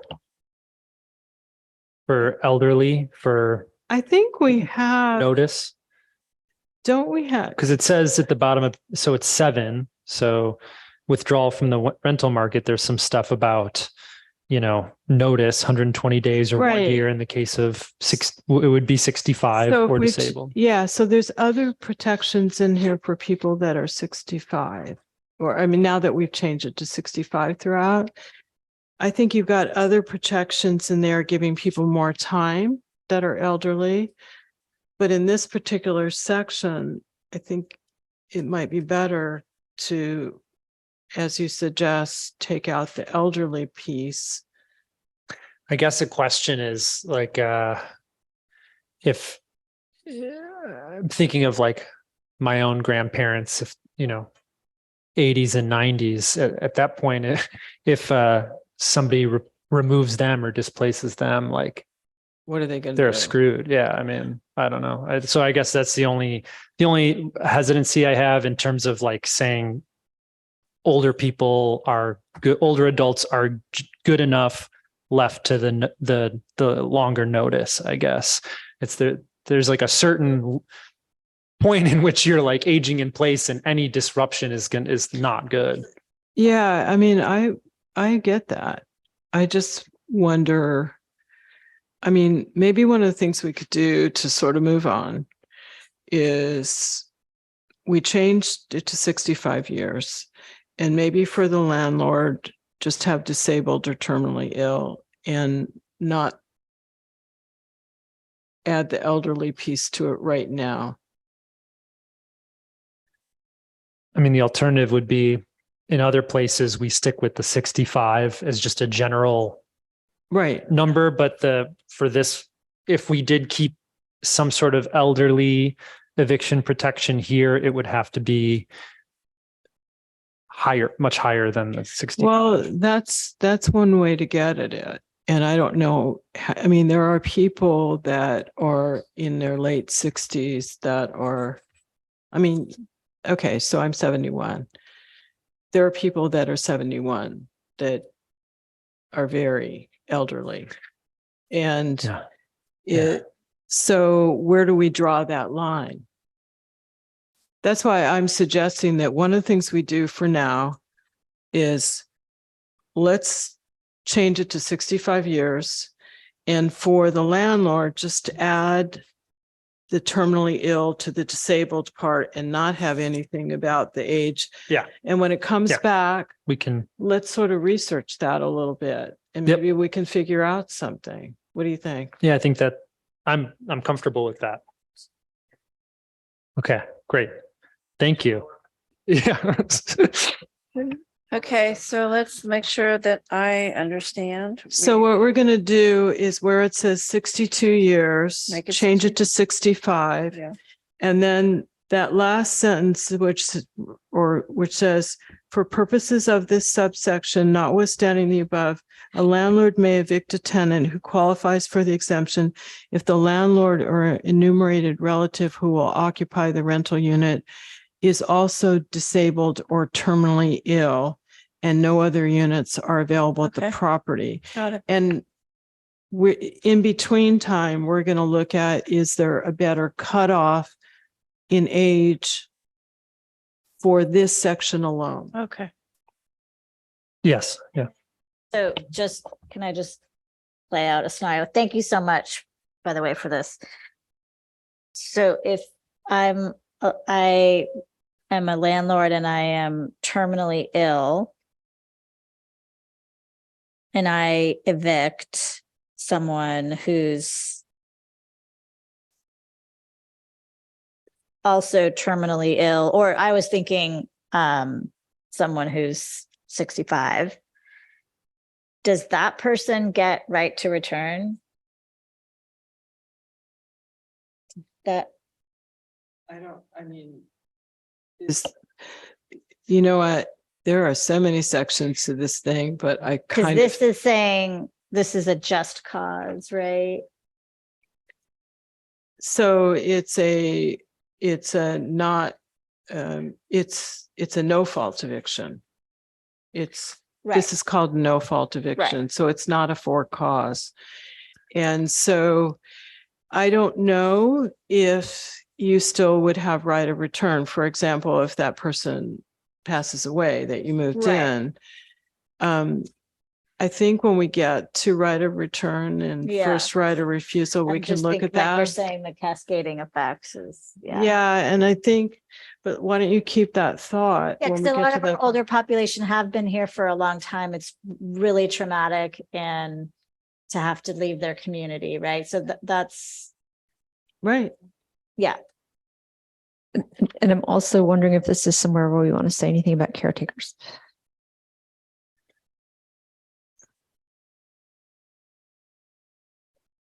So quick question for you, Janet. So, well, and yeah, or actually maybe not. Maybe we'll just get to it with the right of return, which is coming up. But there are provisions in the right of return that speak to sections C5 and C6, which I think this happens to fall under. So Well, anyway. I think we put caregiver, Councilmember Blush, I think we put caregiver under 6. Right. I just wasn't sure if it should also be here, but I'll look I back. think So it's under own or move it's in. already taken care of. Yeah. Yeah. Okay. Yep. I know this, I know you, I think you were just saying we would get to right of return, but section H there, and I've realized why I'm having so much trouble keeping track, because what I printed out was straight from the legal code. Yeah. Everything that, not only are the headings gone, but the IIIs, and that's all been renumbered differently. Oh, wow. Don't look at that. Anyway, H here, which is on the top of what everybody's looking at here, our packet on the top of page 11, has a lot of staff requirements that I really wonder whether that is, given that this is going to be a lot to implement as it is, do we need all of that? I guess the question is, say this is being documented, like these changes to rental housing stock are being documented in a rental registry. Do we need this sort of language that designates Heather or her designee as somebody who documents these changes in a rental registry? Is that, I mean, that's what I've understood. Well, that's an interesting question. I really like, I agree with Councilmember Blush wholeheartedly. I really like seeing some data come out of this exercise so that in the future we'll have more of an idea what the rental situation really is in Fairfax. And so we've already got that in the rent control ordinance, but this is not about collecting data and building a registry. And this is about notifying others.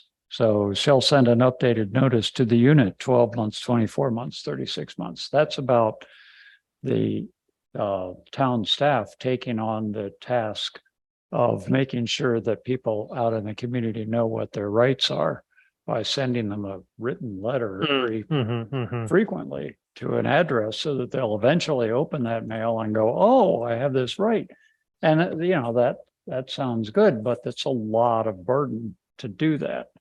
And it's a different kind of burden than what staff has been beginning to think about what kind of software could be used to keep a registry. You know, that sounds like, okay, there's stuff out there for that, but who's going to do this? That's another whole level. And I'm just wondering whether we could take it out for now and make this a little more realistic to actually implement. I understand the reason for having it in there. It's also recorded with the county recorder on the property. I think I agree with you that with it to make things simpler, because the other thing is this, no matter how great this is and no matter how many staff we have, it's going to be really hard to keep track of all this. And so we don't want to give somebody a reason if we forget to do a notice to say, yeah, I mean, if we kind of put the burden through recording this with the county recorder, that maybe that's a better way to not put ourselves in the box that somebody would say, well, you never told us that. And if we, and I think there's a real possibility that there will be things that fall through the cracks for sure. Do you want to put that on the owner? Yeah, that would be something. The landlord shall also, you could do that. But that just removes that second part of H, which is the town manager sends notice of the rental unit, the updated notice, 12 months, 24, right? If you're putting it all on the landlord. Is that what you're saying, Janet? If you took, you could in theory make the landlord send those well, notices. but then they that's could a be a lot. mess. I think if you took that sentence out and then if you took that one sentence out that talks about the 24 months, 36 months, and then the next sentence you left in is if a notice of constraints is recorded, but the tenant does not vacate the rental unit, the landlord may apply to the town manager for rescission of the recorded notice of constraints. No further notices. So I think that might be better to take that one sentence out. Yeah. The one that says the town manager shall also send a notice, blah, blah, blah. It's actually the second sentence because the first sentence is the longest sentence in the world. And just to be clear, so it's within 30 days after the effective date of the written notice of termination. Under this subsection is filed with the town manager, and it would be, and the landlord shall record a notice of constraints. Is that the way that you have it, Janet? It can be that way if you like it. It's fine with the town manager. The owner or I think it's the landlord because I think we define landlord. shall record a notice of constraints with the county recorder identifying each rental unit on the property that is the subject of subsection whatever notice to vacate, stating the nature and dates of applicable restrictions under subsection so and any other restrictions per applicable regulations, and then skip down to if a notice of constraints is recorded, but the tenant does not vacate the rental unit, landlord may request from the recorder a rescission of the recorded notice. You know, I would just say this. I would leave it. I would not have sorry, Heather, but I would not change the town manager shall record a notice of constraints. Okay. I would leave that because the landlord may or may not do it. And so if you have the town manager doing it, then the landlord would have to come to have that lifted. I think, but if you take that one sentence out, I think it's pretty good. Okay. Okay. So can we move on from 6? Are staff good with direction on that, on section 6? So withdrawal from the rental market. I have something. Yep. Okay. Number 7. Yep. I think it should be 120-day notice or 6 months, whatever that, instead of the 1 year. And whatever that, I know it's better to put days than 6 months to be clear, but I didn't count that out. And then we changed that to be 65 years of age. Yes. Yeah. And I agree with that. I mean, Why do you even need the or? Well, I mean, you're saying the tenant shall be entitled to a minimum 120-day notice in the case. You could just remove or 1 year. You could just leave it at 1. Well, yeah, I think the 120-day notice. 4 months. Yeah, that's kind of a long time. 4 months. That's what a is good, in 6 months would be 180. Yeah, but if we But we just, want the 1 year for the older adults and the disabled, right? well, that's why I'm saying 6 months. So 120-day notice, period. I mean, or 6 months in the case of a tenant being 65 years. Right. That's why I said 6 months, 180 days. Which we can say 180 days. 180 days Yeah. in the case of, yeah. Okay. That sounds Yeah. great. That sounds good. Yeah. Yeah. So a couple more months if you're Yeah. older or disabled. Yeah, I think that's good. And then Sorry, let me just jot that down. So this is section 7. Okay. this is going to be fun to remember all this. My It's notes are well, pretty it's good, but I and don't it's know. it's like 5.54.030C7. Like it's just so- Just one request I made when I sent in my comments. We really need, when this comes back, it needs to be broken up by sections with clear headers. Mhm. It's really hard. When I was reading this, I was going back and forth, going, oh, well, that paragraph is this. And I think if I'm having a lot of trouble having read it way too many times, I think for people trying to read this and trying to understand it. So if we break it up a little more, I think that'll be better. Okay. So we're good on 7 and then 8 buyout agreements. So people want it. I didn't have a suggestion here, but people did want some kind of a cap. I don't know if that's even allowable, because isn't it just it's a private negotiation, right? Between, I've learned of cases where of buyout agreements that seemed reasonable to me. The 6 months sounded reasonable to me, but I also would like to know from legal, is that even something that we can regulate? I mean, we don't want to interfere with the ability to contract. I think what you're struggling with is you want to eliminate egregious. Yeah. But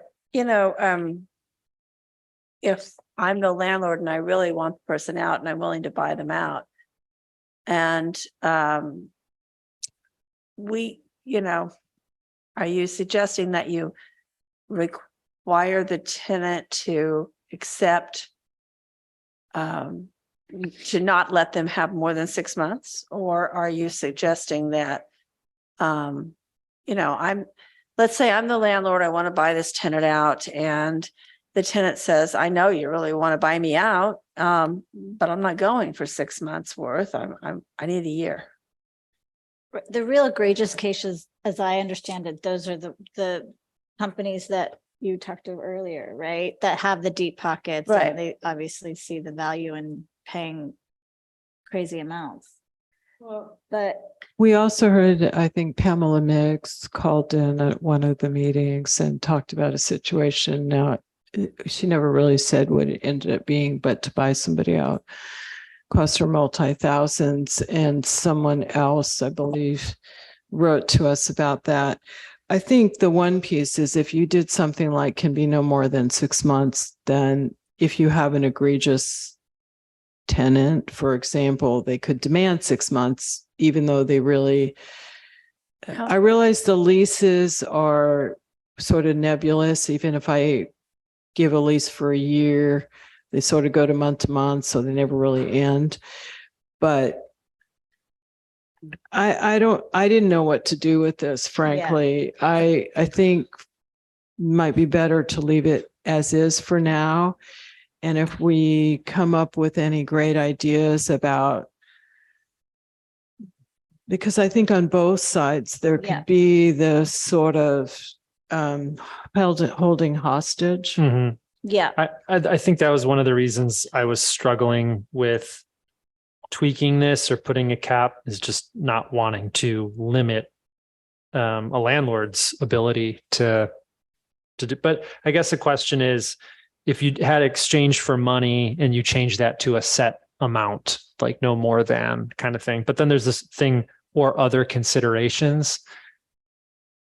would you have to remove that, or do you leave that in and that leaves the door open for, I mean, it's kind of weird, the language would be weird. It depends on what you're trying to do here. What are you trying to get at? What do you? I think the main goal would be to just avoid any sort of like gouging circumstance on a holdout, on a tenant that was holding out. Tenant who Yeah. won't And go I think a unless- related goal is that, I mean, what we have right now in the town is a lot of fear of this unlimited amount. Right. And then if you even think about it, I don't know whether this would be the way it would actually work, but if you thought about trying to get insurance to insure yourself against such a situation, then what's the insurance for if there's no limit, Like a landlord's insurance kind of thing, you're saying? Yeah. Yeah. And, once you've got landlord's insurance, could the tenant say, well, I want $1 million because you got $1 million insurance policy? I mean, it gets crazier and crazier.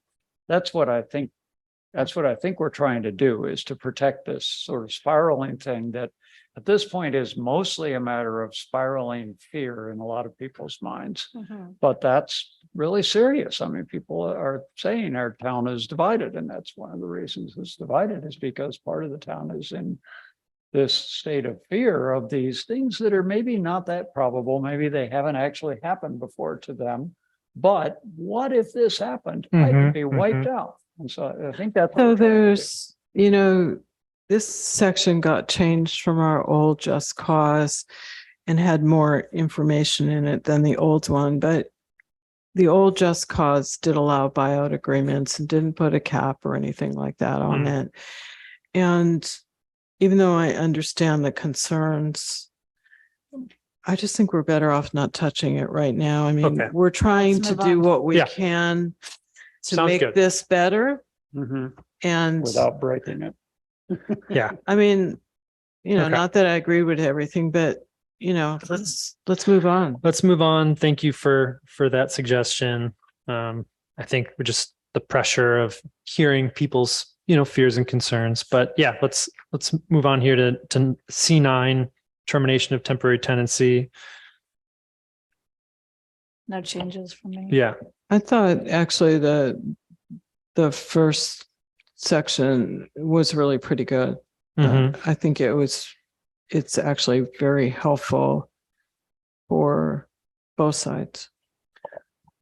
We had early on, when in this long discussion, we've had a person who emailed us and said that she had intended to go to school for 5 years and rent out her house for 5 years and then come back and reoccupy the house after she was done with school. This would be a 5-year contract, be known to all the parties.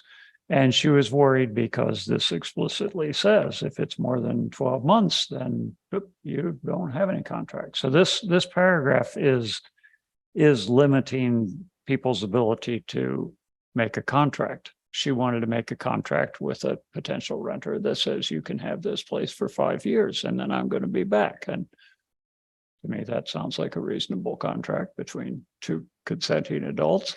And we prohibit it here. If the tenant decided to just screw her, they could say, well, I know I signed this thing, but it says right here in the law that, that's null and void. Yeah. As Well, I understand it. So that's I think the thing that has been helpful speaking with landlords about this section is both the fact that it's that upfront saying at inception that it's terminated at the end of this temporary tenancy period. There's no immediate rollover to month, but also the no relocation payment stuff is another interesting thing here that it was helpful to point their attention to. I guess the question for you, Janet, would be, can you actually do more? Like in state law, it just rolls over to month after a 1-year lease, but can you start expanding leases to be? Well, that's if the landlord allows the person to stay. And And they accept that next payment. Yeah. Yeah, and they don't change the lease to say, it was a 12-month lease, and then at the 13th month, they accept the check, and it just rolls to a month to month at that point. Mm-hmm. Mm-hmm. And they don't tell you to leave. They don't tell you your 1 year is up, you had to go. There's notice that has to happen prior to that. Under state law, that has to happen for that 1 year, for it not to go to a month to month. But then they would be subject, if it rolls into month to month, then it's no longer protected under this temporary clause, and they are subject to all the other. Right. Right. So for this one scenario, couldn't you, if it's a 1 year contract or 11 months, what have you, you could just close that Provided that contract terminates per the terms, and then you could just do a new contract, couldn't you? The 5-year thing that he was Yeah. talking about. I mean, It doesn't give either party as much security, because this woman who wants to go to school can't be sure that in the middle of her school, she might, the tenant might say, no, I'm not going to stay. But I guess you can't probably keep the tenant there anyway, but it doesn't give the tenant the security of knowing that she won't renew.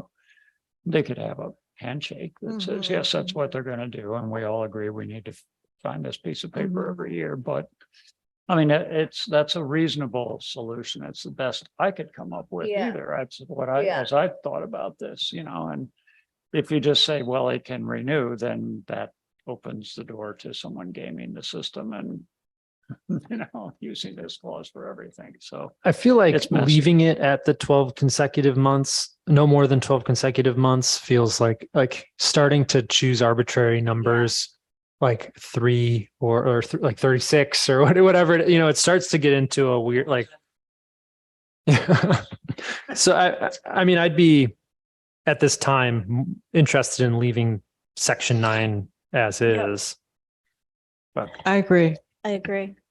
okay, but I appreciate the conversation on it. Moving on, right of return and right of first refusal. This kind of is the callback to what we were talking about earlier, where all of those things we were talking about are under that C5 or C6. It's a whole bunch of things, to your point about headers, but can I just add one piece that I think is kind of missing before we get into that is one of the things we heard is, how are we supposed to find these people? And I think there should be some bounds on the landlord having to find these people. And I don't know the right language, but I suggested something like, maybe it's in there and I missed it. It should be, what I wrote is something like, tenant shall provide forwarding address upon departure in a formal notice. Right now, at least the way I read it, it appears to be fairly open-ended, that somehow I'm just supposed to hunt these people down. I mean, I thought that would be part of implementation and part of some of the, guidelines that we provide. So, I mean, we can bake it in here. I'm fine with that. I think if we baked it in here, it would be useful. I agree. I think it's something that is another one of these things of like the fear-based, like, how the heck am I going to find somebody who moved to some other place and then I'm on the hook? And what if they appear and they say you didn't do a good enough job because you didn't hire a private investigator? But I think it's supposed to be something as simple as the mail forwarding or an email or something like that, Yeah. And Janet, my inelegant phrasing, could you come back with something that's much better than that? I think that sounds pretty good, but sure. Okay. I mean, I just think we need to provide some certainty for these landlords that they don't have to do way too much. Very reasonable. Okay. So these days, if someone wants to be able to keep track of it, it's not that hard. Well, but I just don't think, we're putting a lot on the landlords here, and let's try to provide a little more certainty, and let's put some burden on tenants for something that's relatively easy. Yeah, I think everyone's agreeing to that. And that, Sounds like we're vehemently agreeing. Yeah. I do have a question about the section. So this first off, it's if it should ever be returned to the market by landlord or successor landlord. Ever? Like, okay. Where are you? On E, right of return, first right of refusal. So First sentence. first sentence. Yeah. If it should ever be returned to the market. Yeah, I think that word ever has been a point of contention as well, right? Ever's a long time. Forever. Yeah. So is there a way to make that a number of years or something? I think that'd be better. I think I would suggest something like be returned to the market within 2 years. Yeah, we have I mean, could it There's something else in here. could it mirror the Ellis Act in some way? No, I don't want to say 5 years, but I think, yeah, I think 2 years might work. So Right.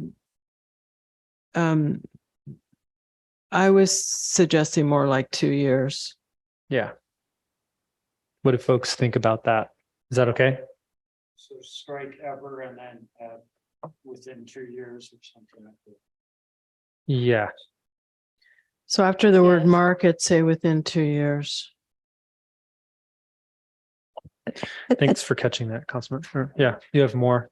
Yeah. So then, again, I was not part of the original discussions, although I think I've read this thing about 8 times now. So if the tenant declines to reoccupy the rental unit after its return to the rental market, the lawful base rent for the new tenancy shall be the rent lawfully paid by the tenant at the time the landlord served the termination notice. I don't totally get that because that almost seems like vacancy decontrol or something like, or vacancy control. Like, I see. Yeah. I just not trying to understand it. But plus any annual, lawful annual general adjustments, isn't that the right But term? I think the Yeah, point. but that's saying that's saying the tenant decided not to reoccupy the unit, but then that under this circumstance. So if you're saying, within a couple years, so if I'm a tenant and I don't want to go back, you don't, the new tenancy should be the base rent plus any lawful annual general adjustments. So that refers to the rent control ordinance. Yes. But I mean, you're talking about base rent here. And if that unit was vacant for a year or two, then there would be some adjustments that were allowed. So it shouldn't have to be the same time as the person left. That was just my question. I mean, like, I think, yay, that would be great in some ways. But, in terms of fairness, I thought that the law was basically once a tenant moved out, you couldn't say the rent had to stay at a certain level, for better or for worse. Only for the right to return. So for those tenants who are displaced, they have that right to return, and the return tenancy would be the same rate that they were paying plus any of the annual increases. Okay, so it's the part where it says the tenant declines to reoccupy the rental unit that is confusing me. Like, it makes it sound like a new tenant is going to move in, but it has to be at the same rent the old tenant left. That's how I read it. Plus Yeah. any lawful, increases. Right? Because they said they were exiting the market, or they said they're, and they did it. Well, actually, it's in there. It says at the end of it, plus any lawful adjustment under this chapter, it's already in there. But I realize the answer then to it's already the done. question, as I heard Councilmember Blush say, was, why is this there? It's because this paragraph is referring to a situation in which the landlord said they were leaving, but they didn't leave the market. So they're basically saying, well, if you're not really leaving the market, then you don't get a rent increase out of it. You get Right. If it's voluntary eviction, then you can, then you can increase the rent however much you want for the next tenant.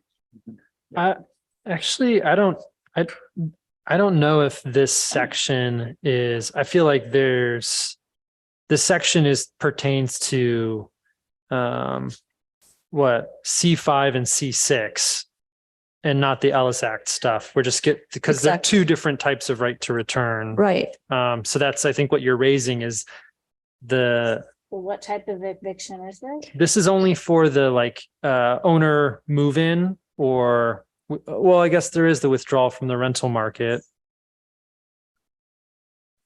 Oh, yeah. Okay.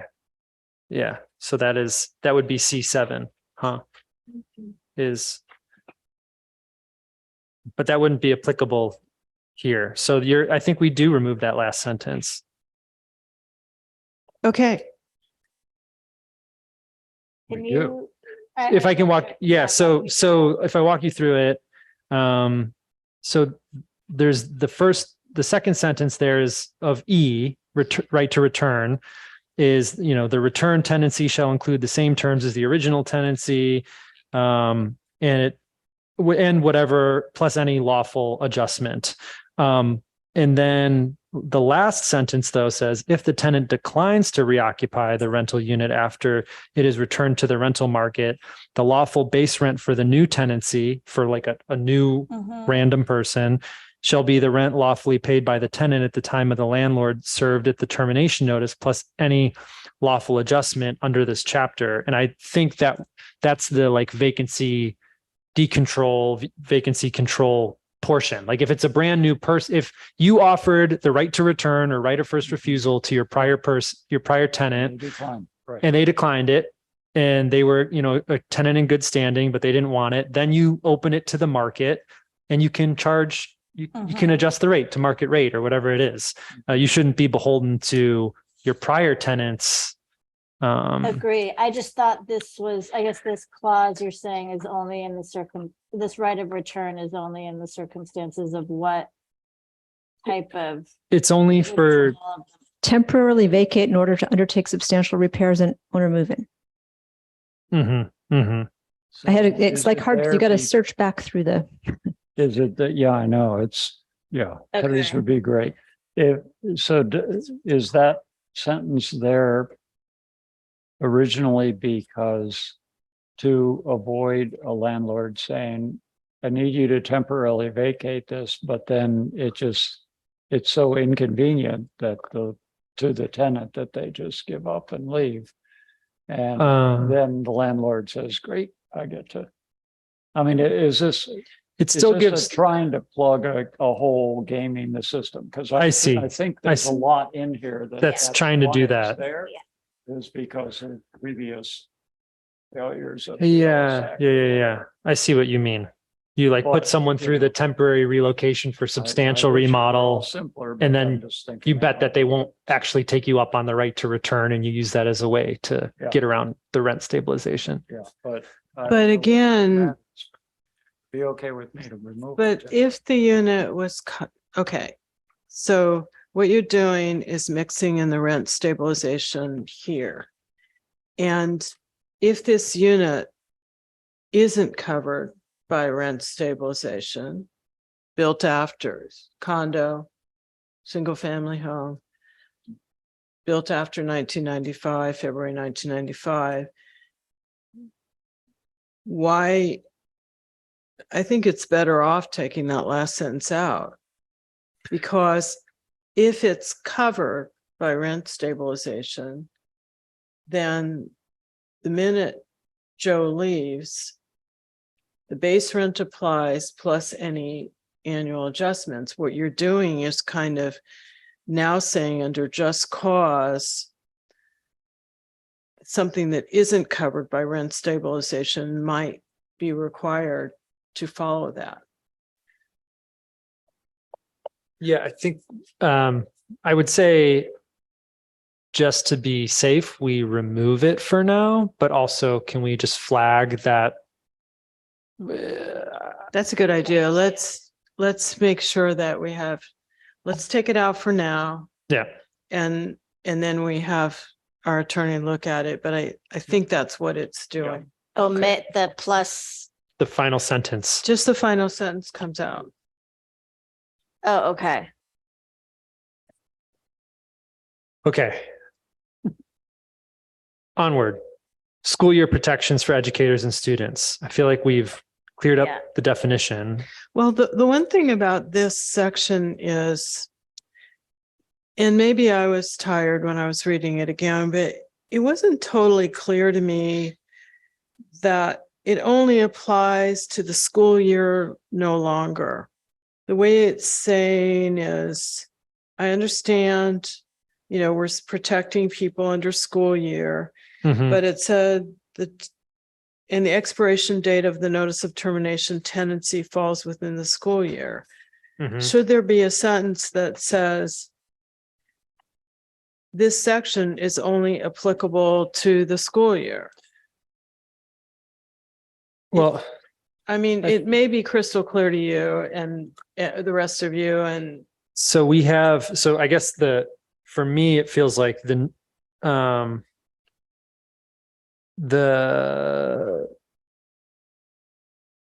between the notice of termination of tenancy falling during the school year and then the definition of school year in the front end, is there enough to work with? I'm going to go with yes. Yeah, I think so. Because I honestly got a little lost here and I just thought it didn't really jump out at me. Yeah. I mean, can we refer to the or like pull from that definition of school year? I don't know. School year is capitalized, which means it's a defined term. Okay. Yeah. Yeah, that's right. Okay. Got it. Okay. I'll withdraw my comment. It's fine. I printed mine out from going to the code. Printed it out from the code. It was a bad mistake because all the headings are gone, all the capitalization. You want to put your mic on? So Really? yeah. So anyway, I can show you on paper, but it's weird. Yeah, we can look at it later. Okay, that's not good. All right, thank you. Written warning notice requirements, which is G.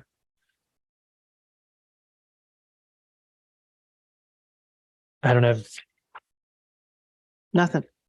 Okay. Then H is retaliation is barred.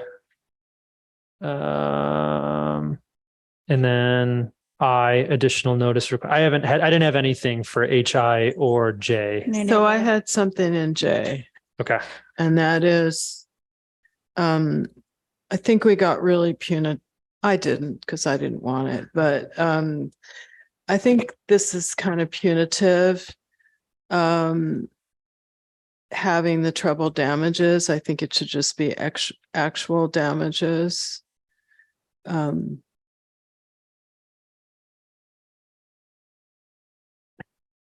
This is for J. Yeah. Yeah, and there's another place where there's treble damage. Well, I have it in another place too, but Yeah. it's just, I can bring it up when we get to that, but I think it just seems like actual damages make more sense. I would support that under the rationale that I'm just, like I said, seeing a lot of fear. You read through this and you see things like treble damages and you just think, I can't afford to be renting a place out. And that's what we don't want. So I would support taking out treble. Can we lay out what this actually means to it's a screw up. The landlord screwed up, right? That's why it's trouble, is because they shouldn't have done that. But what would the actual I think it's also, go ahead. No, go for I it. think it's also trying to address that it's not just, actual damages. There's mental health, there's trauma, I think the damages you're saying, oh, I had to move, I had to pay for this and this and this. And I think I thought what it was trying to address is the other. But that wouldn't be trouble. There would be another term for that, right? That I would don't be know. like- That's what I thought. Guess I just want to say when we were cleaning up hazardous waste sites and dealing with really egregious polluters, we had the ability to assess trouble damages in court action for really, really egregious things. And I think you have here that the tenant can get injunctive relief, equitable relief, and money damages. And it goes on, and then you can recover costs and reasonable attorney's fees.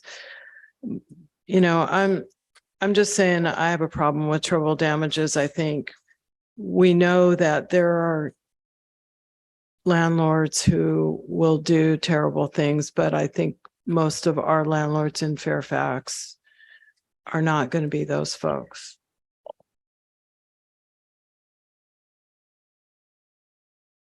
And remember, this is any requirement of this chapter.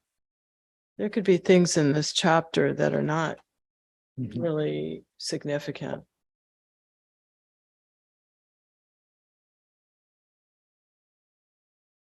I'm fine with it. With the change. Councilmember Blash, do you have any feelings on this?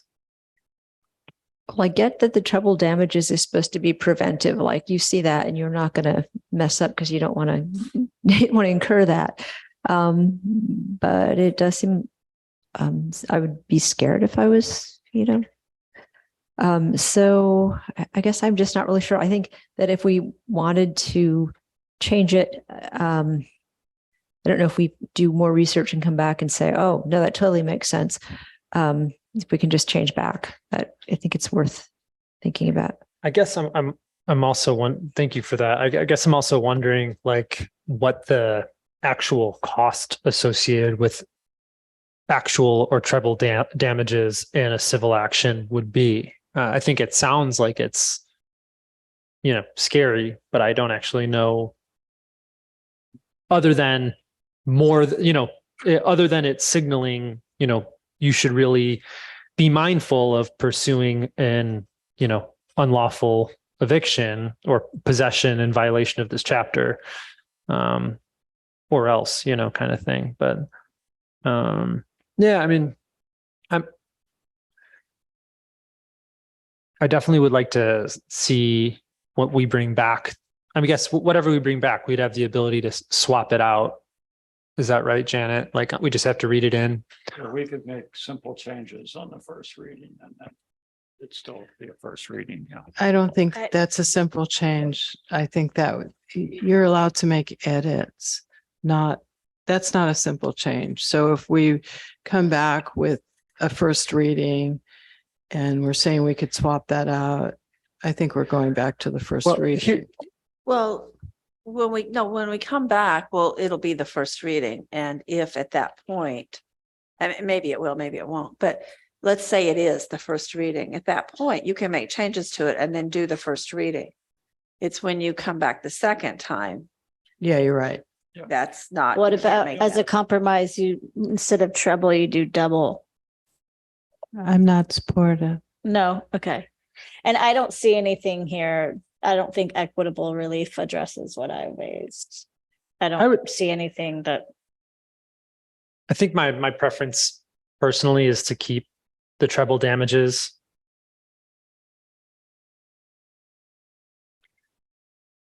Same. Okay, so we have 2 no's, 2 yeses, and 1 question mark. Councilmember Blash. Oh, okay. The look she just gave me was not good. Well, we had this same thing the first go around in September. I think we changed it. So what happened is the first time the actual got in, and then I believe when we came back, there was a request by then Vice Mayor Catrano to change it back to treble. Okay. I've been struggling with it, clearly. I get the fear around it, but I also understand the utility of trying to encourage someone to follow a law that might feel like a bit of a shock after existing in a pretty unregulated environment. Well, when we discussed this and eventually passed it, I said several times, and I think everybody agreed, but that this is really complicated to read, even if it does have headers, especially if it doesn't, let me tell you. But that has an effect. I mean, all the people who have spoken to us, I don't believe every one of those people has read this from cover to cover, because it's really difficult to make any sense of. And so for the most part, people are hearing from somebody else that they trust that this thing is really draconian and boy, you better watch out. And so, you end up, and that sort of creates this two camps thing. You've got the one camp who, are following what these people say this ordinance says, and this other camp that are following what these people say this ordinance says, because it's too darn complicated to just read for yourself. And so figuring out some way to communicate this to the public, especially as it actually gets implemented and people actually have to deal with this, they actually have to figure out, what do I do now? What are all of my responsibilities in this circumstance? Oh, I have to send these notices, and I have to do this, and I have to, like a flow chart or something. Yeah. It's a lot of work. It's a creative process that somebody would have to go through to try to do that. But getting this thing to where you can really follow it. If you then had that, say, imagine some flow chart where if I do this, then do this. And if I need to do this, I do this. And at the end of the whole tree, if I didn't do anything right, treble damages, that wouldn't be so scary if it was clearly understandable. I think it's and going to like, I'm not be, gonna go I think there. it's going to be scary regardless of a flow chart. guess But I think Liesl, maybe we have a question mark next to your name. Do you have a thought about weighing in, yes or no? I mean, you could bring it back without the treble damages. And then I feel like I've been assured that if we determine that there are unintended consequences from that, we can put it back in. Does that work? So At the first reading. So So I'll take it out, right? Yeah, just leave it as damages, actual damage. actual damages. Yeah. Okay, I'll take that out. Got it. And then it always be changed. Thanks for that discussion. The other thing I would just add is I do wonder if treble damages actually makes it worth it for a tenant to go through with that process versus actual damages, because I don't know in an average scenario how much damages actually are. But anyway, next up is relocation. So there's one thing we changed is a 65 from the 62. But the other thing is, on the top of page 14C, I believe is a residual that needs to be deleted. So under relocation, it's talking about the relocation benefit shall be equal to 2 months' rent. And for those of us that were here at one time, this was actually dollars. And so C talks about the relocation payments increase annually at this consumer price index or something like that. And that's a residual from when it was actually dollars instead of the 2 months rent. And so if you take that out, it's basically 2 months rent. The relocation payments are 2 months rent, period. So there's no need to add a CPI on top of that. Whatever the 2 months rent is in 5 years is what somebody would have to be paid. So I think that just got left in there by mistake. I think one of the things, I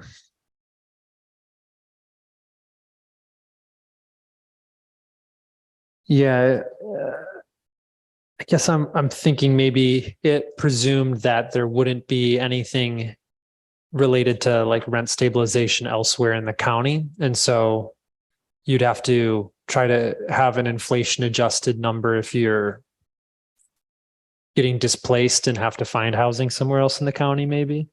Yeah, but if you go back to what the payments are, Mm-hmm. it's 2 months rent. It's not a dollar figure. And what C is referring to is a change in the relocation payments based on the CPI. And I hear what you're saying, but I do think that was just left in by mistake. Makes sense. And so whatever happens, let's say you didn't have rent control and we just had this and the relocation payment, somebody jacked up the rent. And so 2 months rent in 5 years could have gone from 3,000 to 4,000. So 2 months rent is $8,000. Yeah. I see what you're saying. Yeah, because it's rent. Clearly defined. The relocation is what it is fundamentally is like rent repayment. So it's Yeah. not an inflation adjusted number. It's just you get 2 months of rent back because no fault eviction. Yeah, it's just, I think that was just a mistake Yeah. that got left Okay. in. So just strike that whole paragraph C. Yeah, and then the other thing I Paragraph was, C. yeah, because it's a mistake. And then the other thing that I wanted to suggest was instead of this additional payment of $3,000 is half a month's rent. You're saying that a person who gets relocation because they're 65, disabled, or certified as being terminally ill would get $3,000. That sort of in seems addition. like a number coming out of the air. Mhm. And to me, it seemed like makes sense to give them a half a month's rent because what if their rent was $1,000? I mean, maybe that never is going to happen, but anyway, it seemed like to me that's another piece that was sort of a residual when we were talking dollars. And so that's my suggestion. And the other thing I wanted to throw out there is I don't understand why this 17 years of age or younger is really in there. Yeah, I mean, it'd be easier if it was, yeah, or like if it was this. Yeah, I think that should be removed. I don't know if that was an intentional, like trying to get to the student thing or something like that, but yeah, tenant who is 65 years of age or older, then disabled or certified as being terminally ill by the tenant's treated physician. Yeah, so just strike 17 years of age or younger. Uh-huh. I agree. And then the 3,000. I think just I think the 17 years, I think it was included to give an extra layer of protection to families with children who are being displaced. I think that's what it was. mm-hmm. And I don't want to sound heartless, but but I've already sounded that way. So why not? Hopefully I haven't. But I understand the case of somebody who is elderly, terminally ill or disabled. It's really difficult to move. And a family that has somebody in it or 17 years of age or younger, I mean, they're still able-bodied. So it would seem like to me that I don't know why they should get additional money. I think it's just adds complexity, when you're 35 years old and you're a little more trained, a little more able to move around as you do when you're a young person. But when you have kids, can be cumbersome and it's a lot.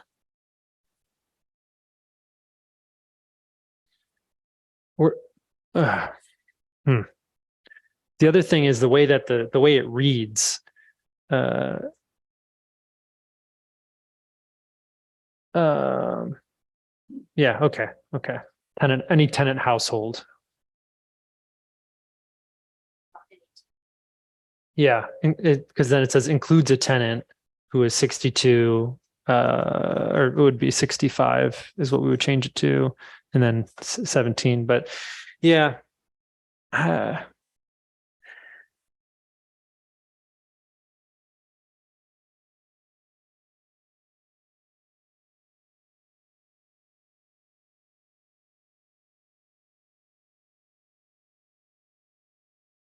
so other than this, other than the possibility, I mean, just one I thing. just see myself, when we got our house here, I looked back and realized that we had moved, our family had moved, and this is with kids. We had kids way less than 17 at that time already. And we had moved 15 times in 15 years. So, yeah, I don't want to do that now. But I'm over 65 now, so I would be protected. But at that time, yeah, I mean, we just sort of, the wind buffeted us around and we seemed to be okay with it. I don't know. It just seems like it's a different situation than being elderly, disabled, or terminally ill. It's in a different category, and I don't know whether it needs the extra thing. I would be okay with removing it. But you were moving by choice. No, we were moving because we couldn't live. No, I can tell you about a lot of those moves. We had 1 year and then nope, we had to move somewhere else because my wife was in school. We had to move 3 different places because they wanted her to live here, then here to do her preceptorship. All kinds of reasons why we had to move so many times. Because we were house sitting for somebody and then. What about if we just sort of take a poll on who's okay with deleting the 17 years of age or That would be younger? the simple way to do it. Yeah. So I'm for it. I'm okay with it. You're okay with removing it. With removing it. Yeah. Yes. I've said my piece. Which is no. Yeah. I'd like to. Okay, well, and then Lisa? You can't have a question mark. I'm going to say no for now. What are you saying? No. No, Just because I do feel, I That's mean, fine. it's hard. We don't have income qualifications, but like, it's also different if you're being forced to move when you don't have a lot of money and you have young kids, as opposed to if you're a person with That's right. reasonable okay. income. So, Mayor, Yeah, I'm also uncomfortable with it. okay, so you want to leave it in? Okay. So I want to leave it in. But Okay. I do want to, the additional payment, I do think it's wise to move away from like fixed numbers and move toward months or half months as metrics. I think, yeah. So maybe we should take a poll on the half month rent.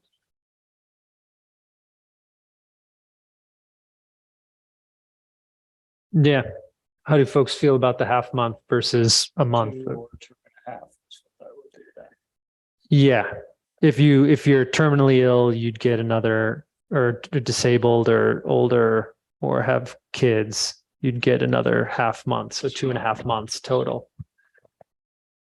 Okay. So I would- rather than the $3,000, you get 2.5. No, You'd- he's saying 1 month, right? $3,000. 2.5, what we talk, I think it'd be. You suggested a half a month. I did, so that I'm- was the poll. I'm personally not in favor of the half month. I'd be in favor of an additional month. And for context, what the discussion they're having down the street in Larkspur this evening is about, as a baseline, doing 4 months of relocation as their like floor for things. So just to put it into perspective, to bump from 2 months to 3 months for these particular classes, I think is not unreasonable. So why don't we take a poll on the 1 month rent?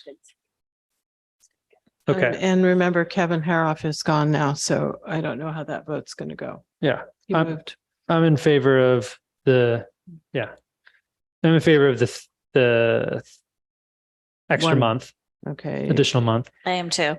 Okay, Lisa, Yes. Bruce? Yes. Okay, I'm gonna just go with no.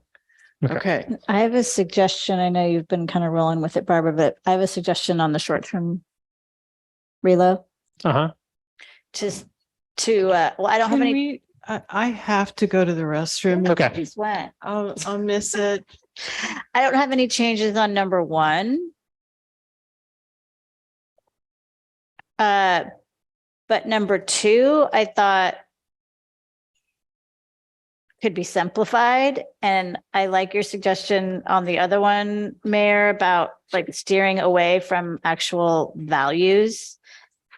But I was looking at simplifying it to a per diem, like a $200 per day with an extra 40 per pet per day. Because this is just really complicated. But if we could somehow, if there's an even alternate way of doing that where it's not, I don't know how you could do that. I mean, Not a could value. you? Yeah. Um, No, but I do think this is like dizzying. overly. I get where it came from, which is looking at other communities in California that were smaller that were trying to figure out short-term, like a fair short-term relocation.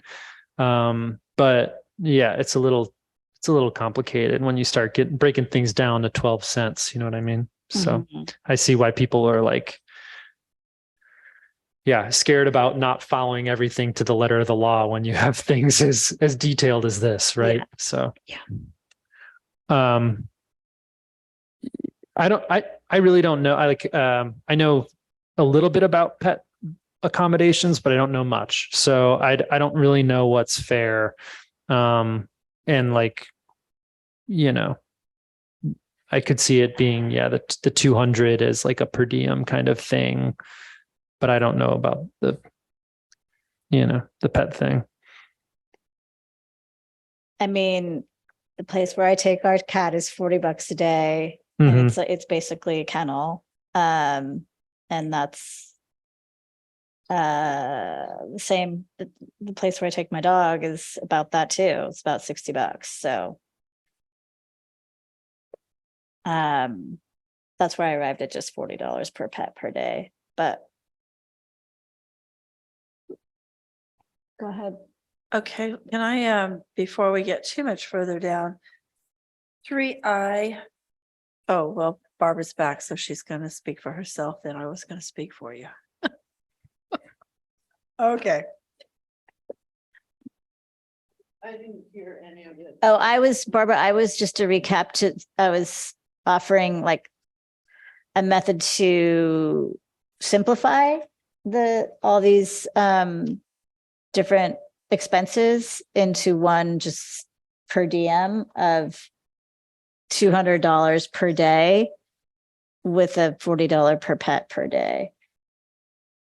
Okay, so I'll just add my piece, which is the average federal rate for California for lodging is $131.44.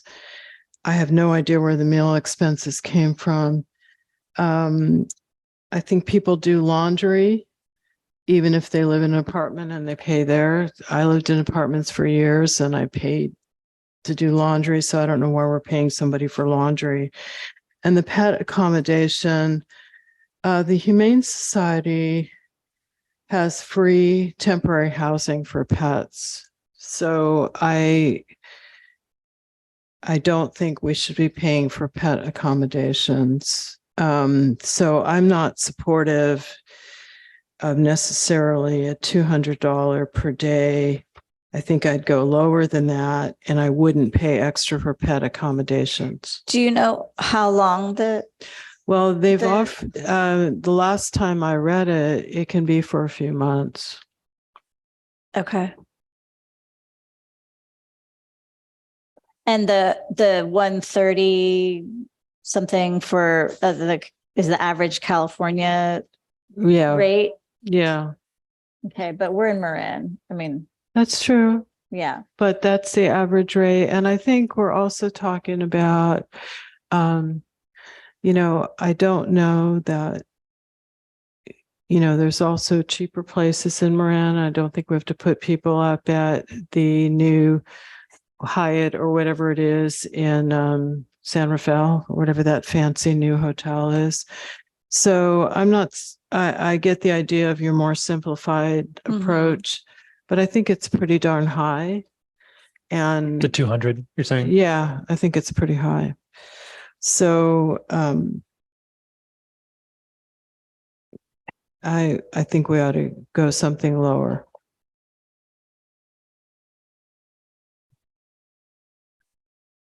The problem with this is that it's not tied to, is it tied to the CPI? Yeah. Okay. That's Yeah, poor. poor. What's the?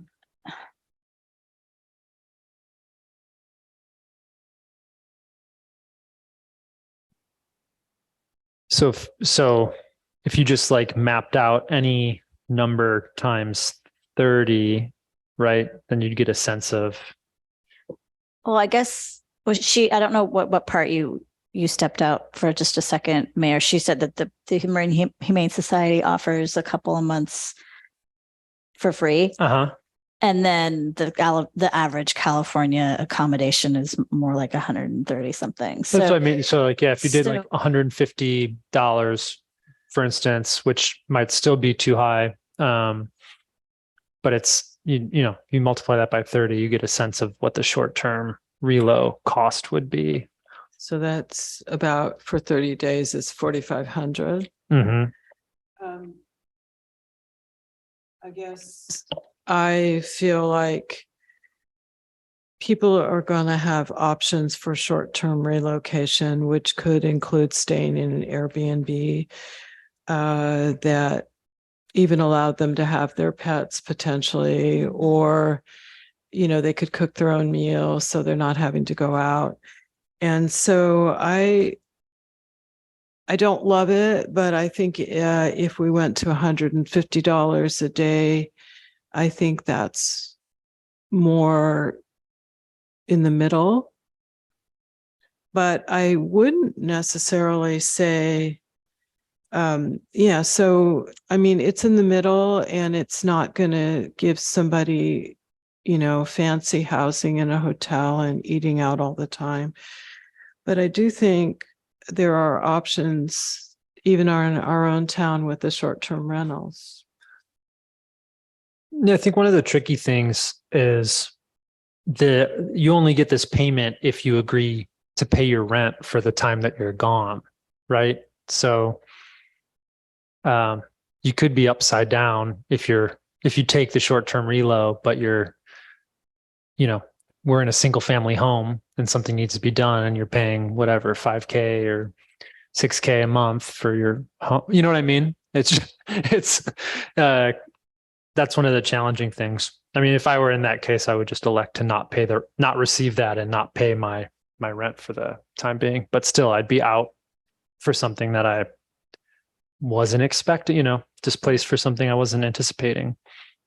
So I think that's what this is trying to figure out. Okay, I can tell you that we know roughly what rents are in this town. 2,500, 3,000, probably 3,500. I just heard of one next door to me, 4,100. Yeah. So that is a pretty fancy 3-bedroom, Jesse's place. And so I think if you're saying $150 a day, $4,500,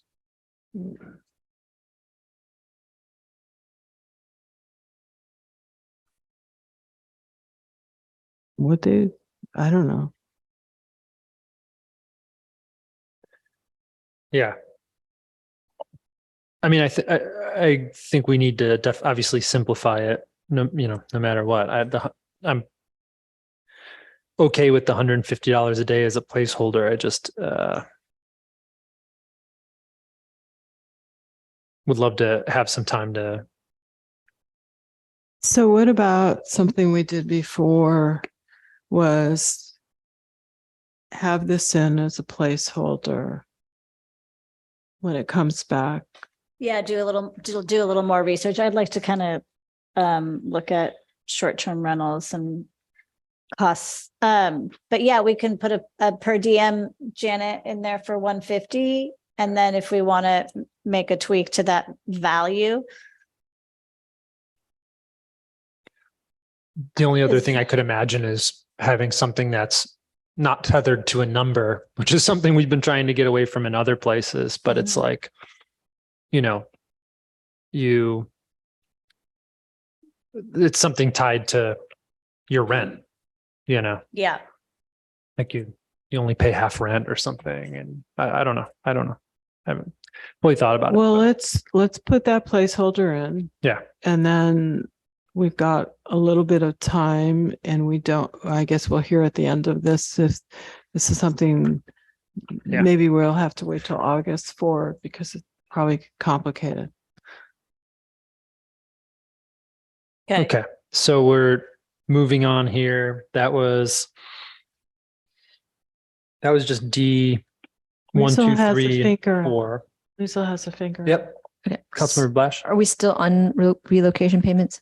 Yes, unless we're just concluding that. So if there's more there for you. I did just want to note that it's come up again and again that people have written and said, you know, oh my God, it's going to flood this year. What if I'm hit with a flood and my tenants are displaced and I'm paying for my own, you know, problems with my house being destroyed?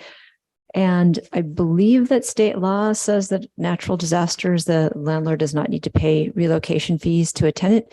I'm not totally sure how that interacts with our law, but I have noted that, like say, for instance, Alameda has a whole clause about natural disasters and other exceptions. So even if it is state law, people aren't seeing that and they're kind of freaking out about like what happens if my house gets destroyed in a wildfire or something and I'm paying for this tenant for the next 3 years and myself and my house and whatever. So is it true that cases where there's a natural disaster are exempted? And if so, would it be useful to put something in the ordinance that notes that? My understanding from right after the mudslide or landslide on Olima, which is unincorporated or out of our jurisdiction, but it affected those units and displaced some folks. My understanding was they weren't obligated to pay the relocation for folks because it was that act of God sort of scenario, and that there is something in state law. I have it definitely in an email. I received guidance on that to forward to folks at that property, but yeah, I think there's. But would that apply to our ordinance because we don't have anything in there about natural disaster? Well, we might want to, similar to other areas like around the family stuff where it's like, this is in state law. We might want to call it out here just because we're trying to give everybody as much information to work with as possible, right? And the state law is the landlord is not required to provide the short-term relo for like a natural disaster. Yeah. Right. And people also asked me, and probably asked you guys too, you know, can we require that tenants have, you know, rental insurance? And the answer I got from one attorney that I spoke with was no, but the landlord can specify it in their lease, and that a lot of the corporate apartment renters are now requiring that tenants have rental insurance. And in fact, I've seen on some tenant advocacy sites encouragement for people to get rental insurance because of the whole natural disaster issue.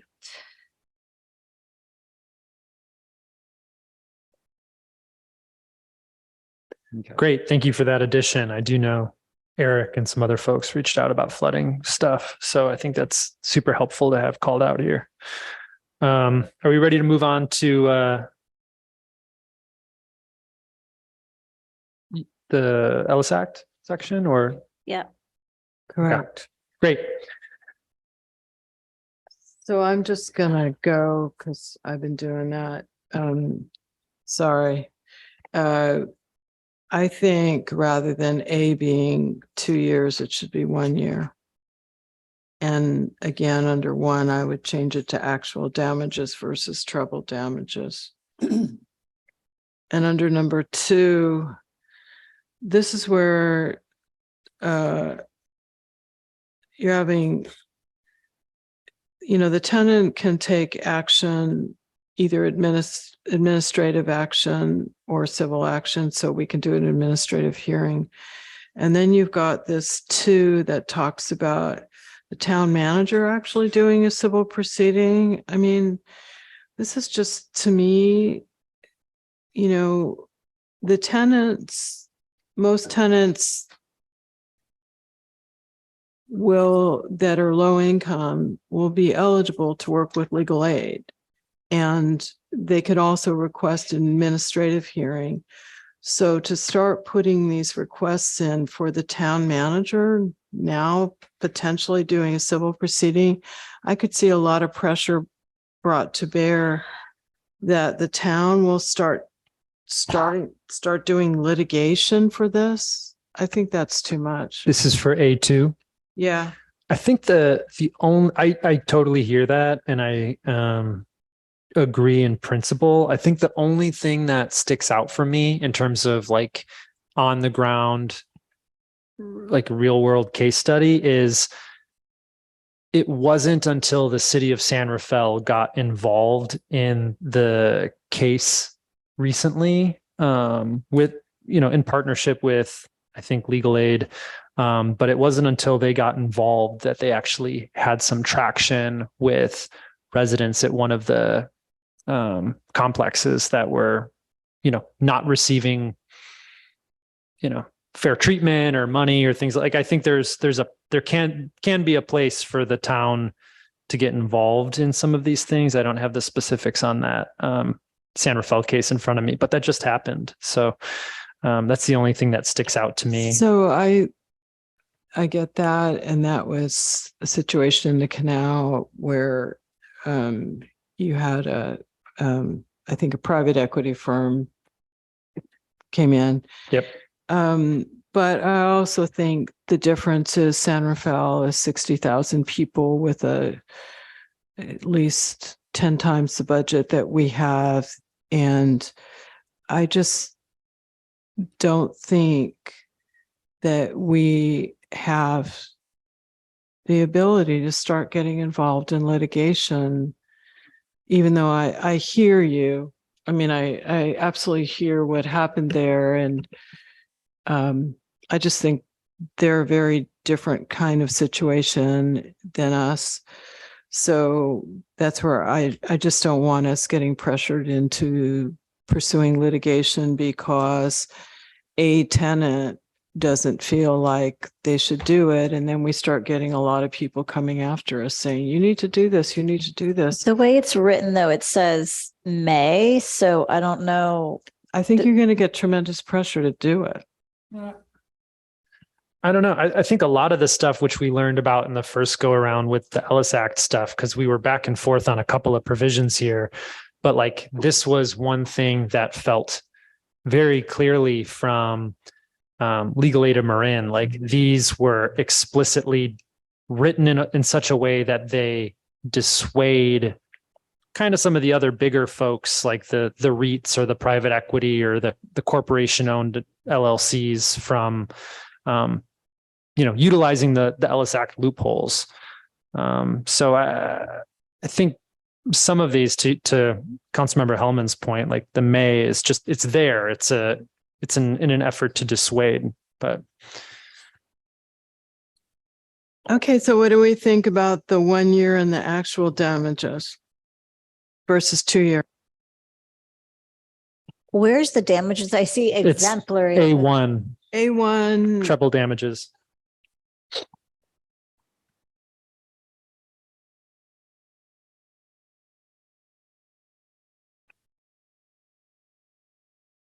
Not in favor. I'm not in favor. I feel like the Ellis Act stuff was so intentional that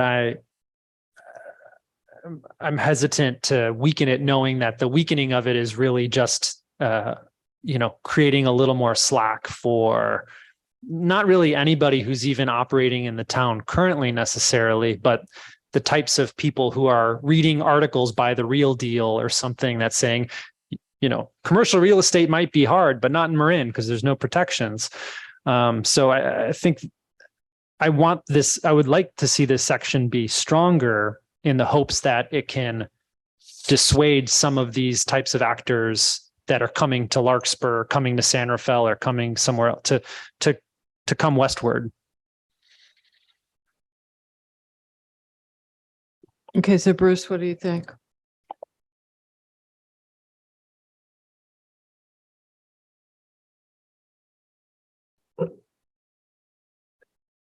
I could go either way. I see both of your points. Main thing I'm concerned with now is just that people are so freaked out about it that the whole town is in turmoil. I'm willing to back off in order to try to calm it down. I don't know whether that'll be successful. There have been some people even tonight who told us they will never calm down no matter what we do. So Okay, so Lisa, what do you think? I'm for leaving it for now, just because I'm not sure I understand the ramifications of taking it out. And so I voted to remove 2 years and take it to 1. Everybody else, not sure where Bruce is, went for, but it was 3, went for leaving it at 2. And did we do that vote included on the actual on trouble? to clarify, I would think to keep with the 2 years, but I would be okay with removing the treble. There you have an answer. So maybe we should go back through this. Okay, I was no on both. Okay, so Bruce is yes. Where are you, Lisa? I'm no on, I think it needs to be at least 2 years. No, we already But yeah, figured that. No, I'm just saying, okay. Treble damages, I would consider taking out.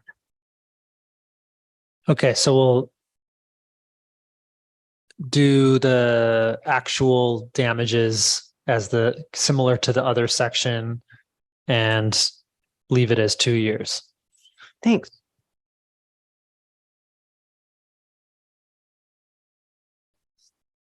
And I think another thing to flag, again, not that anybody's stayed with us in the room except for one person, but I think, this is another indication of like being able to see how these things work and then tweaking them again and having that ability. I think it's another reason to flag because there are just so many moving pieces to it. It's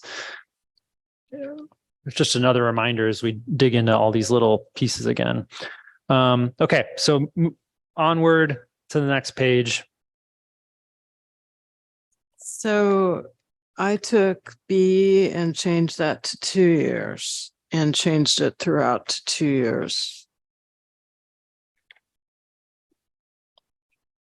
Why do we think 5 years has some magic associated with it? I mean, it's getting really 2 years is how long do we really think people are gonna just sit on these things? I mean, 2 years to me seems more doable than 5 years. I think originally the idea was that for some of these larger entities or commercial entities, or, even if you had 20 or 30 or 40 units, you might be willing to hold that 1 unit or a couple units off the market for 2 to 3 years. And you can afford to do so. Whereas, staking out that longer time horizon is just another reason to dissuade someone from taking advantage of the Ellis Act loophole in the first place, because then they'd have to eat that for 5 years instead of 3 years. See, I hear you, but the first part of what you said was even a corporate entity might keep it 2 to 3 years. I don't know if they're going to eat it for 5 years. I mean, I think if you said instead of 2 years, 3 years.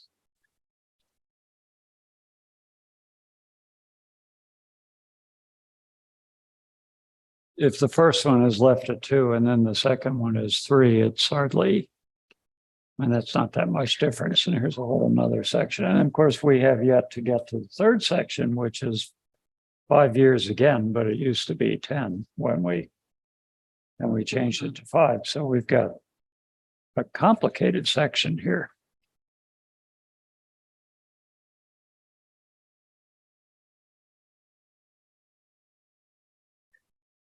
Any other comments from other council members on?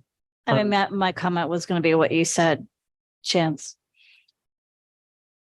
about their ability to wait it out. Yeah. I mean, that like, I understand the trying to find the ways to make things tighter or to decrease the amount of time, but I also feel like that's more arbitrary than the utility of why things were presented or written the way that they were, which is my hesitancy about, shaving off little things here and there to feel like we shaved away at it, Yeah. Okay, well, I don't agree, but if you want to leave it at 5 years, let's do that. And then C, again, I'd change to 2 years, but to be frank, I read these things a few times. What is so different about C than B? Well, yeah, it's only the way it is because C used to say 10 years and we changed it to 5 the night that we passed it and we didn't rewrite the But whole both of them thing. are re-rental of rental units within 5 years. Exactly. So It looks silly right now. should we take C out? Because it's saying, well, I would think that would be fine. Are you able to sort of massage the B and C, Janet, that they don't feel repetitive? You're looking to combine them. Yes. yeah, Because we changed, the thing is, we had 2, 5, 10. right. we went And that's 2, what we 5, already 5. said. So now we've got 2, 5, 5, 5. So combine these two together. And then the other thing on the C, the language I had before about the tenant having to provide the formal notice of forwarding address, I would suggest we add that in. So we're combining B and C. Correct.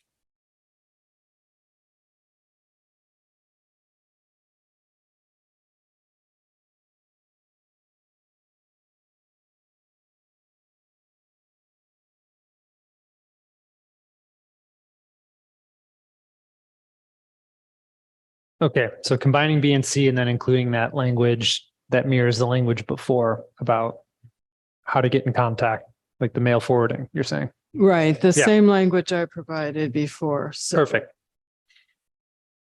Okay. my God, we're close. But we still have the other one. Okay, so moving on. We have D, which is the demo restrictions. We had, So I was changing that to 2 or 3 years. and we, for the history of it, it was 5 years. We decided to change it to 4 years. Not for any particular reason, but just to do it. And so now 3 years or 2 years, you said? I said 2 or 3 Yeah. because Is there a reason?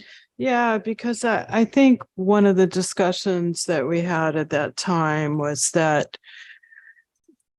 if somebody's going to demolish it, I don't think they're going to wait 4 years. I think they might wait 3 years.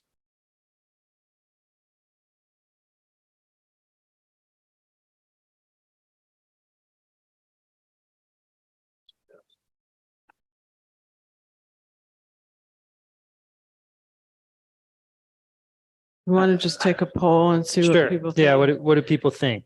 So It's currently 4, right? yeah, and I'm proposing 3 years. Okay. So how do folks feel about 4 versus 3? I'll start over. Councilmember Ackerman, you have a preference?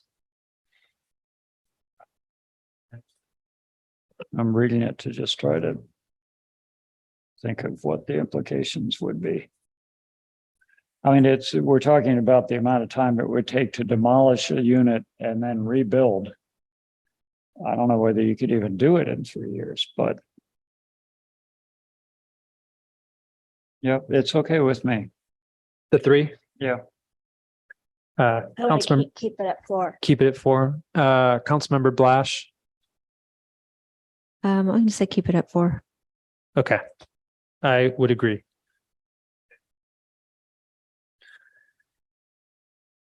Okay. Next up, applicability to successors in interest.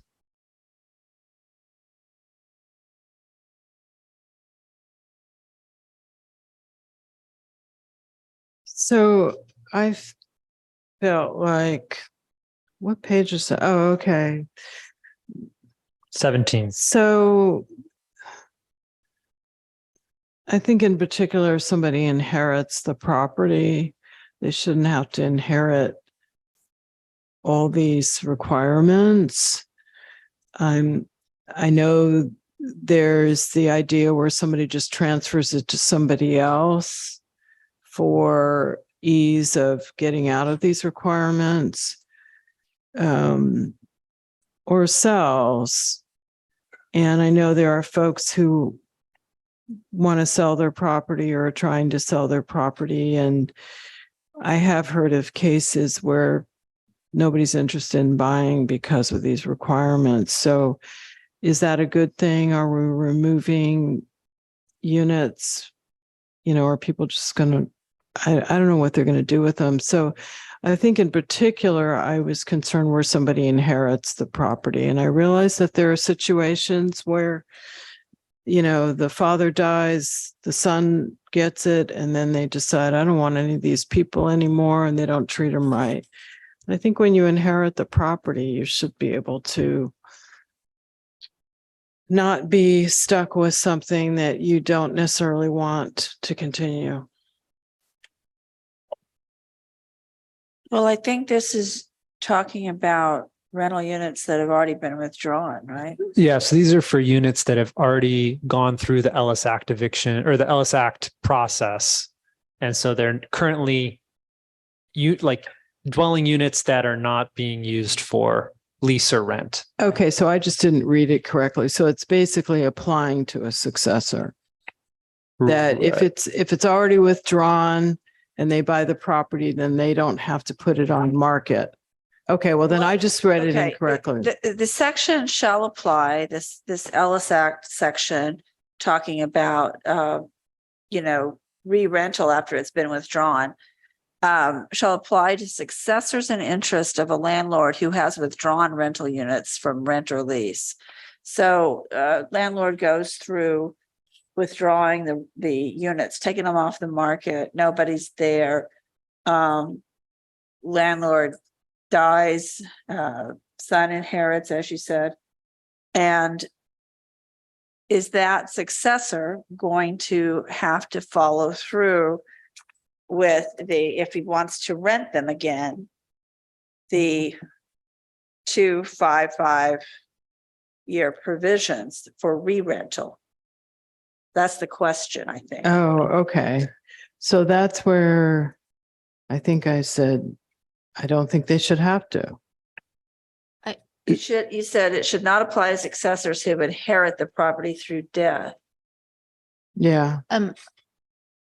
But it should apply to someone who basically becomes a successor by just transferring title or property purchase. Right.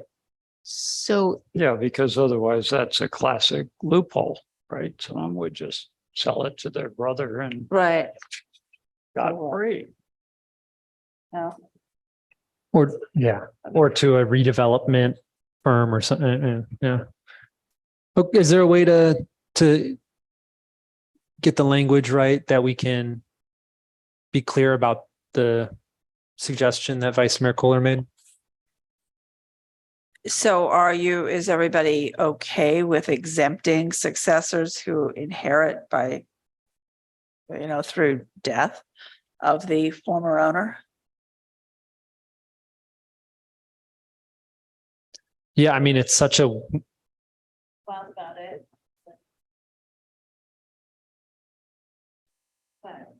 Why don't we do a poll? I mean, I'll go with that. Okay. Okay. it's a very specific, very like, It is. it would, the language you shared, Vice Mayor Kohler, was specifically successor that inherits interest in the property via death because of someone's death. Because of the death of the prior owner. I mean, that's very specific. You inherit your grandfather's property. Before your grandfather passed, he removed these units from the rental market. Are you required now to follow the 255 rules about re-renting? Can you put them back on the market and rent them? You just inherited the property. Well, and I mean, it would have to be a very specific set of steps for, say, someone's grandfather to go through the Ellis Act process and then pass away within the 5-year window, right, and give it to and that, I mean, there's just, right. It's very specific, very, very specific, but Yeah. Why wouldn't you inherit terms of I don't, to me, why wouldn't you inherit all of the parameters of the property that? I think you're going to be trying to figure out a lot of stuff associated with it. And let's say you inherit it from your grandfather and you don't know what the heck you did. And then you've got to go offer it to somebody who lived there before, and you're trying to sort out all this stuff. I mean, that's what happens. Yeah, well, that's why I'm it's just, a lot. You have to do a lot of forensics when I agree. And that's, to me, it's just an extra piece that isn't necessary. And that's why I proposed it. I feel like that specific suggestion is so it's so very specific and still isolates. It still puts the like any sort of corporate or any of these other sort of actors on the hook as successors in interest, that I feel okay about it, just because it's hard for me to really imagine the scenarios. But so I'm okay with it. Well, because I suggested it. Mayor okay with that. I think at one point, Bruce, you're okay with that. And then at one point I heard an okay over there. Now it's a no. Okay. And then Lisa, where are you? Okay. Okay.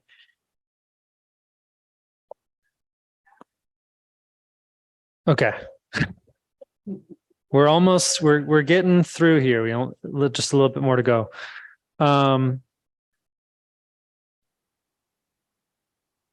Okay, so are we on notice of withdrawal? Is that the next thing?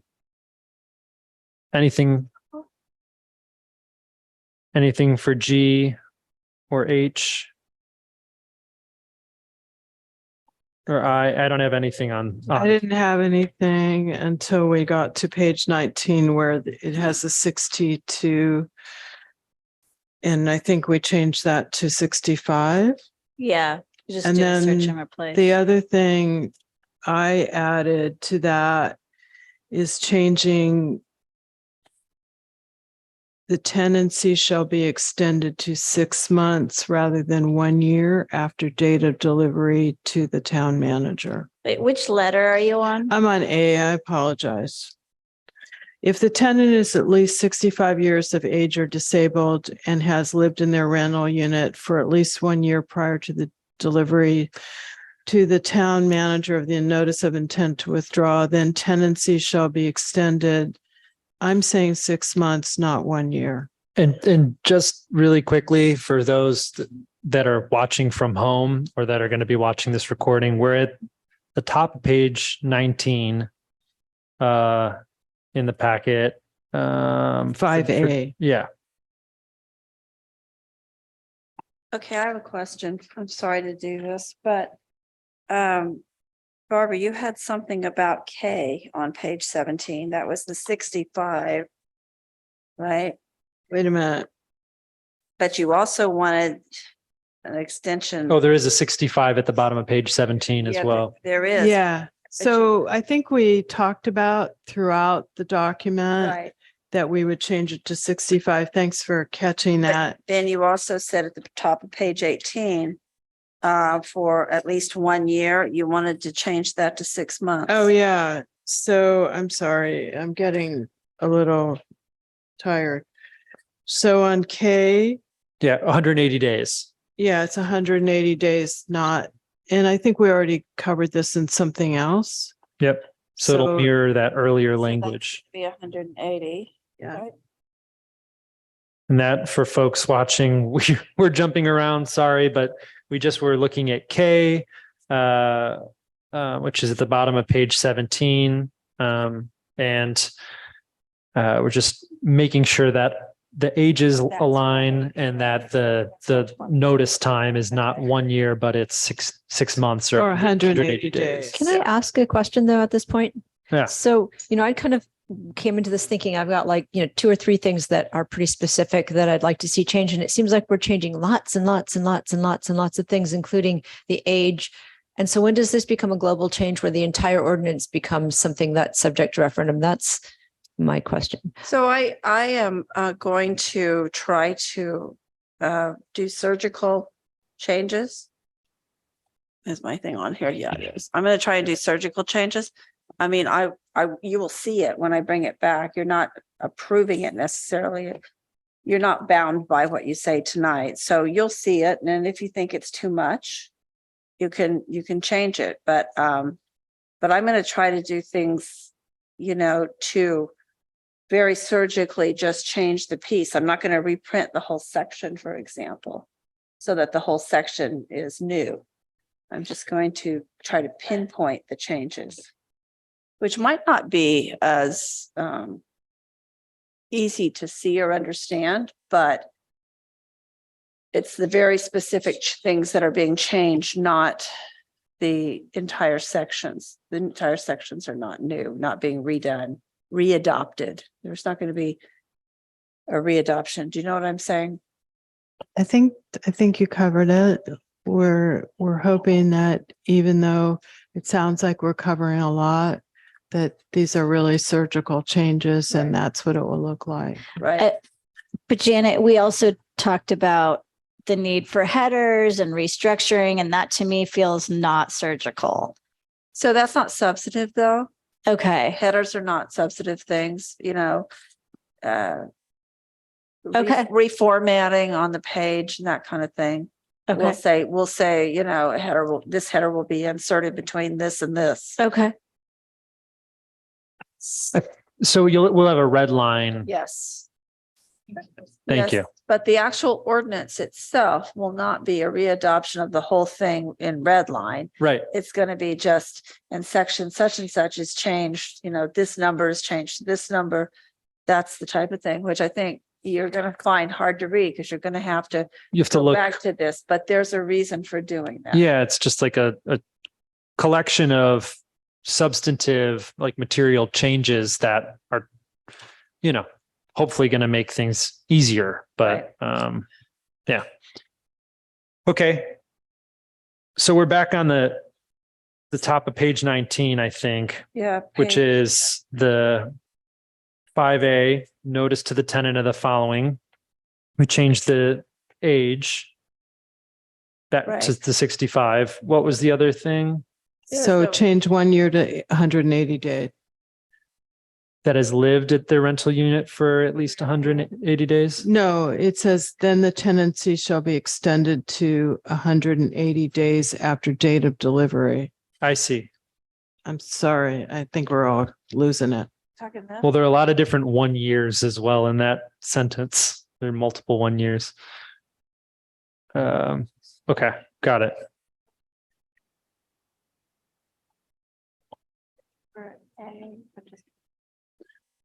What's your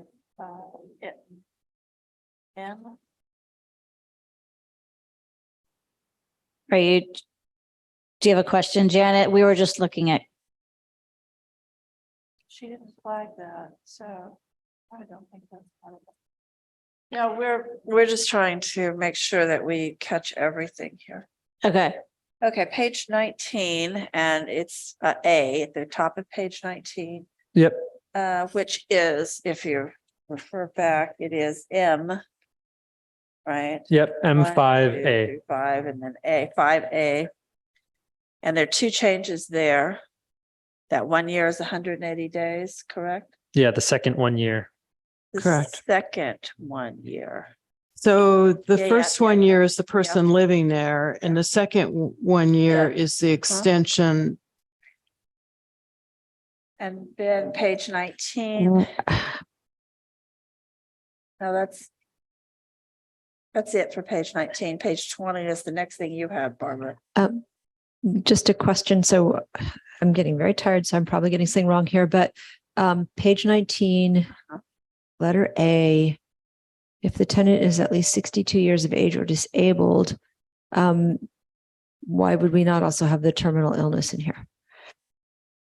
Just curious.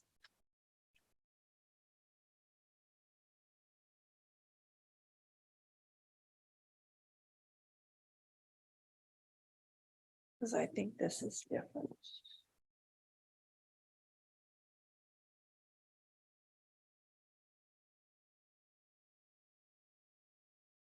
This is notifying any tenant displaced pursuant to C7. These 5A, 5B, 5C things. I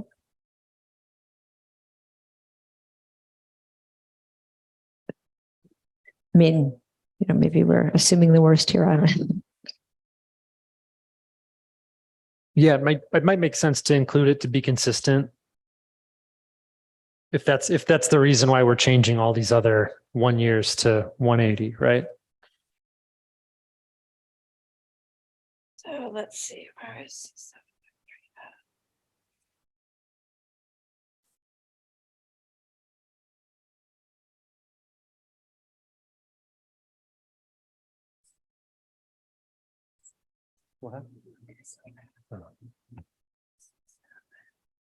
Give me just 1 second, please. Okay, anybody with?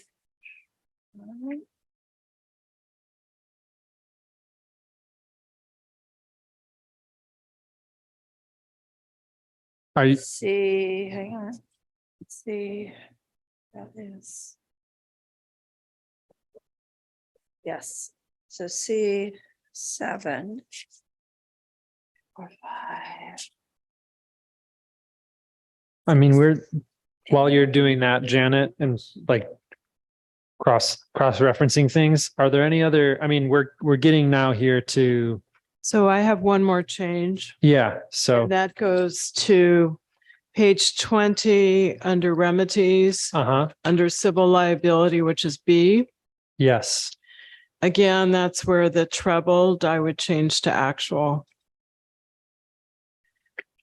And I think even though not everybody totally loved that, I think we agreed that we could have that changed as actual and then discuss it when it comes back. Yeah. Page 20. Let me just make sure I make note of that on there. That's page 20. It's on B, Civil liability. where it's about 4 lines up from the bottom. It says may be troubled. Yeah. In the case of an award of damages, said award may be trebled if the trier of fact finds that the landlord acted in knowing violation, reckless disregard, or otherwise willfully failed to. So that's really explicitly. Okay, let's leave that one as troubled. Yeah. Blow it off. Screw this law. Okay.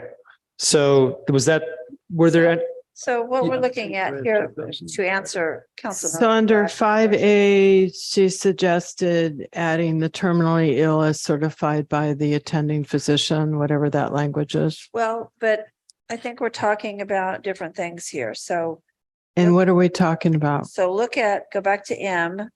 The landlord on page 18, down at the bottom, the landlord must notify any tenant displaced pursuant to 030C7 of the following. 030C7 is withdrawal from the rental market on page 11. Right? And it doesn't, that's the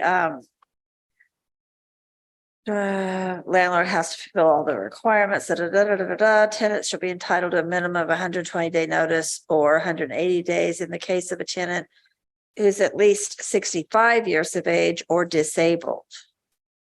So there's no terminal illness provision there. You see that? And that's because this is coming from the Ellis Act stuff? Yes, withdrawal from the rental market, yes. So I don't think that on page 19, when we get over to the things that the tenant has to be notified about, if the tenant's at least 65 years of age or disabled and has lived in their unit for at least 1 year prior to the date of delivery, then tenancy shall be extended to 180 days after the date of delivery to the town manager of the notice to withdraw, right? So this is not the prohibition on eviction of a terminally ill tenant. This is the 65 or disabled.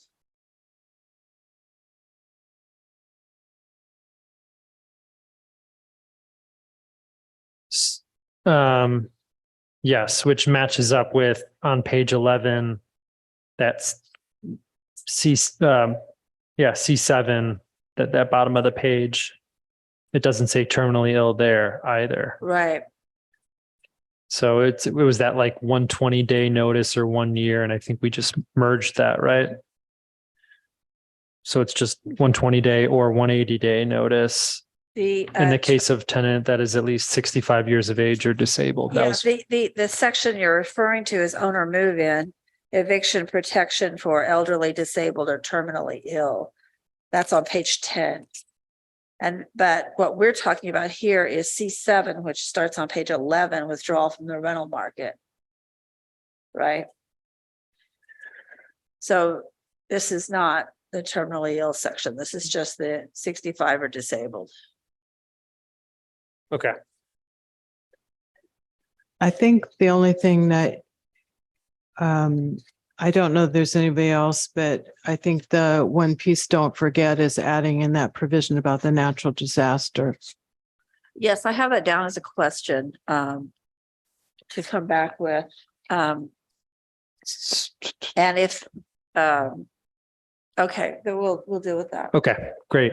So just to recap, we've covered definitions, applicability, owner move-in, right to return, additional eviction protections for elderly, disabled, or terminally ill tenants, additional school year eviction protections for educators and students, Ellis Act withdrawal protections, relocation payments for temporary displacement, breach of lease qualifications, failure to pay rent qualifications, substantial rehabilitation for health and safety, which is another like temporary relocation, buyout agreements, and we didn't really do too much on stages of eviction, but we did pass through those sections and didn't have any comments. So I think thanks for sort of recapping. Yeah, it was a lot. We covered a lot of ground. We're not done because we have the rent stabilization. Right. No. The trouble. Well, I think we're leaving it. That was clear in the staff report. There. Okay, that's good. So, okay, let's see here. Per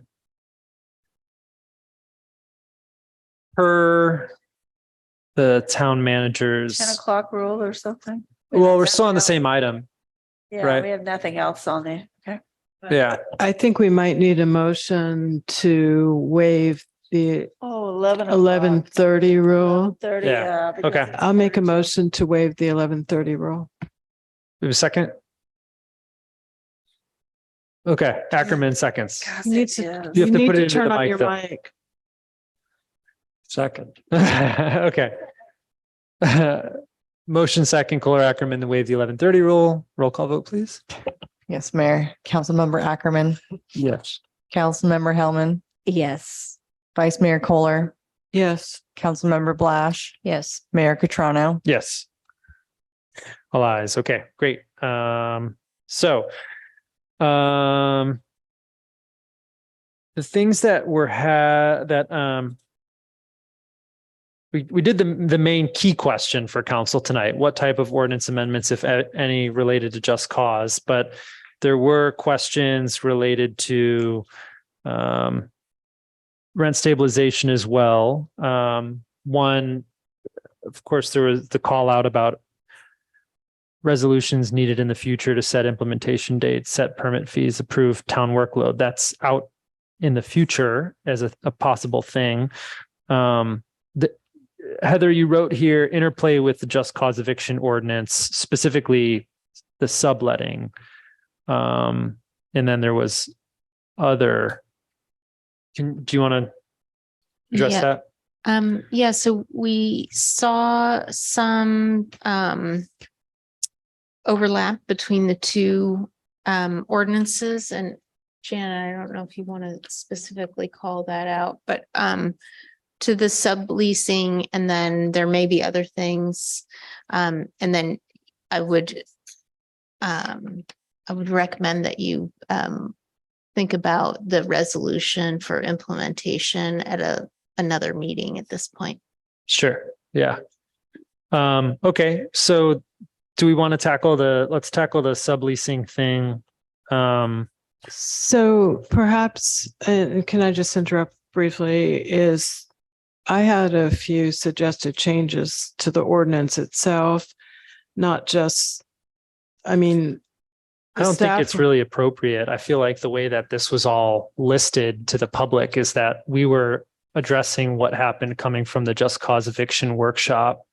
I know we listed this as, putting both items on here because you can't really do all the just cause eviction stuff without really also making the necessary tweaks to the rent stabilization. But I feel like the public did not have a sense that we were going to be starting to make edits to the rent stabilization. Okay, the ordinances. only thing, and I'm not trying to be contrary, is the recommendation says discuss, consider just cause eviction and rent stabilization ordinances, provide direction to staff. And so I'm happy to hold my comments for another time, but I came into this and also based on what was in the newsletter that we were going to be discussing both. And I have a few things, but if you want me to wait for another time, or if there'll never be another time, that's okay. How do folks feel? I didn't prepare. Staff had told me that the reason we were including the rent stabilization piece on this is because you have to if you're addressing just cause evictions, because the two things go together.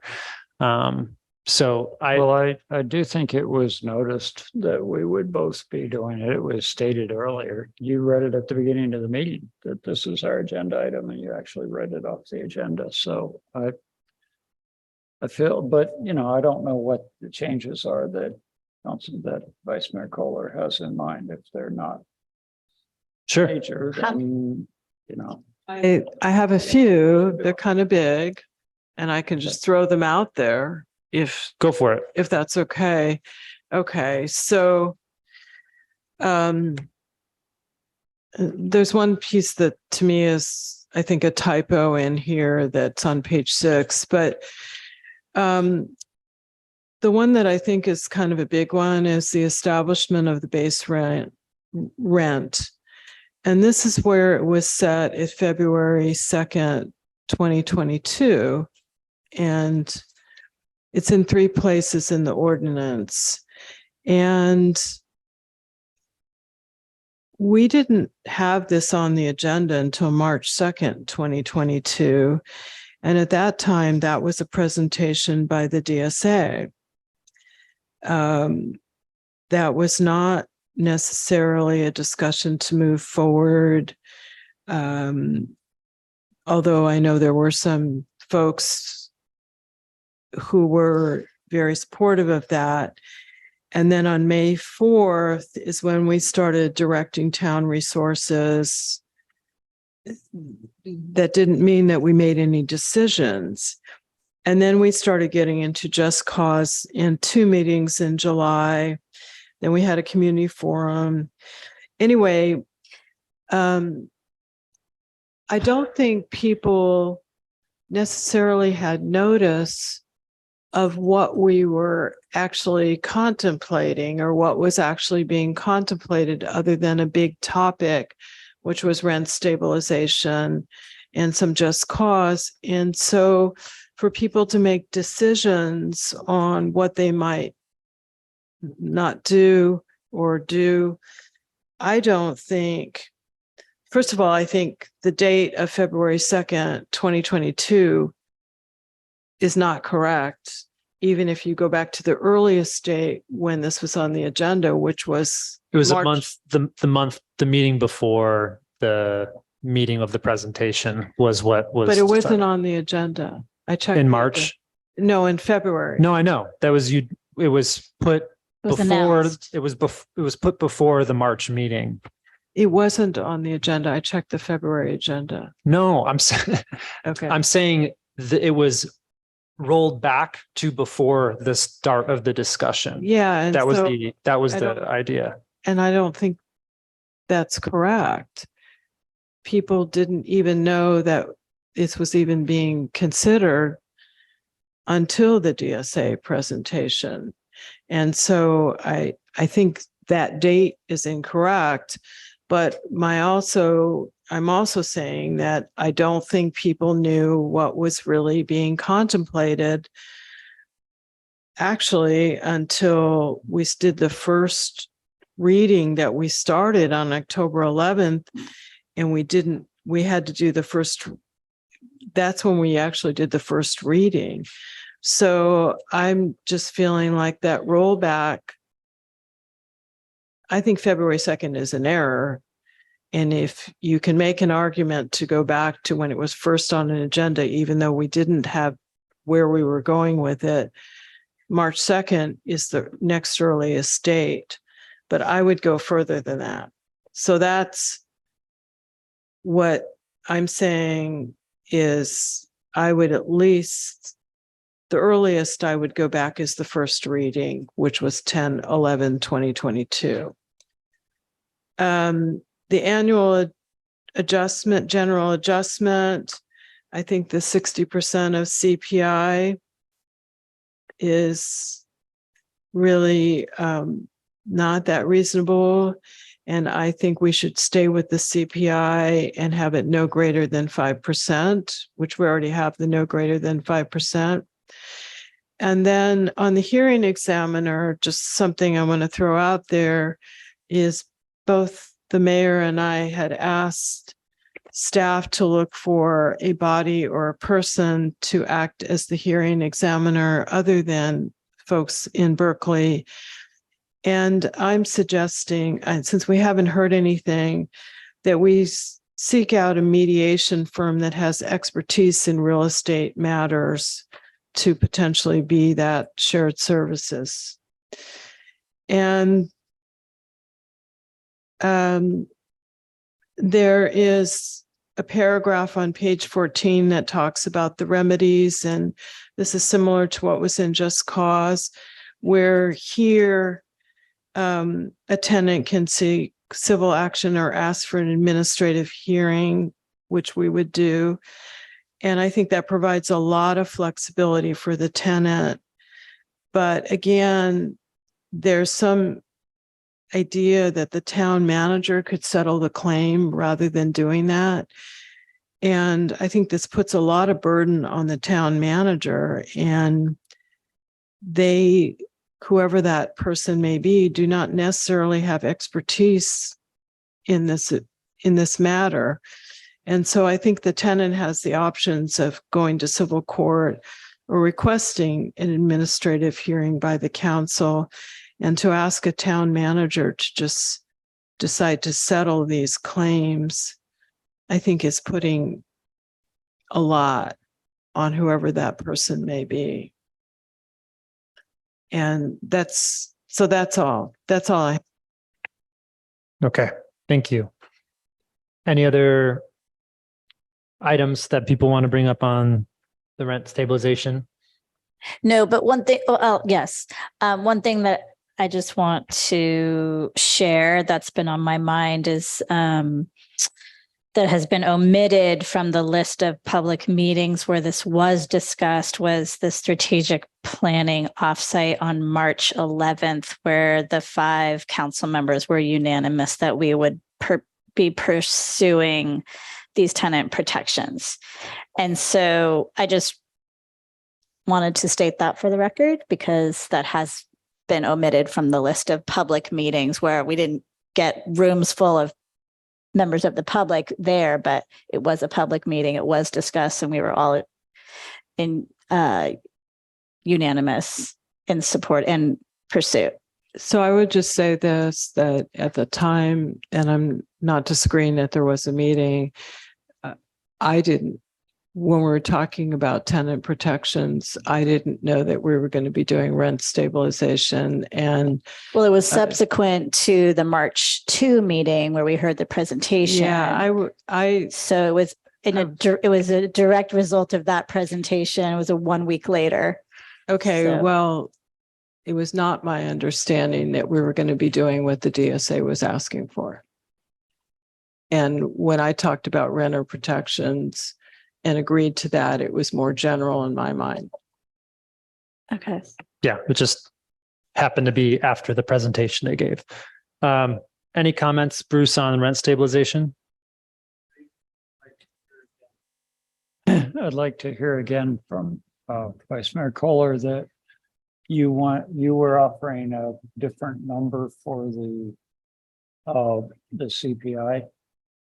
No, I wasn't offering a different number for the CPI. The annual general adjustment is listed at 60% of the CPI and cannot be greater than 5%. Yeah. And I'm recommending to just use the CPI. Kill the 60%. 100% of CPI. Yeah, and again, no greater than 5%. Okay. I just didn't hear that. Okay, thanks for repeating. Sorry, mumble. Councilmember Blash, do you have any other things you wanted to address related to this, or we could just take the suggestions from Vice Mayor Kohler? But I just wanted to see if there's anything else. No? Liesl, was that a no? I don't have anything else to add. Okay. Well, one quick question for Janet on the rollback stuff. So there's the February date, which is, so many days before this first ever got discussed in a public meeting. A question related to how that speaks or communicates with the effective date, which is in December. How do those things interact with each other at this point? Your mic's off. So we looked at this and we looked at it with an eye towards, and I'm going to choose my words very carefully here because we looked at it with an eye towards defensibility, and we felt that at the time that was defensible, looking at case law, et cetera. And the idea is that when you first start talking about rent stabilization, rent control, et cetera, that you are putting the public on notice, and that it can cause rent increases. And so in order to stop anybody from trying to raise rents in anticipation of a rent stabilization ordinance going into effect, you take it back to a point where arguably you had announced that you were going to be talking about this topic, but that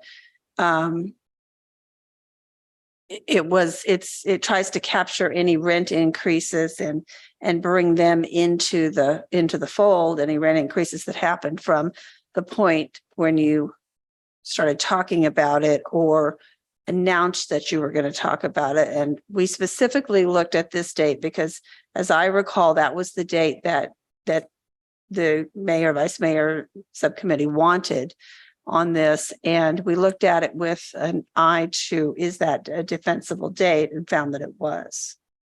Not that you couldn't have some different date, and especially now, I guess, could you change it? Sure. Should you? The ordinance is in effect. It was in effect in December.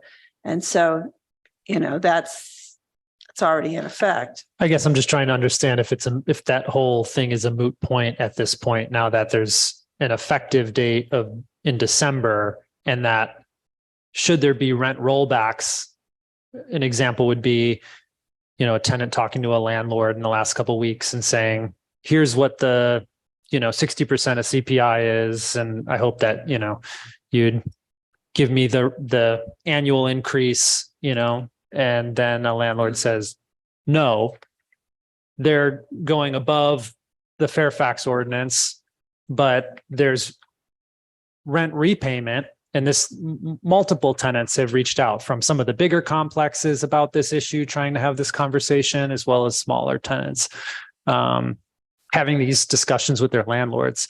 If there's rollbacks of overpayment of rent, it only goes back so far, right? This isn't something that this is addressed in the frequently asked questions, because this is an issue that Lucy from Legal Aid and I worked on for the frequently asked questions. And it is, let's see, which I've got several here. This is just cause. This is the tenant on rent stabilization. I think this is the one. It's on the website. This is, am I covered? How much is it? When does it go into effect? December 2nd, 2022. Although provisions relating to rent payments will not be implemented until the petition and hearing process has been implemented. Annual amount. And is Fairfax rolling back rents? Yes, once the rent stabilization ordinance is implemented, but only to set the base rent to which a maximum annual rent increase could be added. If your landlord raised your rent after February 2nd, 2022, once the rent stabilization ordinance is implemented, your new rent will be the amount of rent charged on February 2nd, 2022, plus the 3% increase for last year. And then there's several examples of how to calculate this. And how do I calculate my new rent? Different questions before rent is recalculated. Do I need to pay my rent increase? Yes, if the increase is otherwise legal. Will I get reimbursed for the difference between the rent I paid before February 22nd and the new rent that starts December 2nd? No, the rollback only changes the rent owed going forward. Will I get reimbursed for the difference between the rent I paid after December 2nd and the implementation date? Yes, if your rent increase exceeded the allowable amount, you will receive reimbursement for those amounts paid after December 2nd that exceeded the 3% allowed. So there's no reimbursement before December. Right. Yeah, paid before February 2nd and the new rent that starts December 2nd. So no, the rollback only changes the rent owed going forward. Mm-hmm. And so the purpose of the February date is only for establishing base rent, not for rent repayment in 2022. I guess the question would be then, if that date was changed to some other date in 2022 instead of the February date, what does that do? Well, the ordinance is in effect. I mean, it's been effective. So honestly, I'd have to look at that. I don't want to give you an answer here tonight. If you want to change that date, tell me what date you want to change it to, and then we'll come back with what the impact would be on that. Yeah. I guess, Barbara, why do you want to change it? So, because I don't think people were on notice of what the details were of what we were doing. They definitely weren't on notice on 2/2/2022. So I think that's a mistake. And what if I am a landlord and I raised my rent February 15th, 2022, 5%. And what you're saying is you have a rollback date of 2/2, Okay. and that person then has a cause of action. Well, they get to roll back their rent, but they don't get repayment. They don't get reimbursed except for that window from December forward. But if I'm saying my base rent is, let's just say I was paying $2,000 a month, and on the 15th of February, my landlord raised it to just say $2,500, just to keep it simple. And you are only allowed 3% starting 2/2. As a landlord, I'm saying my base rent should be the $2,500, not the $2,000. It's a difference. It's actually a big difference. And my feeling is that I don't think people had adequate notice. They definitely had no notice in February, but I don't think they really had adequate notice of what we were really doing until it got really serious. And that didn't really occur until the earliest I can say is maybe September 21st, 2022. Yeah, my understanding is that, as you explained, is this is when the pattern across the state is this is when you do it, when it's first publicly discussed. We can argue till we're blue in the face as far as when people really knew about it, but it's when it's first publicly discussed, which we can say is March. I don't know what that's really going to do. I mean, if you want to come back to us and tell us. Yeah, March is when we had the presentation, and what I recall is that you were mayor, Councilmember Hellman, and you requested the presentation be brought forward at the next meeting. And I believe that's why that was the first mention in an open public meeting that this was going to be a topic. Oh, that the February was when we announced, when I said, you said, I want to yes. see this brought back. We have a Yes. presentation that we want to have for March. Yes. And so, but to the calculation of the rent, there is a section in the frequently asked questions, which are on the website. And this is frequently asked questions for tenants, Fairfax rent stabilization ordinance. Number 6, how do I calculate my rent? And it goes through an example of a $2,000 rent and how it went up and how it's calculated then. And so it comes down to, if you were paying $2,000 on February 2nd and had a rent increase to $2,200 after that date, $2,200, you would apply the formula like this, and it's 2,000 plus the 2,000 times 0.03, which is equal to the new rent amount. So that's 2,000 plus $60 equals $2,060, and that's the new rent amount. So there's a step-by-step example in these frequently asked questions of how to calculate the rent amount. And it says also, note that this new rent calculation will not be implemented until the petition and hearing process has been put in place. But it is in effect. And so if somebody wishes to utilize that private right of action that's in there, then they can.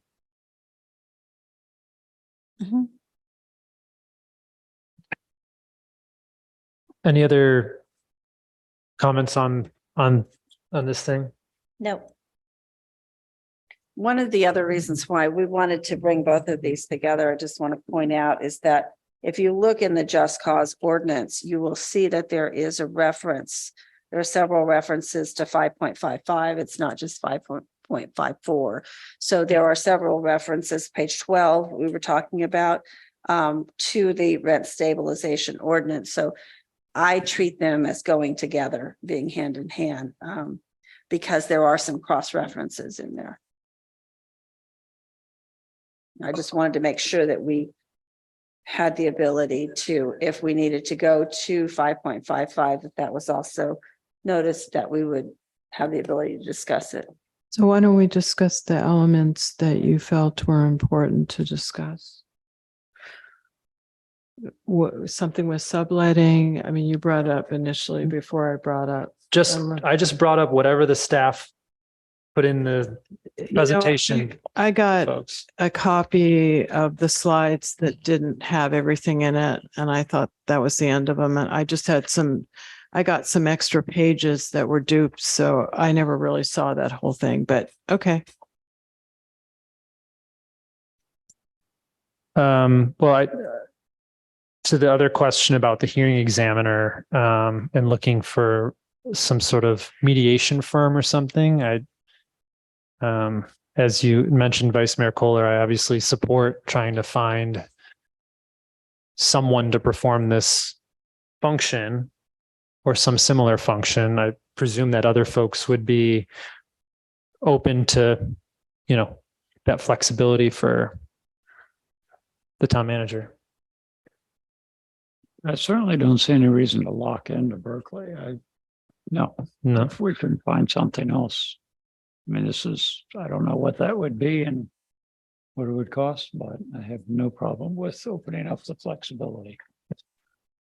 And then the only other thing that Vice Mayor Kohler mentioned was the change of the 60% of CPI to CPI. Do people have opinions on that?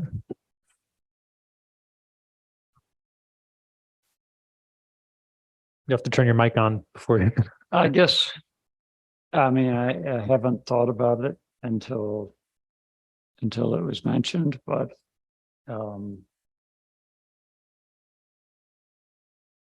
yeah, I think I would go with maybe in between 80%, but that's just pretty arbitrary.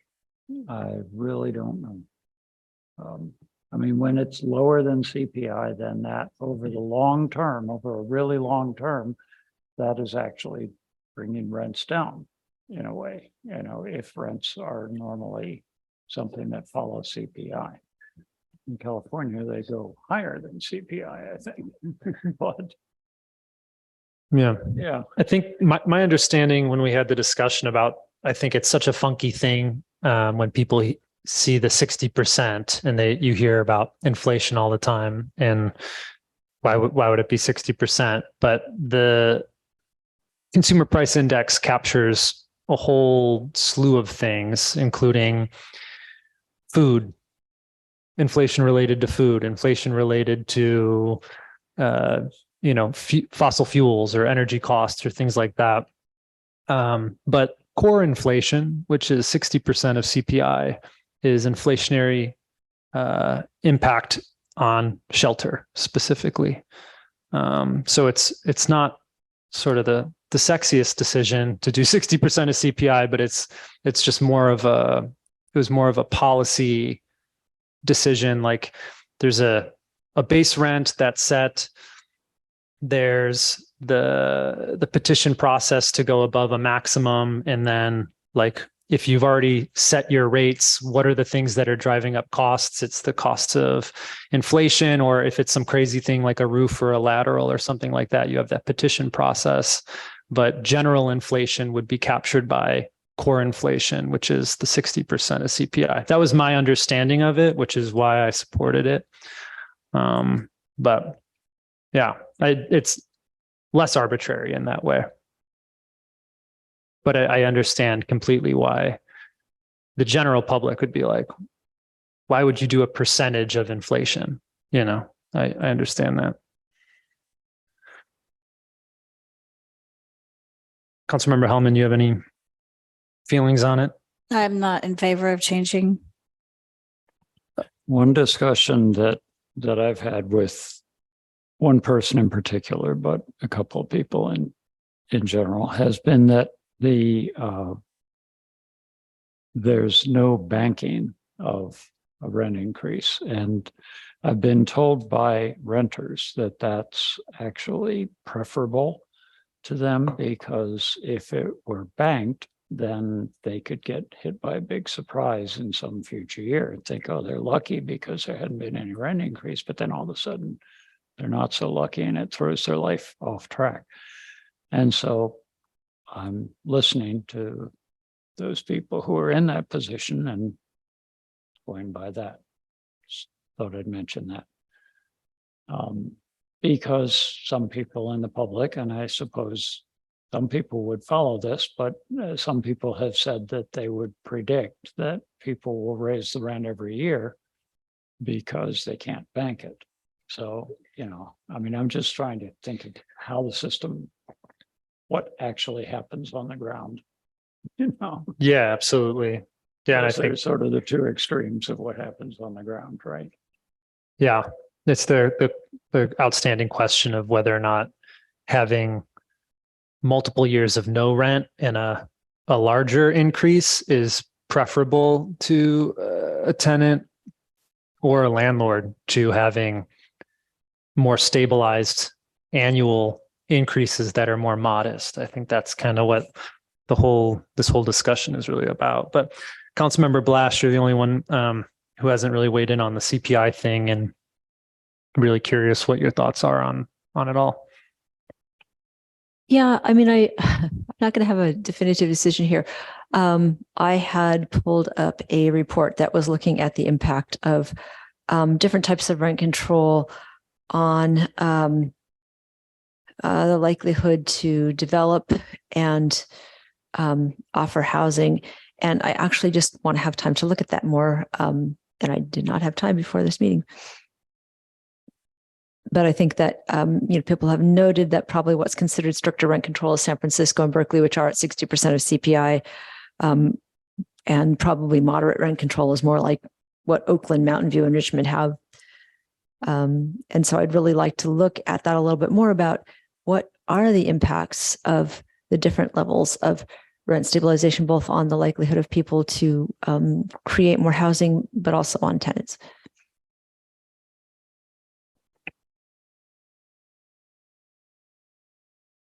So what would be our options as far as doing this later on? Like if we were, I know this is felt like it's been half a year that we've been waiting to have this conversation tonight. And I'm so grateful that we are having it. And thank you all. And we're all very tired right now. Surprisingly, it's only midnight, but we seem to be lagging, maybe because this is hard work. And so I'm kind of reluctant to say, okay, we just have to pick a number.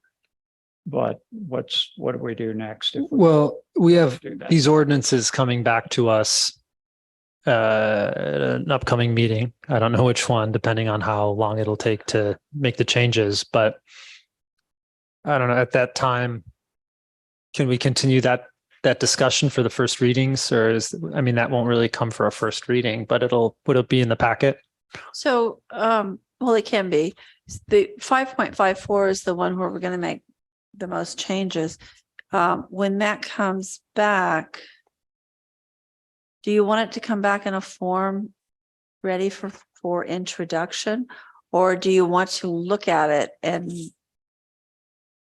play with it some more and then have it come back again? Or do you want it to, because when I bring it back in a form ready for introduction, it's not going to be as easy to read and understand. That form, that is not going to be super clear without going back and forth between the text of the ordinance and the text of the new ordinance. Because as I said before, it's going to be pinpoint changes. So I understand that what you want to bring us is not a red line change, and then the ordinance be, here's a new section. I Right. understand you don't want to do that. You want to instead have the ordinance be, we're going to make the following changes, this one, this one, this one. I think that's what I'm Yeah, we understanding. can- But I mean- can you print out a copy of the new ordinance with those changes that we could see? Because the public is going to want that too. Yes, and then, so I can do like a red line for you to see that, and then, but that's not what you're going to introduce. What you're going to Yeah, introduce it'll is be going an to be ordinance such as this. much more succinct and then very, we have to, if we want to satisfy our own sense of certainty, we're going to have to compare that with the red line Right. and say, yep, that's what it is. But the point is that there's some readable format that both we and the public can, because this is, the public got to talk to us first tonight, but then now we've talked and said a lot. Mhm. So now is the public's chance to look at it. And so it needs to be readable so they can look at it. I guess I'm not feeling like I understand what the path forward is with regard to rent stabilization. And I don't want this to just, if we can help it, it would be great if we not trail this on forever, Yeah.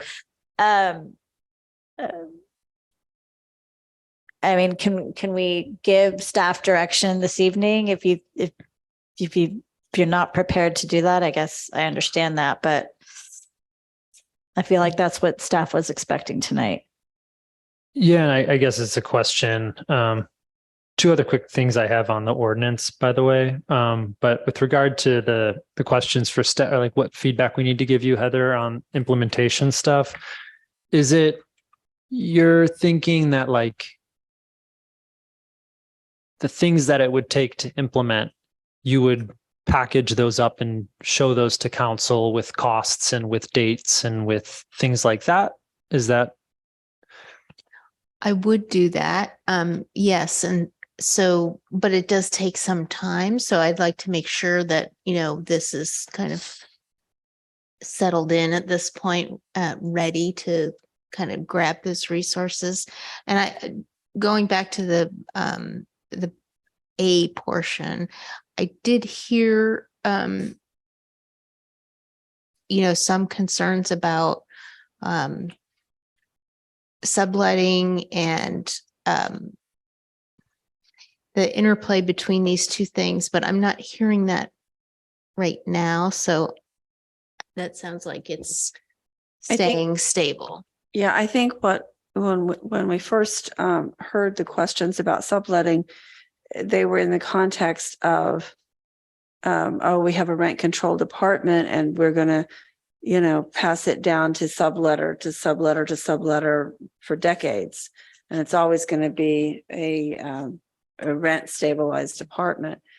And I think that, I know that Lucy and I spoke about that as far as the frequently asked questions. And I think I've maybe have missed one of those. I'm not sure whether I have it or not, but we talked about that and went through both ordinances to find the provisions that would not allow that to happen. And so I didn't know if that was going to come up tonight or not. But we have addressed that in a frequently asked questions format.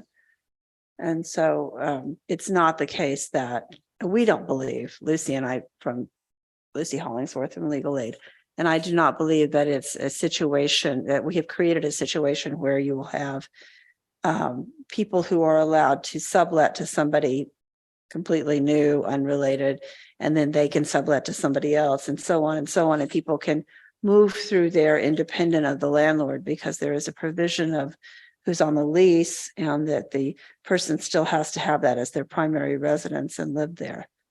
So. As well. Yeah. That was in there. So I guess my question is, and I think this goes to Councilmember Hellman. I brought up a couple of things. One is deleting a paragraph C on page 14. Are we making changes to the rent stabilization ordinance or not? Or because why are we bringing it back if we're not making changes to it? I think it would only be to keep open your consideration regarding CPI so that Councilmember Blash could continue to look into the implications. And and I know everybody's tired, but I'll just call your attention to under remedies on page 14C. This is where the tenant has the ability to ask for an administrative hearing or pursue civil action. And then in that paragraph, instead of doing that, the tenant can ask the town manager to just settle the claim. And I really don't think any town manager should really be put in that position to settle a claim of something that they don't necessarily have any expertise in. So I would suggest that we delete paragraph C if we're bringing this back to have that discussion on the CPI issue after Councilmember Blash looks at it more, and consider deleting that paragraph. And there's something on page 6, which I think is a typo, which just,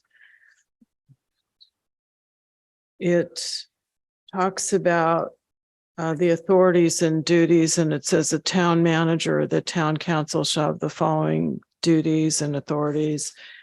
And in some cases, they really, to me, seem like they're all the town manager's responsibility. Because it used to be the rent board. And so there's things in here that seeks authorization from the town council. And another thing that report annually to the Fairfax Town Council. I mean, there may be sections in here where I think it's the town manager, but there might be things where you might want to change something in there to say that seek direction from the town council. And I'm not prepared to go over all that, but I think the way this is written is it's trying to cover all bases, but in some cases it seems like I guess I would say direction to staff is to take a look at it and see if it makes sense the way it's written, because I think it has some residual stuff in here. But otherwise, that's all. Yeah, that sounds good to just triple check that. I think that was an issue when the original ordinance might have been brought in September, or maybe it was September 21st, when we were like, oh my gosh, there's so much stuff about the rent board. And we had to change it to town manager. So it'll be good to triple check it. One of the other things too, just an acknowledgement as it relates to the CPI piece of this whole thing is that in rent stabilization, not even implementation per se of a process or a petition process or anything like that, but the language in it anticipated that things would move forward this year such that when the March CPI was calculated and published in April, so April Consumer Price Index for the Bay Area, the law that's on the books now had directed the town manager to publish no later than June 30th, the annual adjustment. So, this is something that whether or not there's a process to petition that to go beyond the maximum allowed adjustment. The question is, how do we put something online that's easy for both landlords and tenants to understand, like what to expect this year? And furthermore, if we're still kind of noodling over CPI stuff, whether it's 60, 80, 100 or what have you, how do we do that in a way? Yeah. So that's just something to put to staff. I mean, I think we ought to have something online so that everybody isn't taking out their Texas Instrument and comparing their calculations. I feel like that's just a bare minimum, but yeah. What do folks think about that? Yeah, that makes a lot of sense to me. The obvious place would be on our page that we have all of this hosted, all these documents hosted. That's good. So I just did want to mention that there is a report by partially by the Urban Displacement Project called The Impact of Rent Control Policies on Bay Area Housing Supply, Developer Perceptions and Development Calculus. That's a policy brief from spring 2021. That is the one that I wanted to spend a little more time with, just because I think, as I've said before, we want to balance production, preservation, and protection in terms of what we're trying to do around basically increasing housing affordability, but also decreasing displacement and, providing some empowerment or stability for tenants. And so I just want to keep going back to the fact that we both want to encourage new housing as well as protecting the people that we have here now. And I think some of the debate in the past that I've heard in town has been, people have opposed affordable housing because they say there's no guarantee that local people will get into it. Although I've found a lot of local people in our local affordable housing.